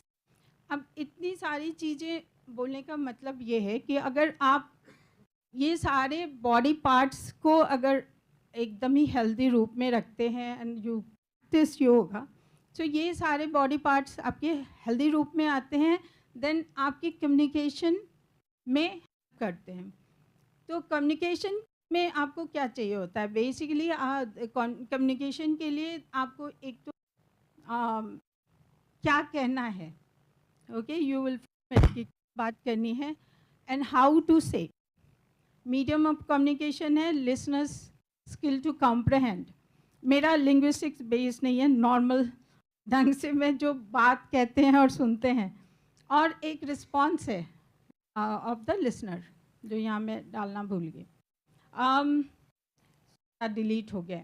तो just building blocks of communication की बात करें, हम योग करते हैं तो हमारे, खासकर आजकल ऑनलाइन योग भी बहुत चल रहा है, प्रैक्टिस कराना है, करना है, हर चीज़ बोल के होती है।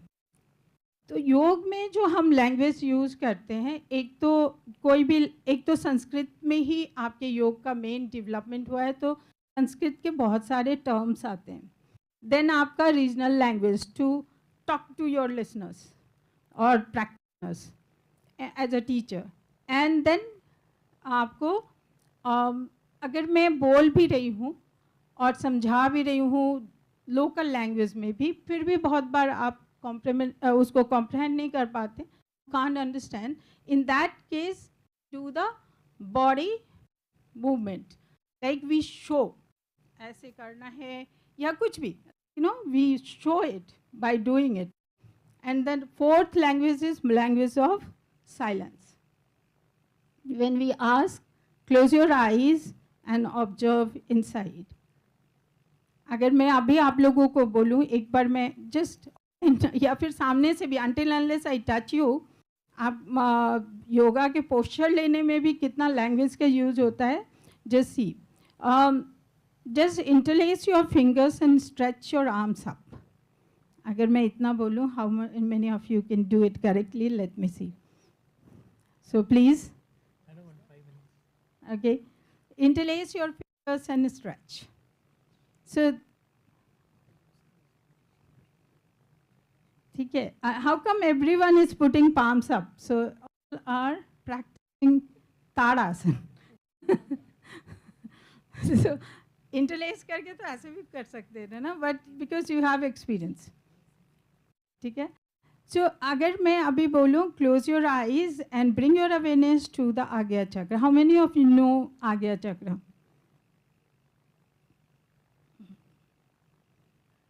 So it's easy to show here.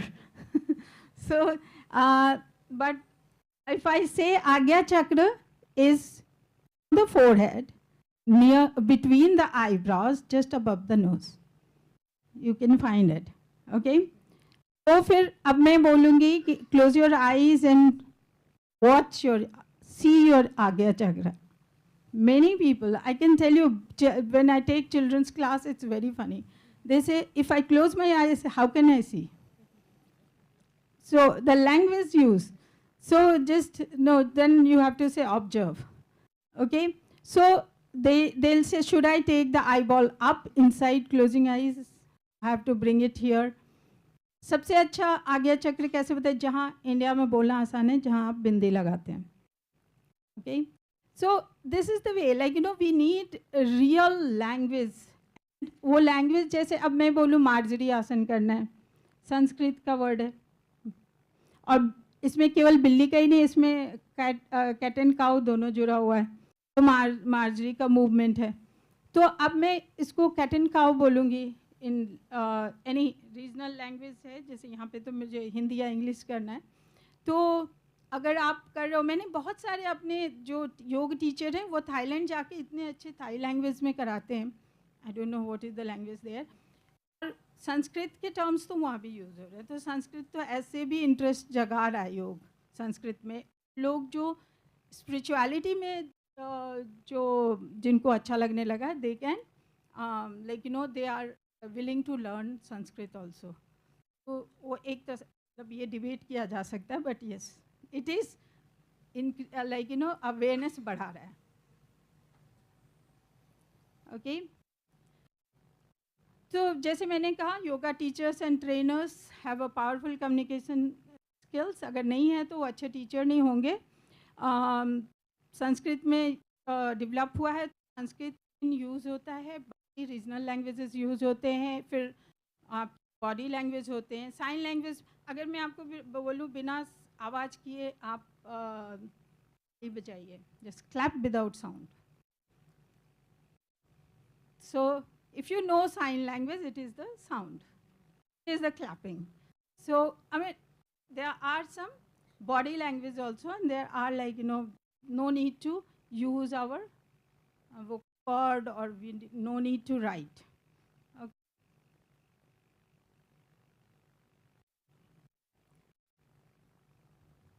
So just to end my presentation, just a few statements, few submissions. Yoga is an Indian science which millions of people across the globe are practicing for the harmony and balance in their lives. Very aptly, on the 21st June 2023 को नागपुर में RSS के सम्मेलन में जब yoga practice में ये बात कही गई थी, and it's so true. Yoga is Bharat's civilizational contribution to the world. अब वो एक तरह से मतलब ये बहुत बड़ी बात है कि, और इससे ही मतलब कि भारत की आइडेंटिटी काफ़ी बनी है, मतलब योगा गुरु. Spirituality is the lifeline of every Bharatiya, and so the soul of yoga is spread widely through Bharat. यहाँ मैं ये बोलना चाह रही हूँ कि पूरे भारत में योग को एक्सेप्ट किया गया है, डेवलप किया गया है, एंड वर्ल्ड को दिया गया है. Now it is being practiced. Yoga is now well known worldwide for physical, mental, and these are the things we all know. Yoga is widely recognized.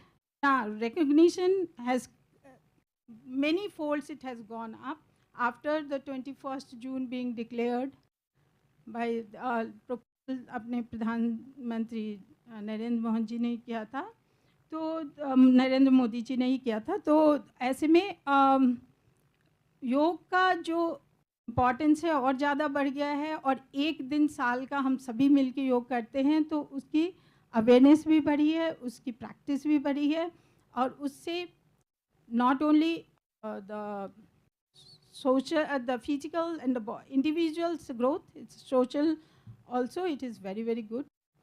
So many things I had to talk, but it's just, so I end here. Thank you very much for giving me the attention.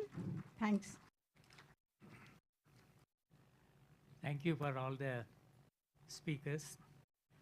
Year 1953, I remember the Language in Contact by Weinrich. That was a sort of Bible for all of us who have studied linguistics. And from that, since then, so many books have come on language in contact, convergence, and etc. And when see multilingual situation or multilingualism is the showing the richness of the country. This is what always from the beginning I have been thinking. Our country has so many languages, cultures, ethnicity, etc. These are the characters of our country which is showing the richness of our language. Of course, during the contact, convergence takes place. When convergence takes place, new languages develop, Pidgins, Creoles, etc. And negative feature, many language gets lost also. It is a natural phenomenon, social situation. It is happening. It will happen. That is our culture. That is our richness. That's what always I feel. We had presenters, and he was talking about cultural convergence, and also mentioned last the political mention about politics. So I was wondering, can we have a study on political convergence? He mentioned about the few points he has mentioned. Definitely we can do that one. Contact, when there is a contact, human contact, language contact, ethnic contact, whatever contact we have, there will be convergence. There will be a lot of new things. So this is a very interesting area. Then here our friend Professor Waling was talking about mainly the lexical convergence, and lexical convergence can also have a semantic change. That's what to find. I don't know. She was mentioning about the Sanskrit use narang. She was mentioning narang. The meaning is orange.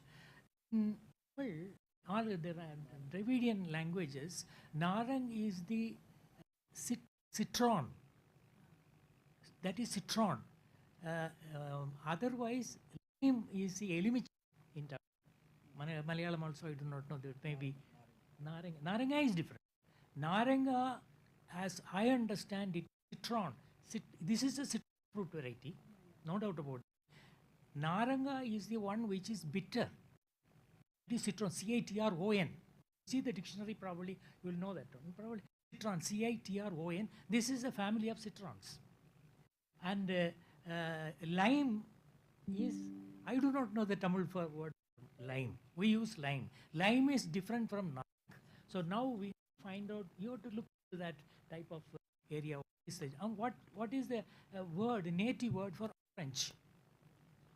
To my knowledge, Tamil doesn't have a native word for orange.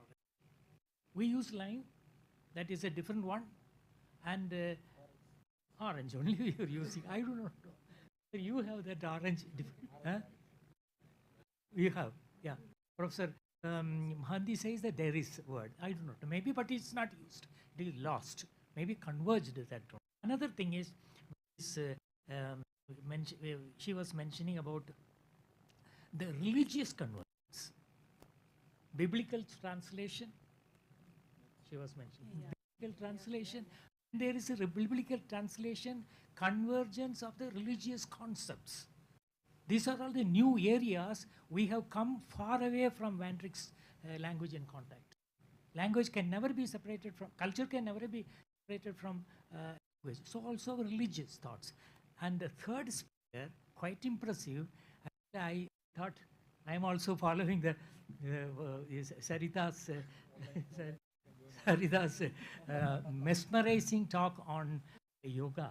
And yoga, see, as we all know, yogic thoughts have sprang from our country, mainly. But that doesn't mean that this type of thoughts were not there in different parts of the world. There are different concepts, spiritual concepts, thoughts.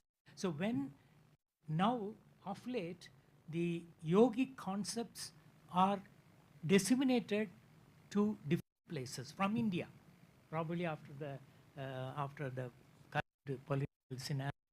This has gone different places, and they're using it. That every year we are using this as yoga day.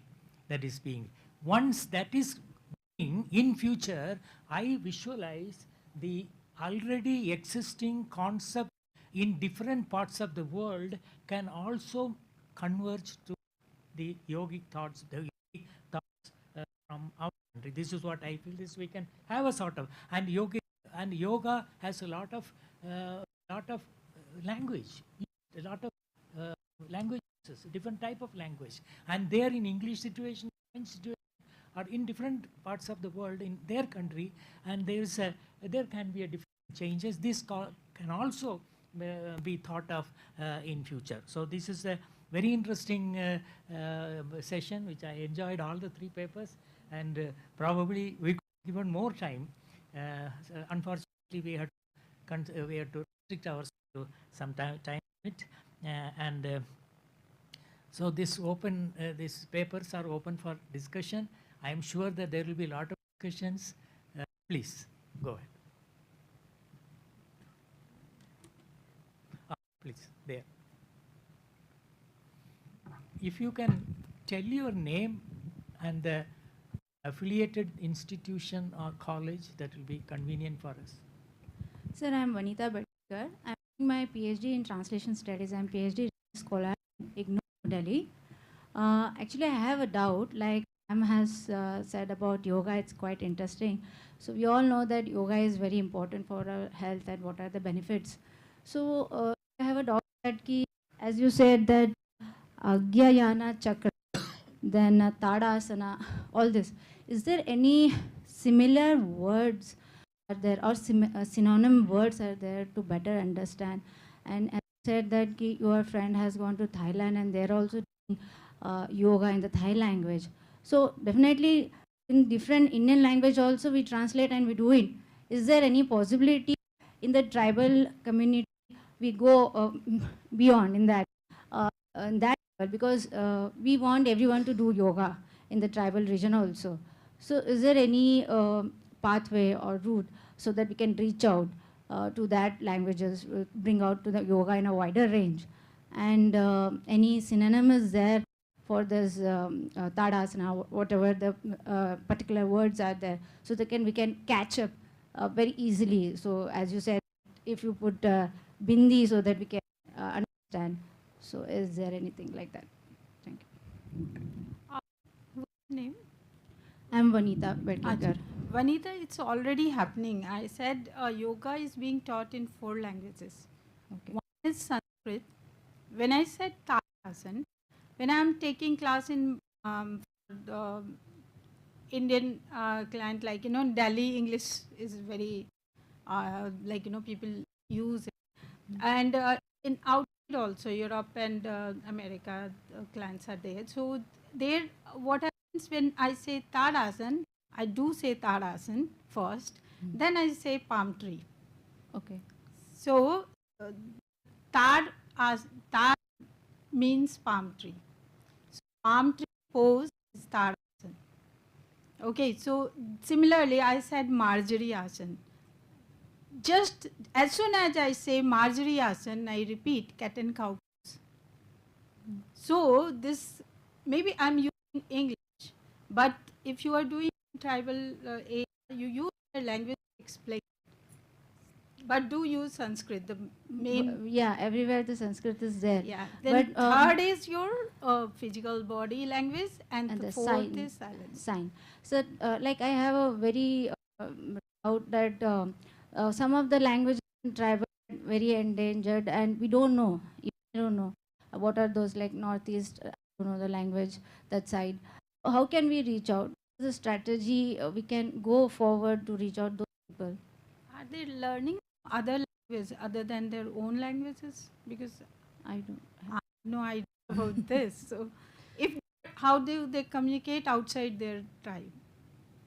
So use that language. If they are tribes in Tamil Nadu, maybe they are using Tamil or something local where they can interact. Or if nothing happens, then physical language will speak. Any other? Okay, thank you, ma'am. Professor Mahati.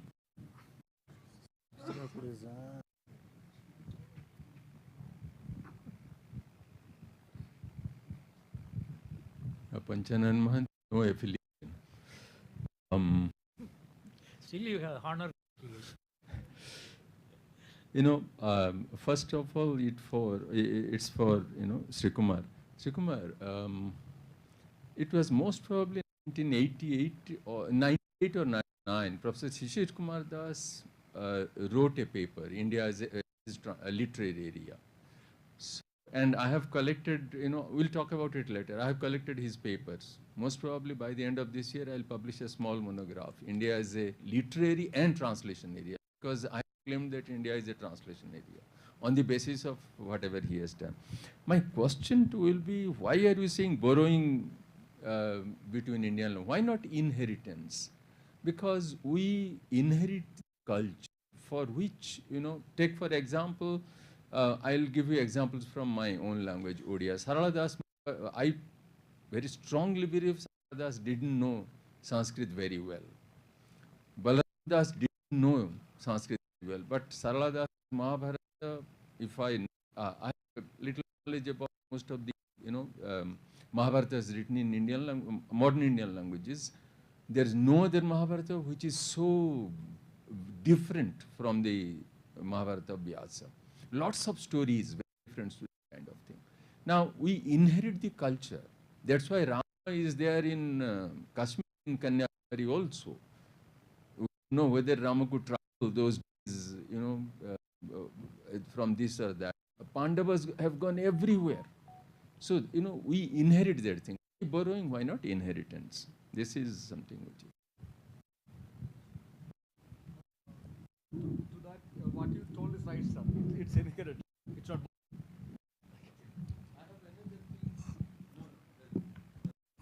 Professor Asin. One minute.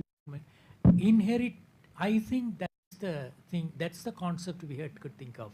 Inheritance. Because even about the things, the other local heroes in every community, that community is restricted probably to 15 kilometers. Local hero will be there, like Robin Hood. One person will be there.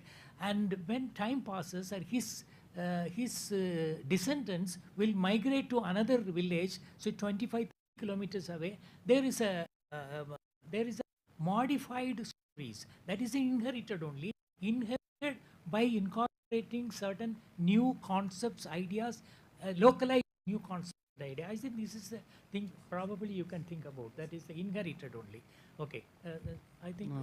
Asin, regarding that particular lexical item, Zauba, probably we could have got the like semantics of goodness, good, even it is extending up with the concept of king.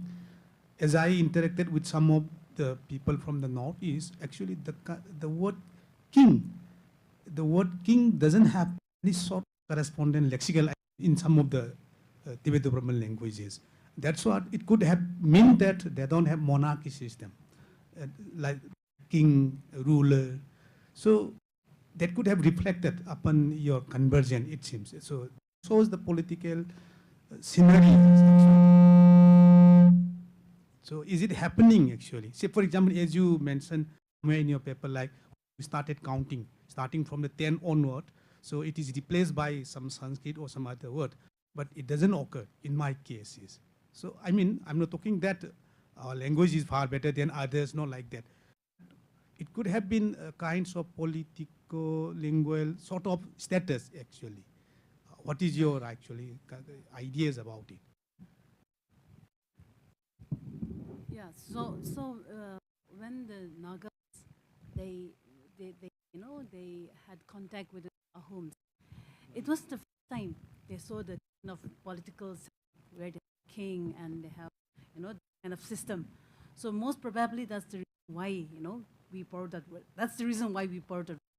But that kind of political system, the kinship, the reality, that kind of system has not been borrowed. Just the name has been borrowed. And what is the other one? Oh, yeah. Yeah, it's for Professor Shammohan Lal. We use the same word, naranga, for it's a citrus fruit, huge one. I can even tell you, Yapuchi naranga, gododiti saranga. Because I have heard all these things, from the young girls and ladies when I was a child. So naranga is a citrus fruit, but when you say orange, it is kamala. But I strongly believe kamala is not native because my mother always used Silhat kamala. Srihatta, most probably, it's from that side, Bangladesh kind of thing. So kamala need not be a local fruit in Odisha. It's not grown there. It was, but we use, and of course, everybody knows that naranga has become orange in English, an orange. Naranj now has been taken, from that. So that is the way things have gone into English. Professor Mahanti, Chappandi. can I? We had that chappu, about that lexical term chappu, we had a discussion in the morning. Exactly, chappulu. Yes, that's what I would like. No, I have a question to you. Can we say, I don't know, I do not know, I'm asking you, or the audience, can we say the naranga or the citron is the native fruit, whereas oranges are the imported one? Can we say? Because if you prove this one, we don't have a separate word for orange. Can we say that? I'm missing it.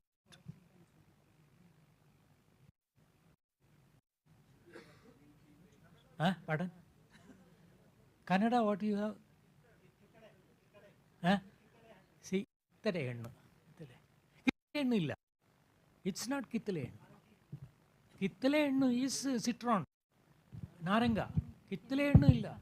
Kannada kittale hennu is there. I know that. It's not orange.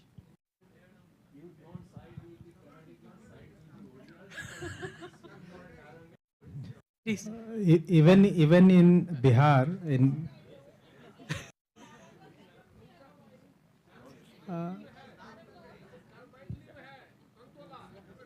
so there are three words which we, like what he's saying about Maithili in Magahi also. I'm here, sir. Okay. In Magahi language in Bihar, we also use two names for orange. For smaller ones, we used to say it kala, like what they say in Uriya, and the bigger ones are called narangi. Are you sure that smaller one is not the citron fruit? It is also a citron fruit. All citron. It is all citron fruit. Different varieties of citron fruit being called by different names. No. The fruit is citrus. Yeah, citrus fruit. Yeah, citrus. That's it, yeah. From citrus is the family. Citrus, citron. Citron is naranga, the bitter fellow.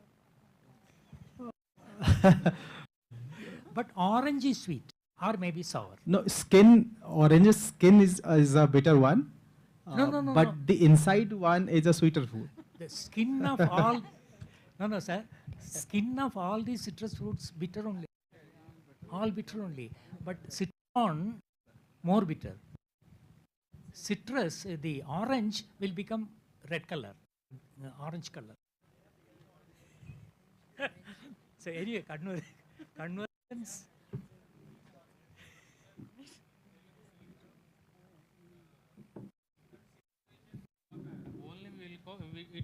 It has very thick peel.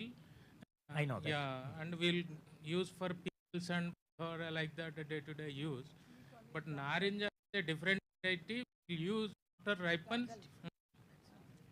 We'll use normally like oranges. But equivalent, I don't know about that. That's what I was. Anyway, I am very happy because I could refresh my botany knowledge, because I basically studied botany and zoology. Professor Rao is here.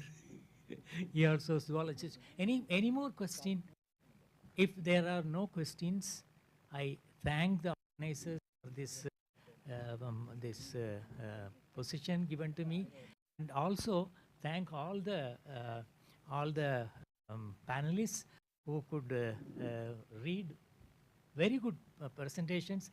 And probably we can have a new theoretical concept on convergence and language shift, or cultural shift and yogic convergence. This also you can think of that as a new emerging new type of thoughts. And also I thank the audience for actively participating. Thank you so much.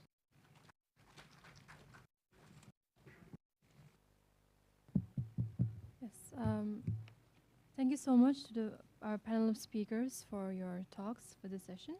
Now we would like to give a small token of appreciation to every one of you, for which I please ask our chair, Professor Sam Mohanlal, to present them with their first, Dr. P. Srikumar.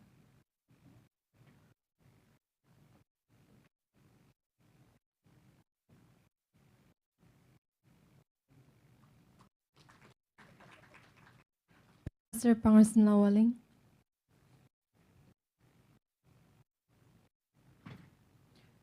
Dr. Aaron Kalaao.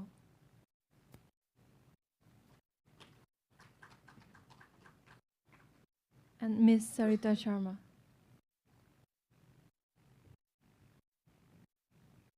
Now to present a token of our appreciation to Professor Shah Mohanlal, I would like to please ask our director, Professor Shailendra Mohan.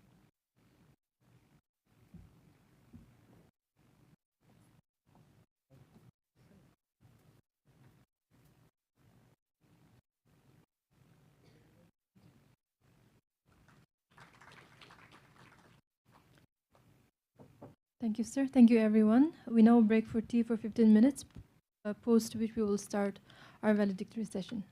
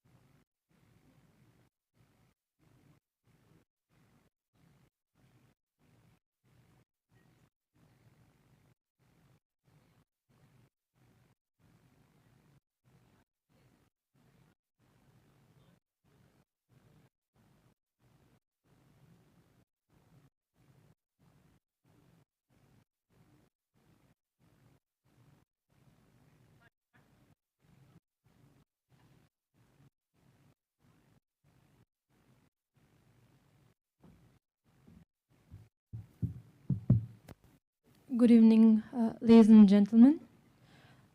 We now start the final and the valedictory session for this conference.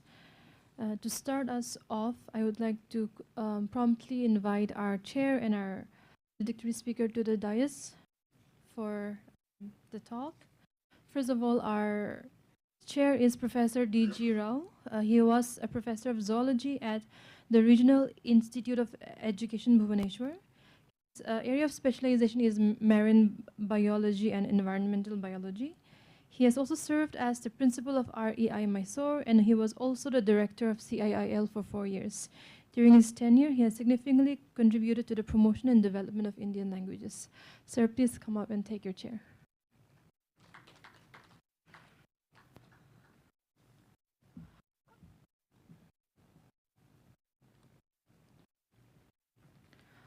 Our valedictory speaker for today is Professor Srinivasa Varakeri, who is the Vice Chancellor of Central Sanskrit University. He is a distinguished scholar in Sanskrit studies and computational linguistics, and he holds a PhD in Nyaya. He has led several universities, including Karnataka Sanskrit University and the Kavi Kulaguru Kalidas Sanskrit University. He has also played a pivotal role in integrating in traditional Indian knowledge with modern disciplines like AI and natural language processing through his association with IIT Hyderabad. Now, as a visiting faculty at top institutions, he continues to promote Bharatiya Gyan Parampara, Indic logic, manuscriptology, and Sanskrit education globally. Sir, please, you can start with your talk. Thank you. Where is Sujay? Good afternoon to everybody. Now I request the conference coordinator to give a brief report about what is happening these 2 days, please.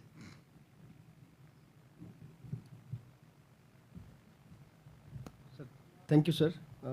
Varakeri sir will just take few minutes. Good afternoon. I think it's a very difficult task. Such renowned scholar, and you ask to summarize. So let me try. The inaugural program started with our Honorable Minister, Sir, Dr. Mojumdar. In his inaugural speech, he highlighted India's unique culture legacy, which has deeply influenced the linguistic diversity. He has also discussed how India's rich heritage, arts, music, dance, architect, philosophy, literature binds together its various languages and creates a shared intellectual and cultural heritage. Our chief guest, Mananiya Nivedita ma'am,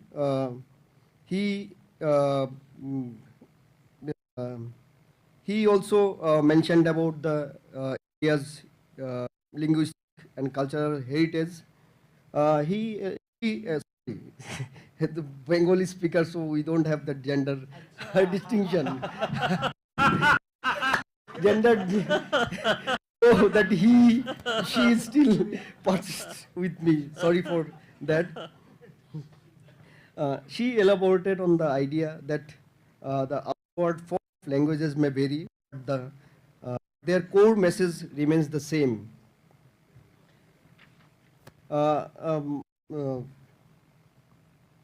Sri Sanjeev Shanal, the keynote speaker, emphasized India's civilization unity and transcendent cultural cohesion, which integrates linguistics and regional diversity. He traced the concept of Bharat to Rigveda, connecting ancient tribe geographic features such as the 7 rivers and 7 hills to modern Indian identity. That was our opening session, and then we had 16 talk apart from the opening session, and we'll have one more talk or address by Varakeri sir. The first talk is by Hiraman Tiwari sir on learning and language, creating the world and world memory and text. Professor Tiwari stressed the origin of structured languages to ancient Indian epics like the Ramayana and Mahabharata, emphasize their role in shaping cultural memory and collective heritage. The second talk was by Professor Ravindra Kumar sir.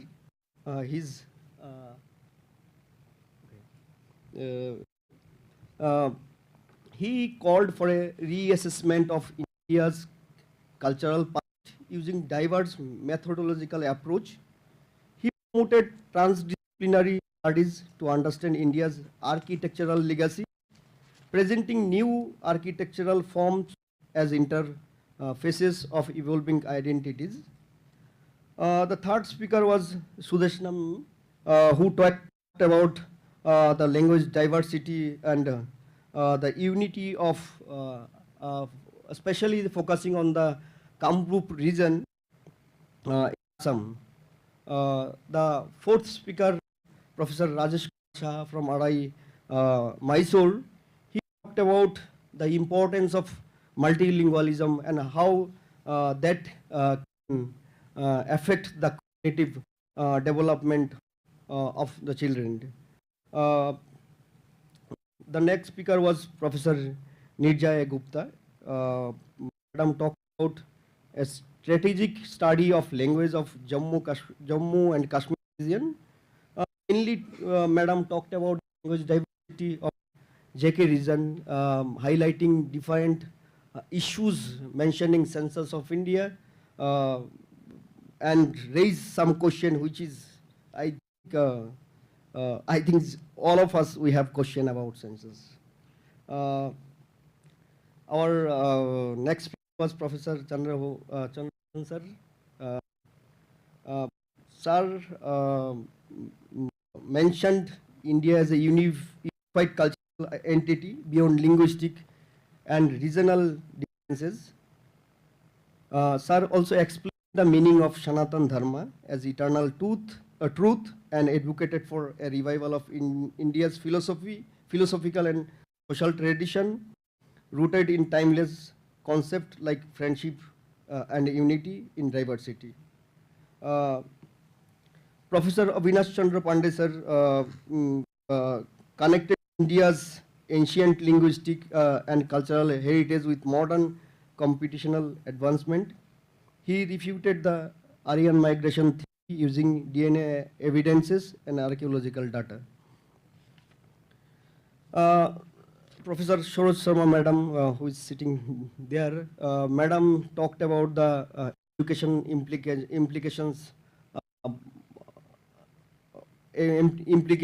and talked about India as a linguistic area, how the education systems we need to relook into and think about India as a united entity.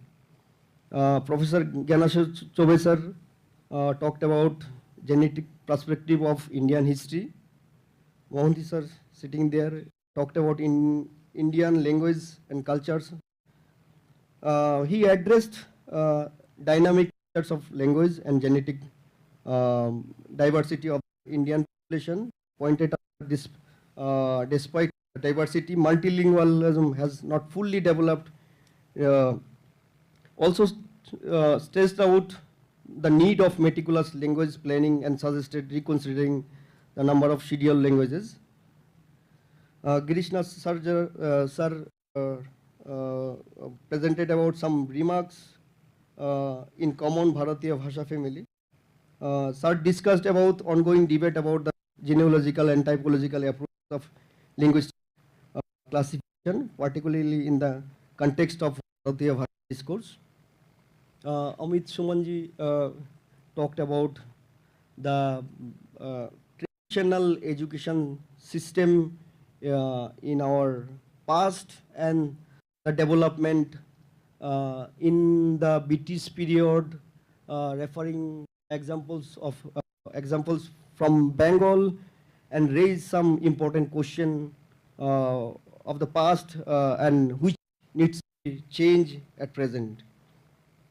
Professor Aren and Aren talked about the linguistic history and convergence of Tibeto-Burman languages, referring examples of Northeast And Professor Shikumar sir, I think he raised some important point. I think even Professor Mohanlal had some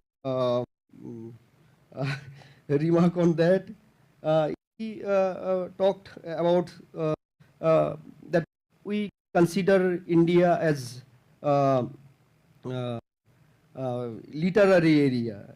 Okay, and last, Sarita Sharma madam, definitely one of the most important aspect is yoga. Yoga is very very important for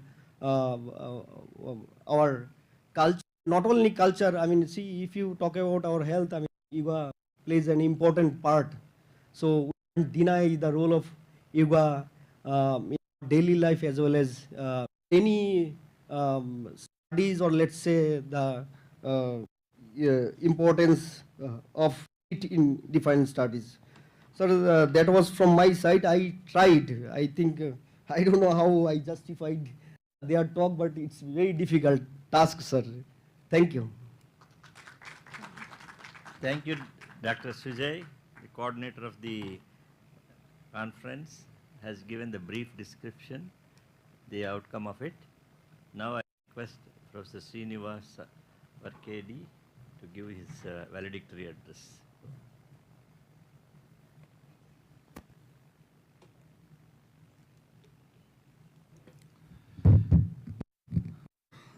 Namasabhaye Sadhyakshaye.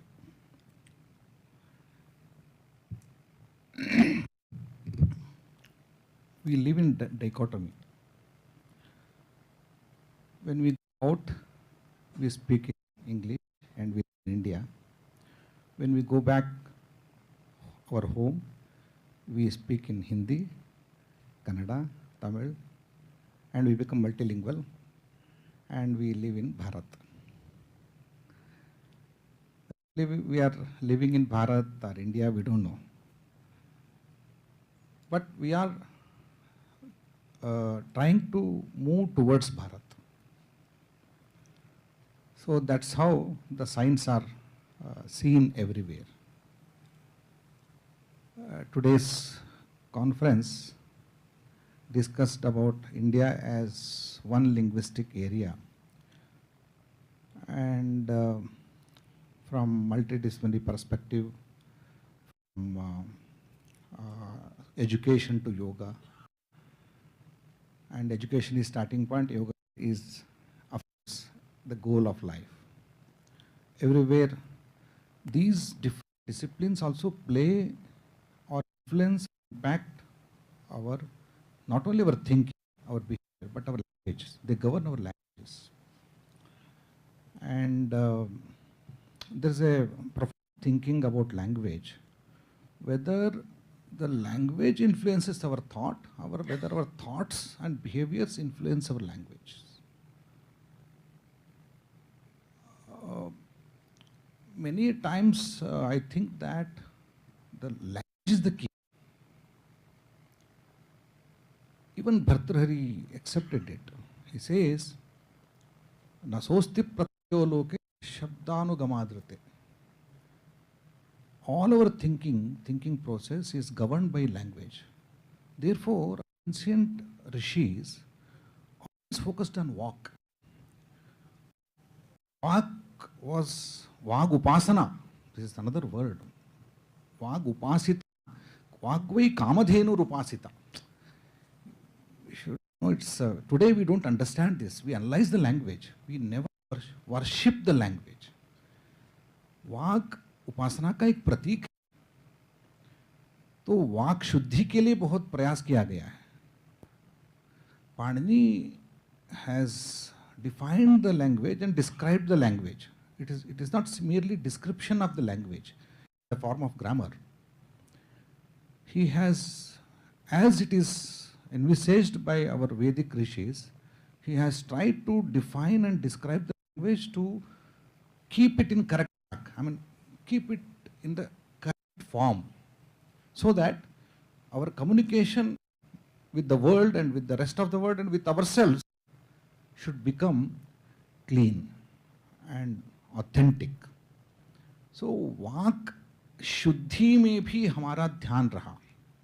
Bharat का जो ध्यान रहा, तो ये diversity होता रहता है। जितने व्यक्ति है उतना उच्चारण है, उतनी भाषाएं हैं, क्योंकि हर एक व्यक्ति का स्वभाव यदि भिन्न है तो उसका उच्चारण से शुरू होकर उसके उनके बोलने की तरीका, एक्सप्रेस तरीका अलग अलग ही होना चाहिए, एक हो नहीं सकता है।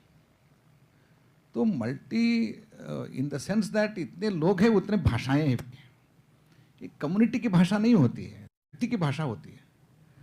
तो ऐसे सोच के साथ पाणिनि शुरू करता है। पाणिनि का ये नहीं स्टैंडर्डाइजेशन बनाना, सबका एक भाषा बनाना उद्देश्य नहीं था कभी, ये नहीं था कभी। हम जानते थे, और पाणिनि के सामने जितने बड़ा लिंग्विस्टिक डेटा था इसके बारे में हम सोच भी नहीं सकते। उन्होंने इसको आइडेंटिफाई किया था। Panini has identified the varieties of languages and he collects all those data from and he also mentions it. ये भारत एक लिंग्विस्टिक एरिया, एक आइडिया यहाँ नहीं था, पाणिनि के काल में था। तो ये नया आइडिया नहीं है, पाणिनि के काल में ही, मतलब उससे पहले भी था लेकिन पाणिनि के काल में तो अवश्य था। भारत एक वन लिंग्विस्टिक एरिया, इसको आज हम आज हम देख रहे हैं इसको, मतलब एक लिंग्विस्टिक एरिया का डेफिनेशन देखते हैं, उसके बारे में कॉमन फीचर, शेयर्ड फीचर्स जहाँ रहता है, इसको पाणिनि ने आइडेंटिफाई कर दिया था। न केवल फॉर्म में नहीं था, उसका मीनिंग लेवल में, उसके उच्चारण के लेवल में। वो बोलते हैं आकार का कितनी वेराइटीज़ है, उन्होंने आइडेंटिफाई किया था। ऐसा नहीं होता है कि हमारे उच्चारण स्टैंडर्ड करने के लिए हमारा प्रयास रहता है, we always try to know ऐसा उच्चारण ठीक नहीं है। वैसे in the field of Sanskrit, if you go, every Sanskrit scholar will tell about how to correct your speech. But इतना जिद्दी नहीं होना चाहिए, क्योंकि तो is possible, क्योंकि उच्चारण वो जैसा आप सुनता है लेकिन नहीं है वो, it is a. Then varieties of a and varieties of e, varieties of उच्चारण में इतने साइंटिफिक तरीके से यदि भेद देखा उन्होंने, उसका वेराइटीज देखा, उसको स्टैंडर्डाइज करने का उद्देश्य नहीं था। उसमें जब तक हम इसमें एकत्र ही देख सकते हैं, उसके एक थ्रेड नहीं, हम we can not communicate in a very authentic way. The idea is not to standardise, idea is to understand और identify the one thread, one single thread in the varieties. Bharat के जितने भी भाषाएं हैं, वो भाषाओं में वैरायटी है, कौन नहीं जानता है। शेयर्ड कॉमन फीचर्स है, ये भी हम जानते हैं। इसके लिए कोई साइंस का जरूरत नहीं है, कोई साइंस का जरूरत नहीं है। So it's all know that, feel that when we go out, we understand that there are some share, but वो क्या थ्रेड है उसके द्वारा हम इन सबको जोड़ सकते हैं, वो बहुत इंपॉर्टेंट है।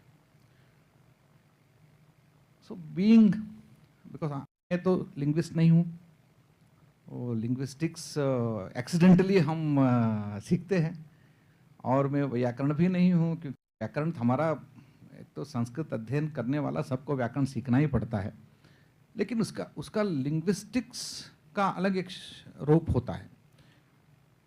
मैं दोनों नहीं हूँ, लेकिन मेरा जो अध्ययन के काल में मैंने देखा, Sanskrit as a thread in one linguistic area बनाने के लिए भारत का अखंड भाषिक क्षेत्र के रूप में, अखंड भाषिक क्षेत्र के रूप में, ये भाषाएं हैं लेकिन ये अखंड है, अखंड भाषिक क्षेत्र के रूप में भारत को आइडेंटिफाई करने में, भारत के एक सूत्र के रूप में संस्कृत काम करता है। वो इसलिए नहीं कि संस्कृत से सभी भाषाएं निकले हैं, नहीं, मैं मानता नहीं हूँ, मैं खुद नहीं मानता हूँ। और when people ask me whether Sanskrit is mother of all languages, I said no, not in the genetic sense. वहाँ से निकला है नहीं मानता हूँ, लेकिन मैं जरूर ये बोलता हूँ कि आप धीरे धीरे आपका रिफाइन करते जाएंगे तो ये सारी भाषाएं एक दिन संस्कृत बनेंगे। Kannada, Tamil, Gujarati and Telugu, all these languages, when they refine themselves, it is target language. It is source language नहीं है, ये target language है। So we should target Sanskrit. That means somewhere when we look at Sanskrit and we inspire ourselves to go towards Sanskrit or remain near Sanskrit, so that we live, I will give you guarantee that we remain one linguistic area. तो ये भूलना नहीं चाहिए, इसके लिए संस्कृत का उल्लेख करना चाहता हूँ. सेंटर में जब एक पॉइंट है, उस पॉइंटर को हम whether we learn Sanskrit or not, whether we analyze Sanskrit or not, whether we keep Sanskrit as one of the sources or not, but if we keep it in center point and we move around, then definitely remain as one linguistic area. Otherwise, I don't know what will happen. But today I listened to Professor Mahanti. He was mentioning that वो तो भारत में English रहने वाला नहीं है, तो नहीं है, फिर भी उन्होंने एक घोषणा कर दी है. तो भारत, इंग्लिश भी भारतीय भाषा बन गई है, ऐसा कुछ नहीं है कि भारत से बाहर है. तो मैं जो इंग्लिश बोलता हूँ तो मैं भारतीय इंग्लिश ही बोलता हूँ, मैं थोड़े अंग्रेजी इंग्लिश बोल सकता हूँ. तो today we need to discuss all this, keep certain questions in our mind. मैं क्योंकि द एंड क्लोजिंग सेरेमनी है तो क्लोजिंग ज़्यादा जल्दी करना पड़ेगा, तो उसमें एक दो पॉइंट आपके सामने रखना चाहता हूँ, which is important for futuristic plans. We have discussed about the past and we have discussed about the history and issues and challenges and the scientific aspects of it, technical aspects of it, but what to do to keep this as one linguistic area, that is also very important for us. एक उपनिषद में एक कहावत है, बहुत पुराना है, वाचारंभणम विकारो नामधेयम मृत्तिके सत्यम.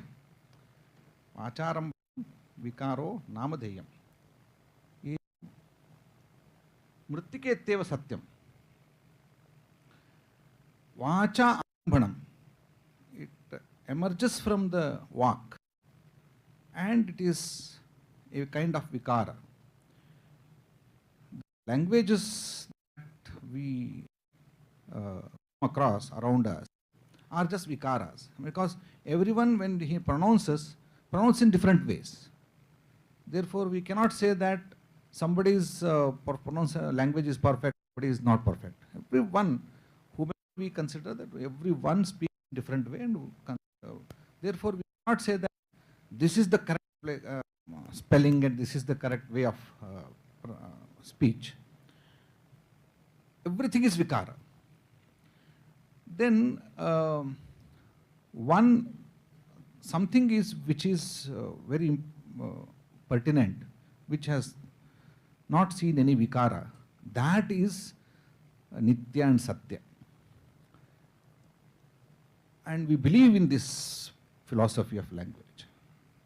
Mritika, so Mati, Mata, Mati, anything you can tell, but we should keep in our record that बोलते हैं ना डिक्शनरी में एक हेडवर्ड होता है, उसको हेडवर्ड रखिए, बाकी सब कितने भी आप विस्तार करते रहिए, लेकिन हेडवर्ड मिस हो गया तो अब सर्चिंग बंद हो जाता है. सर्च सिस्टम यदि काम करता है, हेडवर्ड जब तक हम रखेंगे तब तक सर्च सिस्टम काम करता रहता है, क्योंकि वो कनेक्ट करता है. तो कनेक्टिंग की पॉइंट जब तक उसको हम मिस करेंगे तब तक ये सारा एक हो जाते हैं. जिस दिन वो हेडवर्ड मिस हो गया तो थ्रेड हो गया तो उसका लिंकिंग खत्म हो गया. जब लिंकिंग खत्म हो गया तो ये सारे को एक कनेक्ट करने का प्रिंसिपल खत्म हो जाएगा. तो उपनिषद सेज दैट तिकेत्यव सत्यम, this one thing which is given in Sanskrit, you keep in center point and which will connect you. Therefore, you don't worry about the rest of things.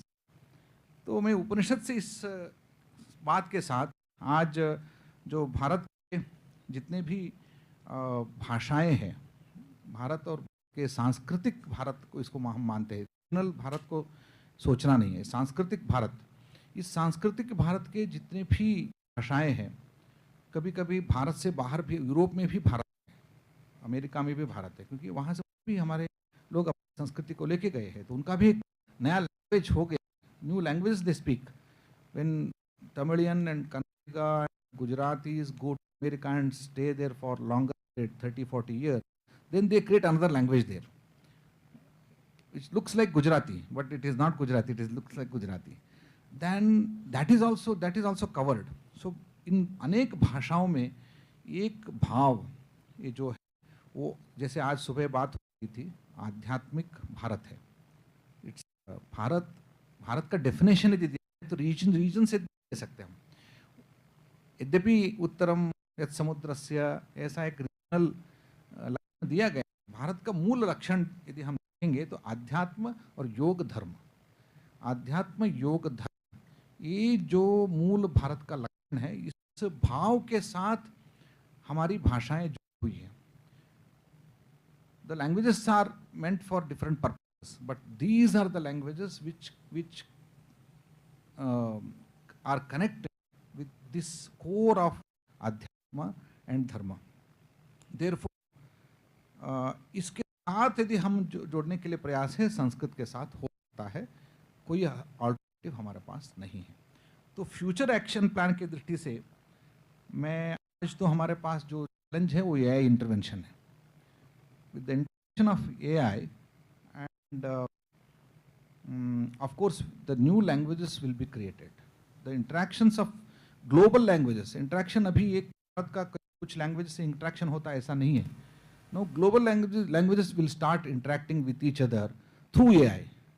Every language will come into picture, and suddenly the interaction will become more and more, and then one language start influencing the other language.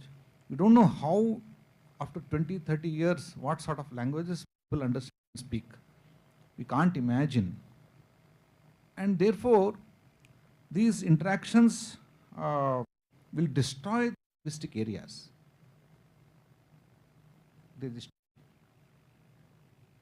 तो होने दीजिए क्या होने वाला है. लेकिन when we see this kind of destruction, also see the destruction thoughts and thinking process and our existence. ये एक तरह का भारतीय किसी देश का, ऐसा भारत का नहीं बता रहा हूँ, even for that matter any sort of identity is under crisis. तो language के साथ thoughts and then culture जुड़ी हुई है, इसका एक बहुत बड़ा danger point. मैं एक दो उदाहरण के साथ बताना चाहता हूँ. देखिए कन्नड़ में कोडू यानी give, to give, kodu. It's a Kannada word. But this is just simple an action. It is an action, kriya. Then when it is connected with dana, it is not just giving. Dana is loaded with certain concepts, certain notions. So dana and kodu both are different. When something is added to kodu, then it becomes dana. Therefore, in Kannada we say dana kododu. So it repeats sometimes. But dana kodu in every language दान देना है. देना नहीं होता है, दान देना होता है. दान देने के लिए अलग होता है वो. स्टेप संस्कार चाहिए उसके लिए. एंड देन वैसे ही हमारा कर्मा माडू. एंड देन माडू when it is added with certain sanskar, this becomes karma. And karma becomes, when it is collective, it becomes yajna, it is Sanskriti. So it is added with more number of concepts and notions which is retained in the language. आपने कर्म को छोड़ दिया, ज्ञान दान कर्म छोड़ दिया, तो जिस दिन छोड़ देते ये कॉन्सेप्ट ही चले जाएंगे, हमारा संस्कृति यज्ञ की संस्कृति खत्म हो जाएगा. तो इतना आसान नहीं है.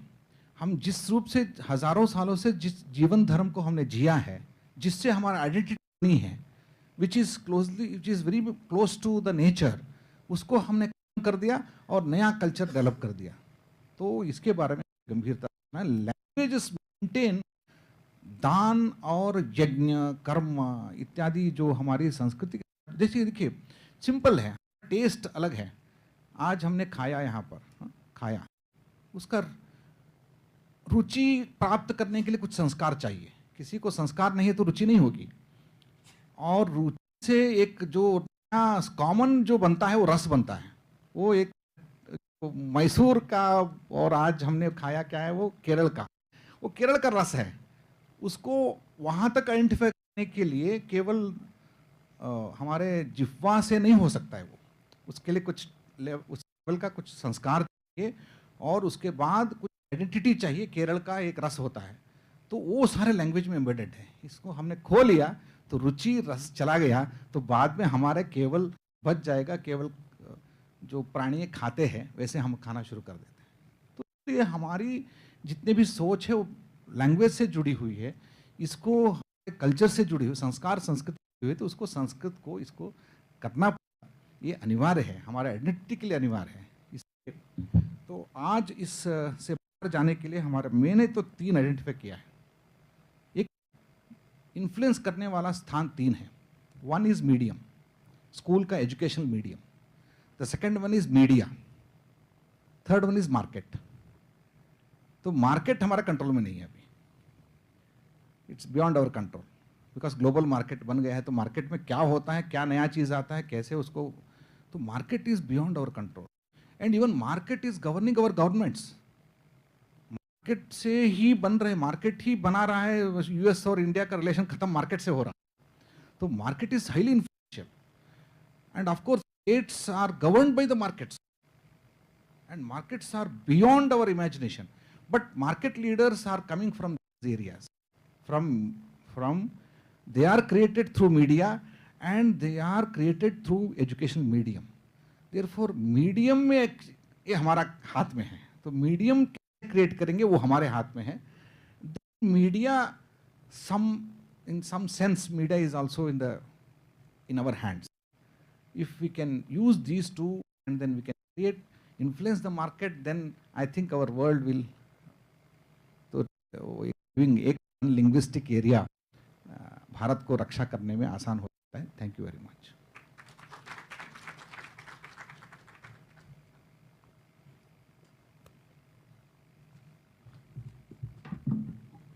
Thank you, Professor Srinivasa Arcade, for his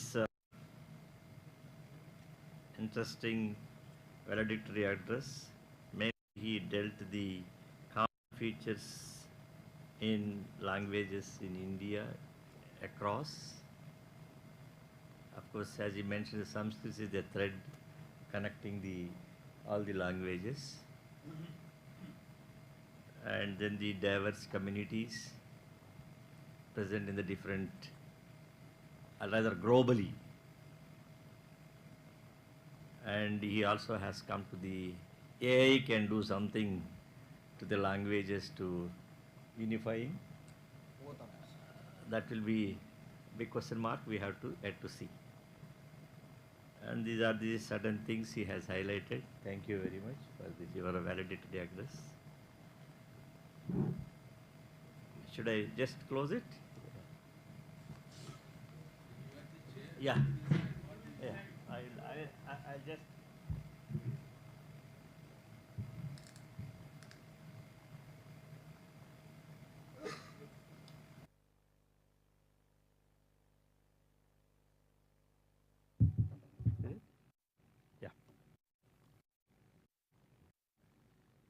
Just when I came here, Professor Kumar and said he's a biologist. I think he knows something about the concern to the language. Maybe he said language is a multidisciplinary approach. That contest, see, there is a convergence. I was listening the last session talking about the convergence of the language, and we have seen it is there in the biology, there is a convergence. I'm basically biologist, and you can see this, there is a Estuarine species. I don't know whether you are aware of it. There is water and the seawater, when you mix it in the zone called Estuarine zone, where the species are, the fish or any plants or any other animals are different. There is a convergence because the salt concentration is diversified. Along with that, only the species which can able to trade the wide range of salt concentration, they live in that zone. Similarly, I have seen the convergence in the languages, especially we call as, I think, your linguists, they work in this transitional zones. So in between the two languages, there is a convergence. I think this transitional zone is formed, and then they're mixing cultures, and then their language is also mixed up. I have seen in the, say, suppose here, you can see in between Andhra and Orissa, Berampur, and there is a lot of convergence. And similarly, in Karnataka, you find Andhra and Karnataka, one side, Ballari district, something, there is a lot of convergence. And similarly, Maharashtra and Karnataka, there is convergence in the some border districts. But here, their language is a bit of convergence, and their food habits are different.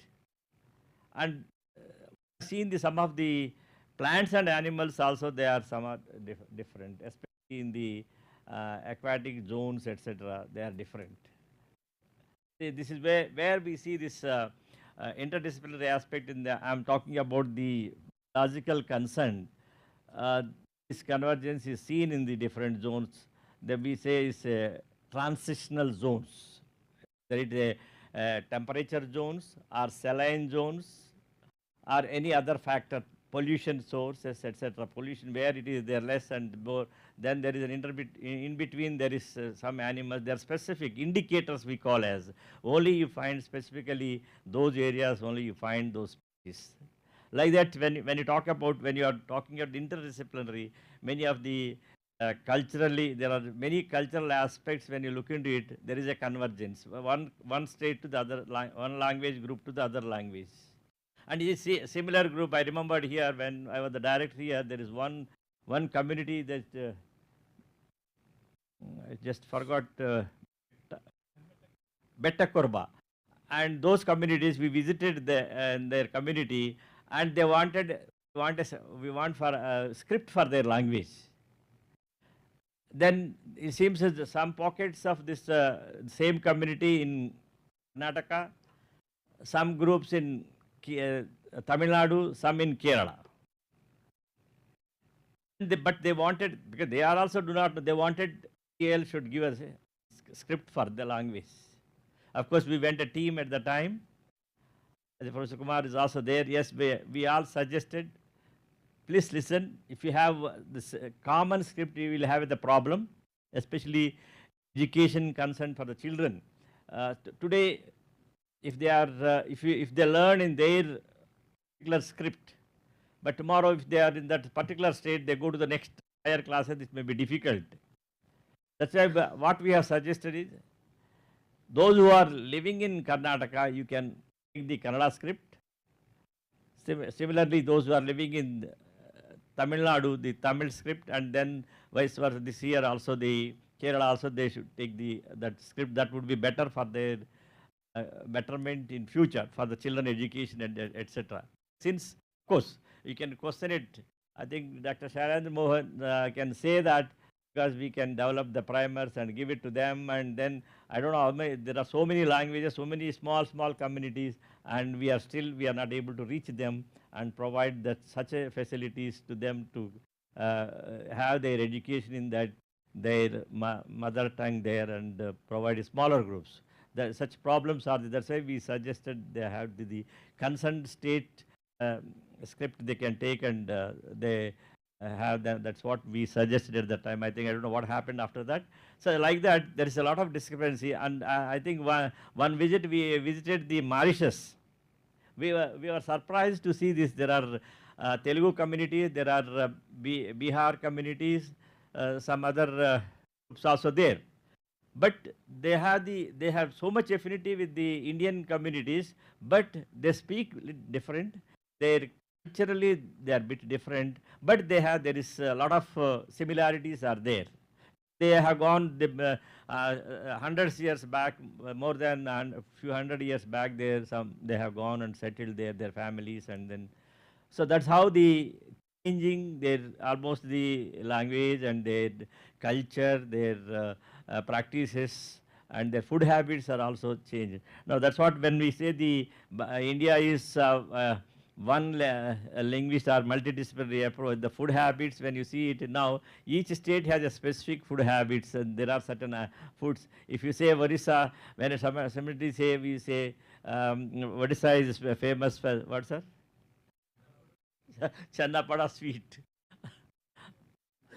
Similarly, we have another, I forgot the name, this Dalma. Dalma is famous for the Odisha specific, the identity comes.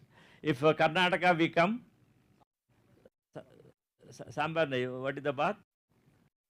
Vishalabath. Vishalabath. So like that we have each.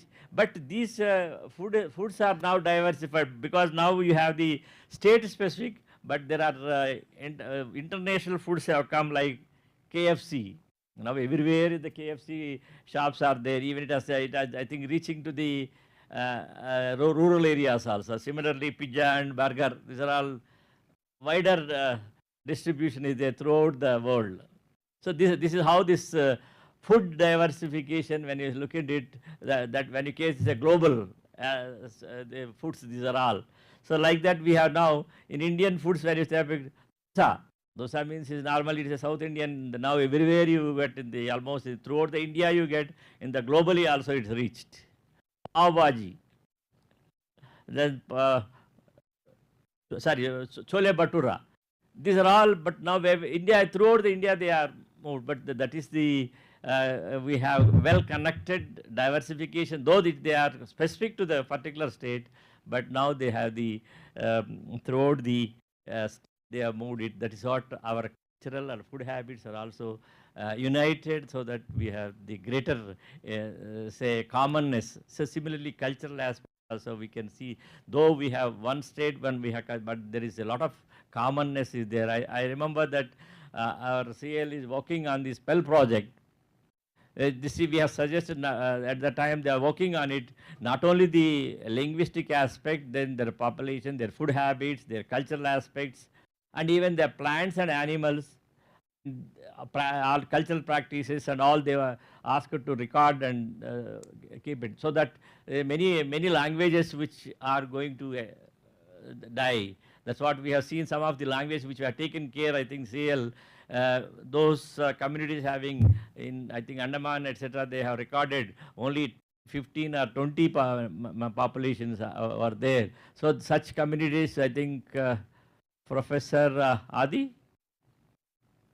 Abi, Professor Abi was given, she has taken a lot of pain and she did it from those communities recorded, and I think she has published it, I believe it, yes, such community, because so that otherwise if we delay it, the community dies and then their culture and other thing, other aspects also we lose it. That's why we have to record it. That's how the spell project has started with now 60 or 70 languages, Sujay?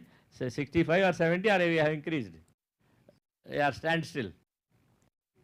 About 72 languages, they are working endangered languages. You know that less than 10,000 population is there. That language they are considered as an endangered language. They are, I think many of your professors and I think throughout the country they are associated with the project. And I think we have spent crores of rupees on that project, and many have done the work, and some have. I was not satisfied when I was director because the money was flown and in return we did not get it. But I think I felt that was a good project. It can address many of the problems which we have discussed in the conference. A few things I wanted to share with you. Thank you very much. I think I congratulate the director and the coordinator for organizing this seminar and giving thought over the commonness of the India is a one linguistic component and how they are diversified, and then different aspects we all have discussed for the 2 days. Thank you very much. Wish you all the best.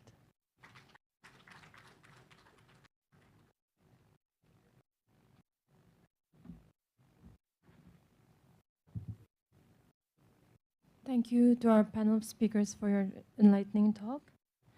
Now, we would like to take the time to felicitate both our chair and our valedictory speaker. First, I would like to please ask our chair, Professor D.G. Rao, to hand a token of appreciation to our guest of honor, Professor Srinivasa Lakedi.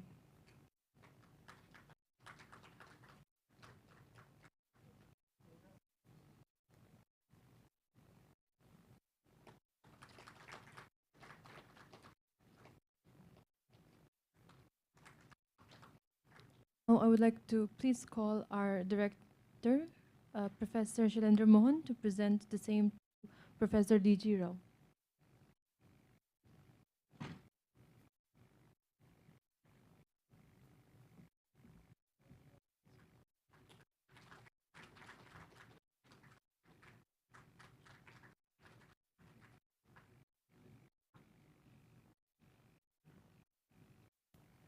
Thank you. Now I would like to give the time to our director to give his closing remarks. I'll just speak 2 minutes. Sir, I thank you very much, Varkedi sir, for giving us those 3 threads by which we can look into the future of our languages and try to see that how India as a linguistic area can. And I also thank Professor D.G. Rao sir for chairing this session. I thank all the participants coming from various disciplines, and initially I thought that India as a linguistic area, because language is one that is reflected in all disciplines. If all disciplines can come together and look into the commonness of our systems as well as the way we look at the reality, there could be a possibility to understand from various perspectives, not in silos, in multidisciplinary perspective, to understand our reality that we all are looking. So I thank all the participants from all multidisciplinaries for giving us some thoughts. And last not but the least, Mr. Bhusan sir, giving us the idea that all multidiscipline can come together. Thank you very much, sir. And Sujay will thank all others, especially our team, those who have organized and those who have worked hard for last 10-15 days for organizing this conference. Now, Sujay.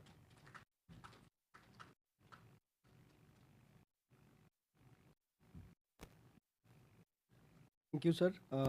It is customary to the vote of thanks. I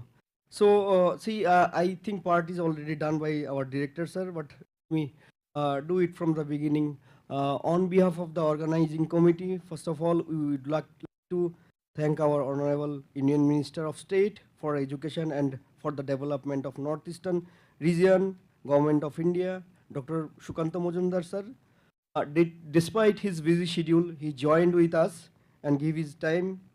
Our sincere thanks to Padma Shri Dr. Nivedita Ma'am, All India Vice President Vivekananda Kendra Kumari, Sri Sanjeev Sanyalji, Member of Economic Advisory Council to Prime Minister of India, sharing their views.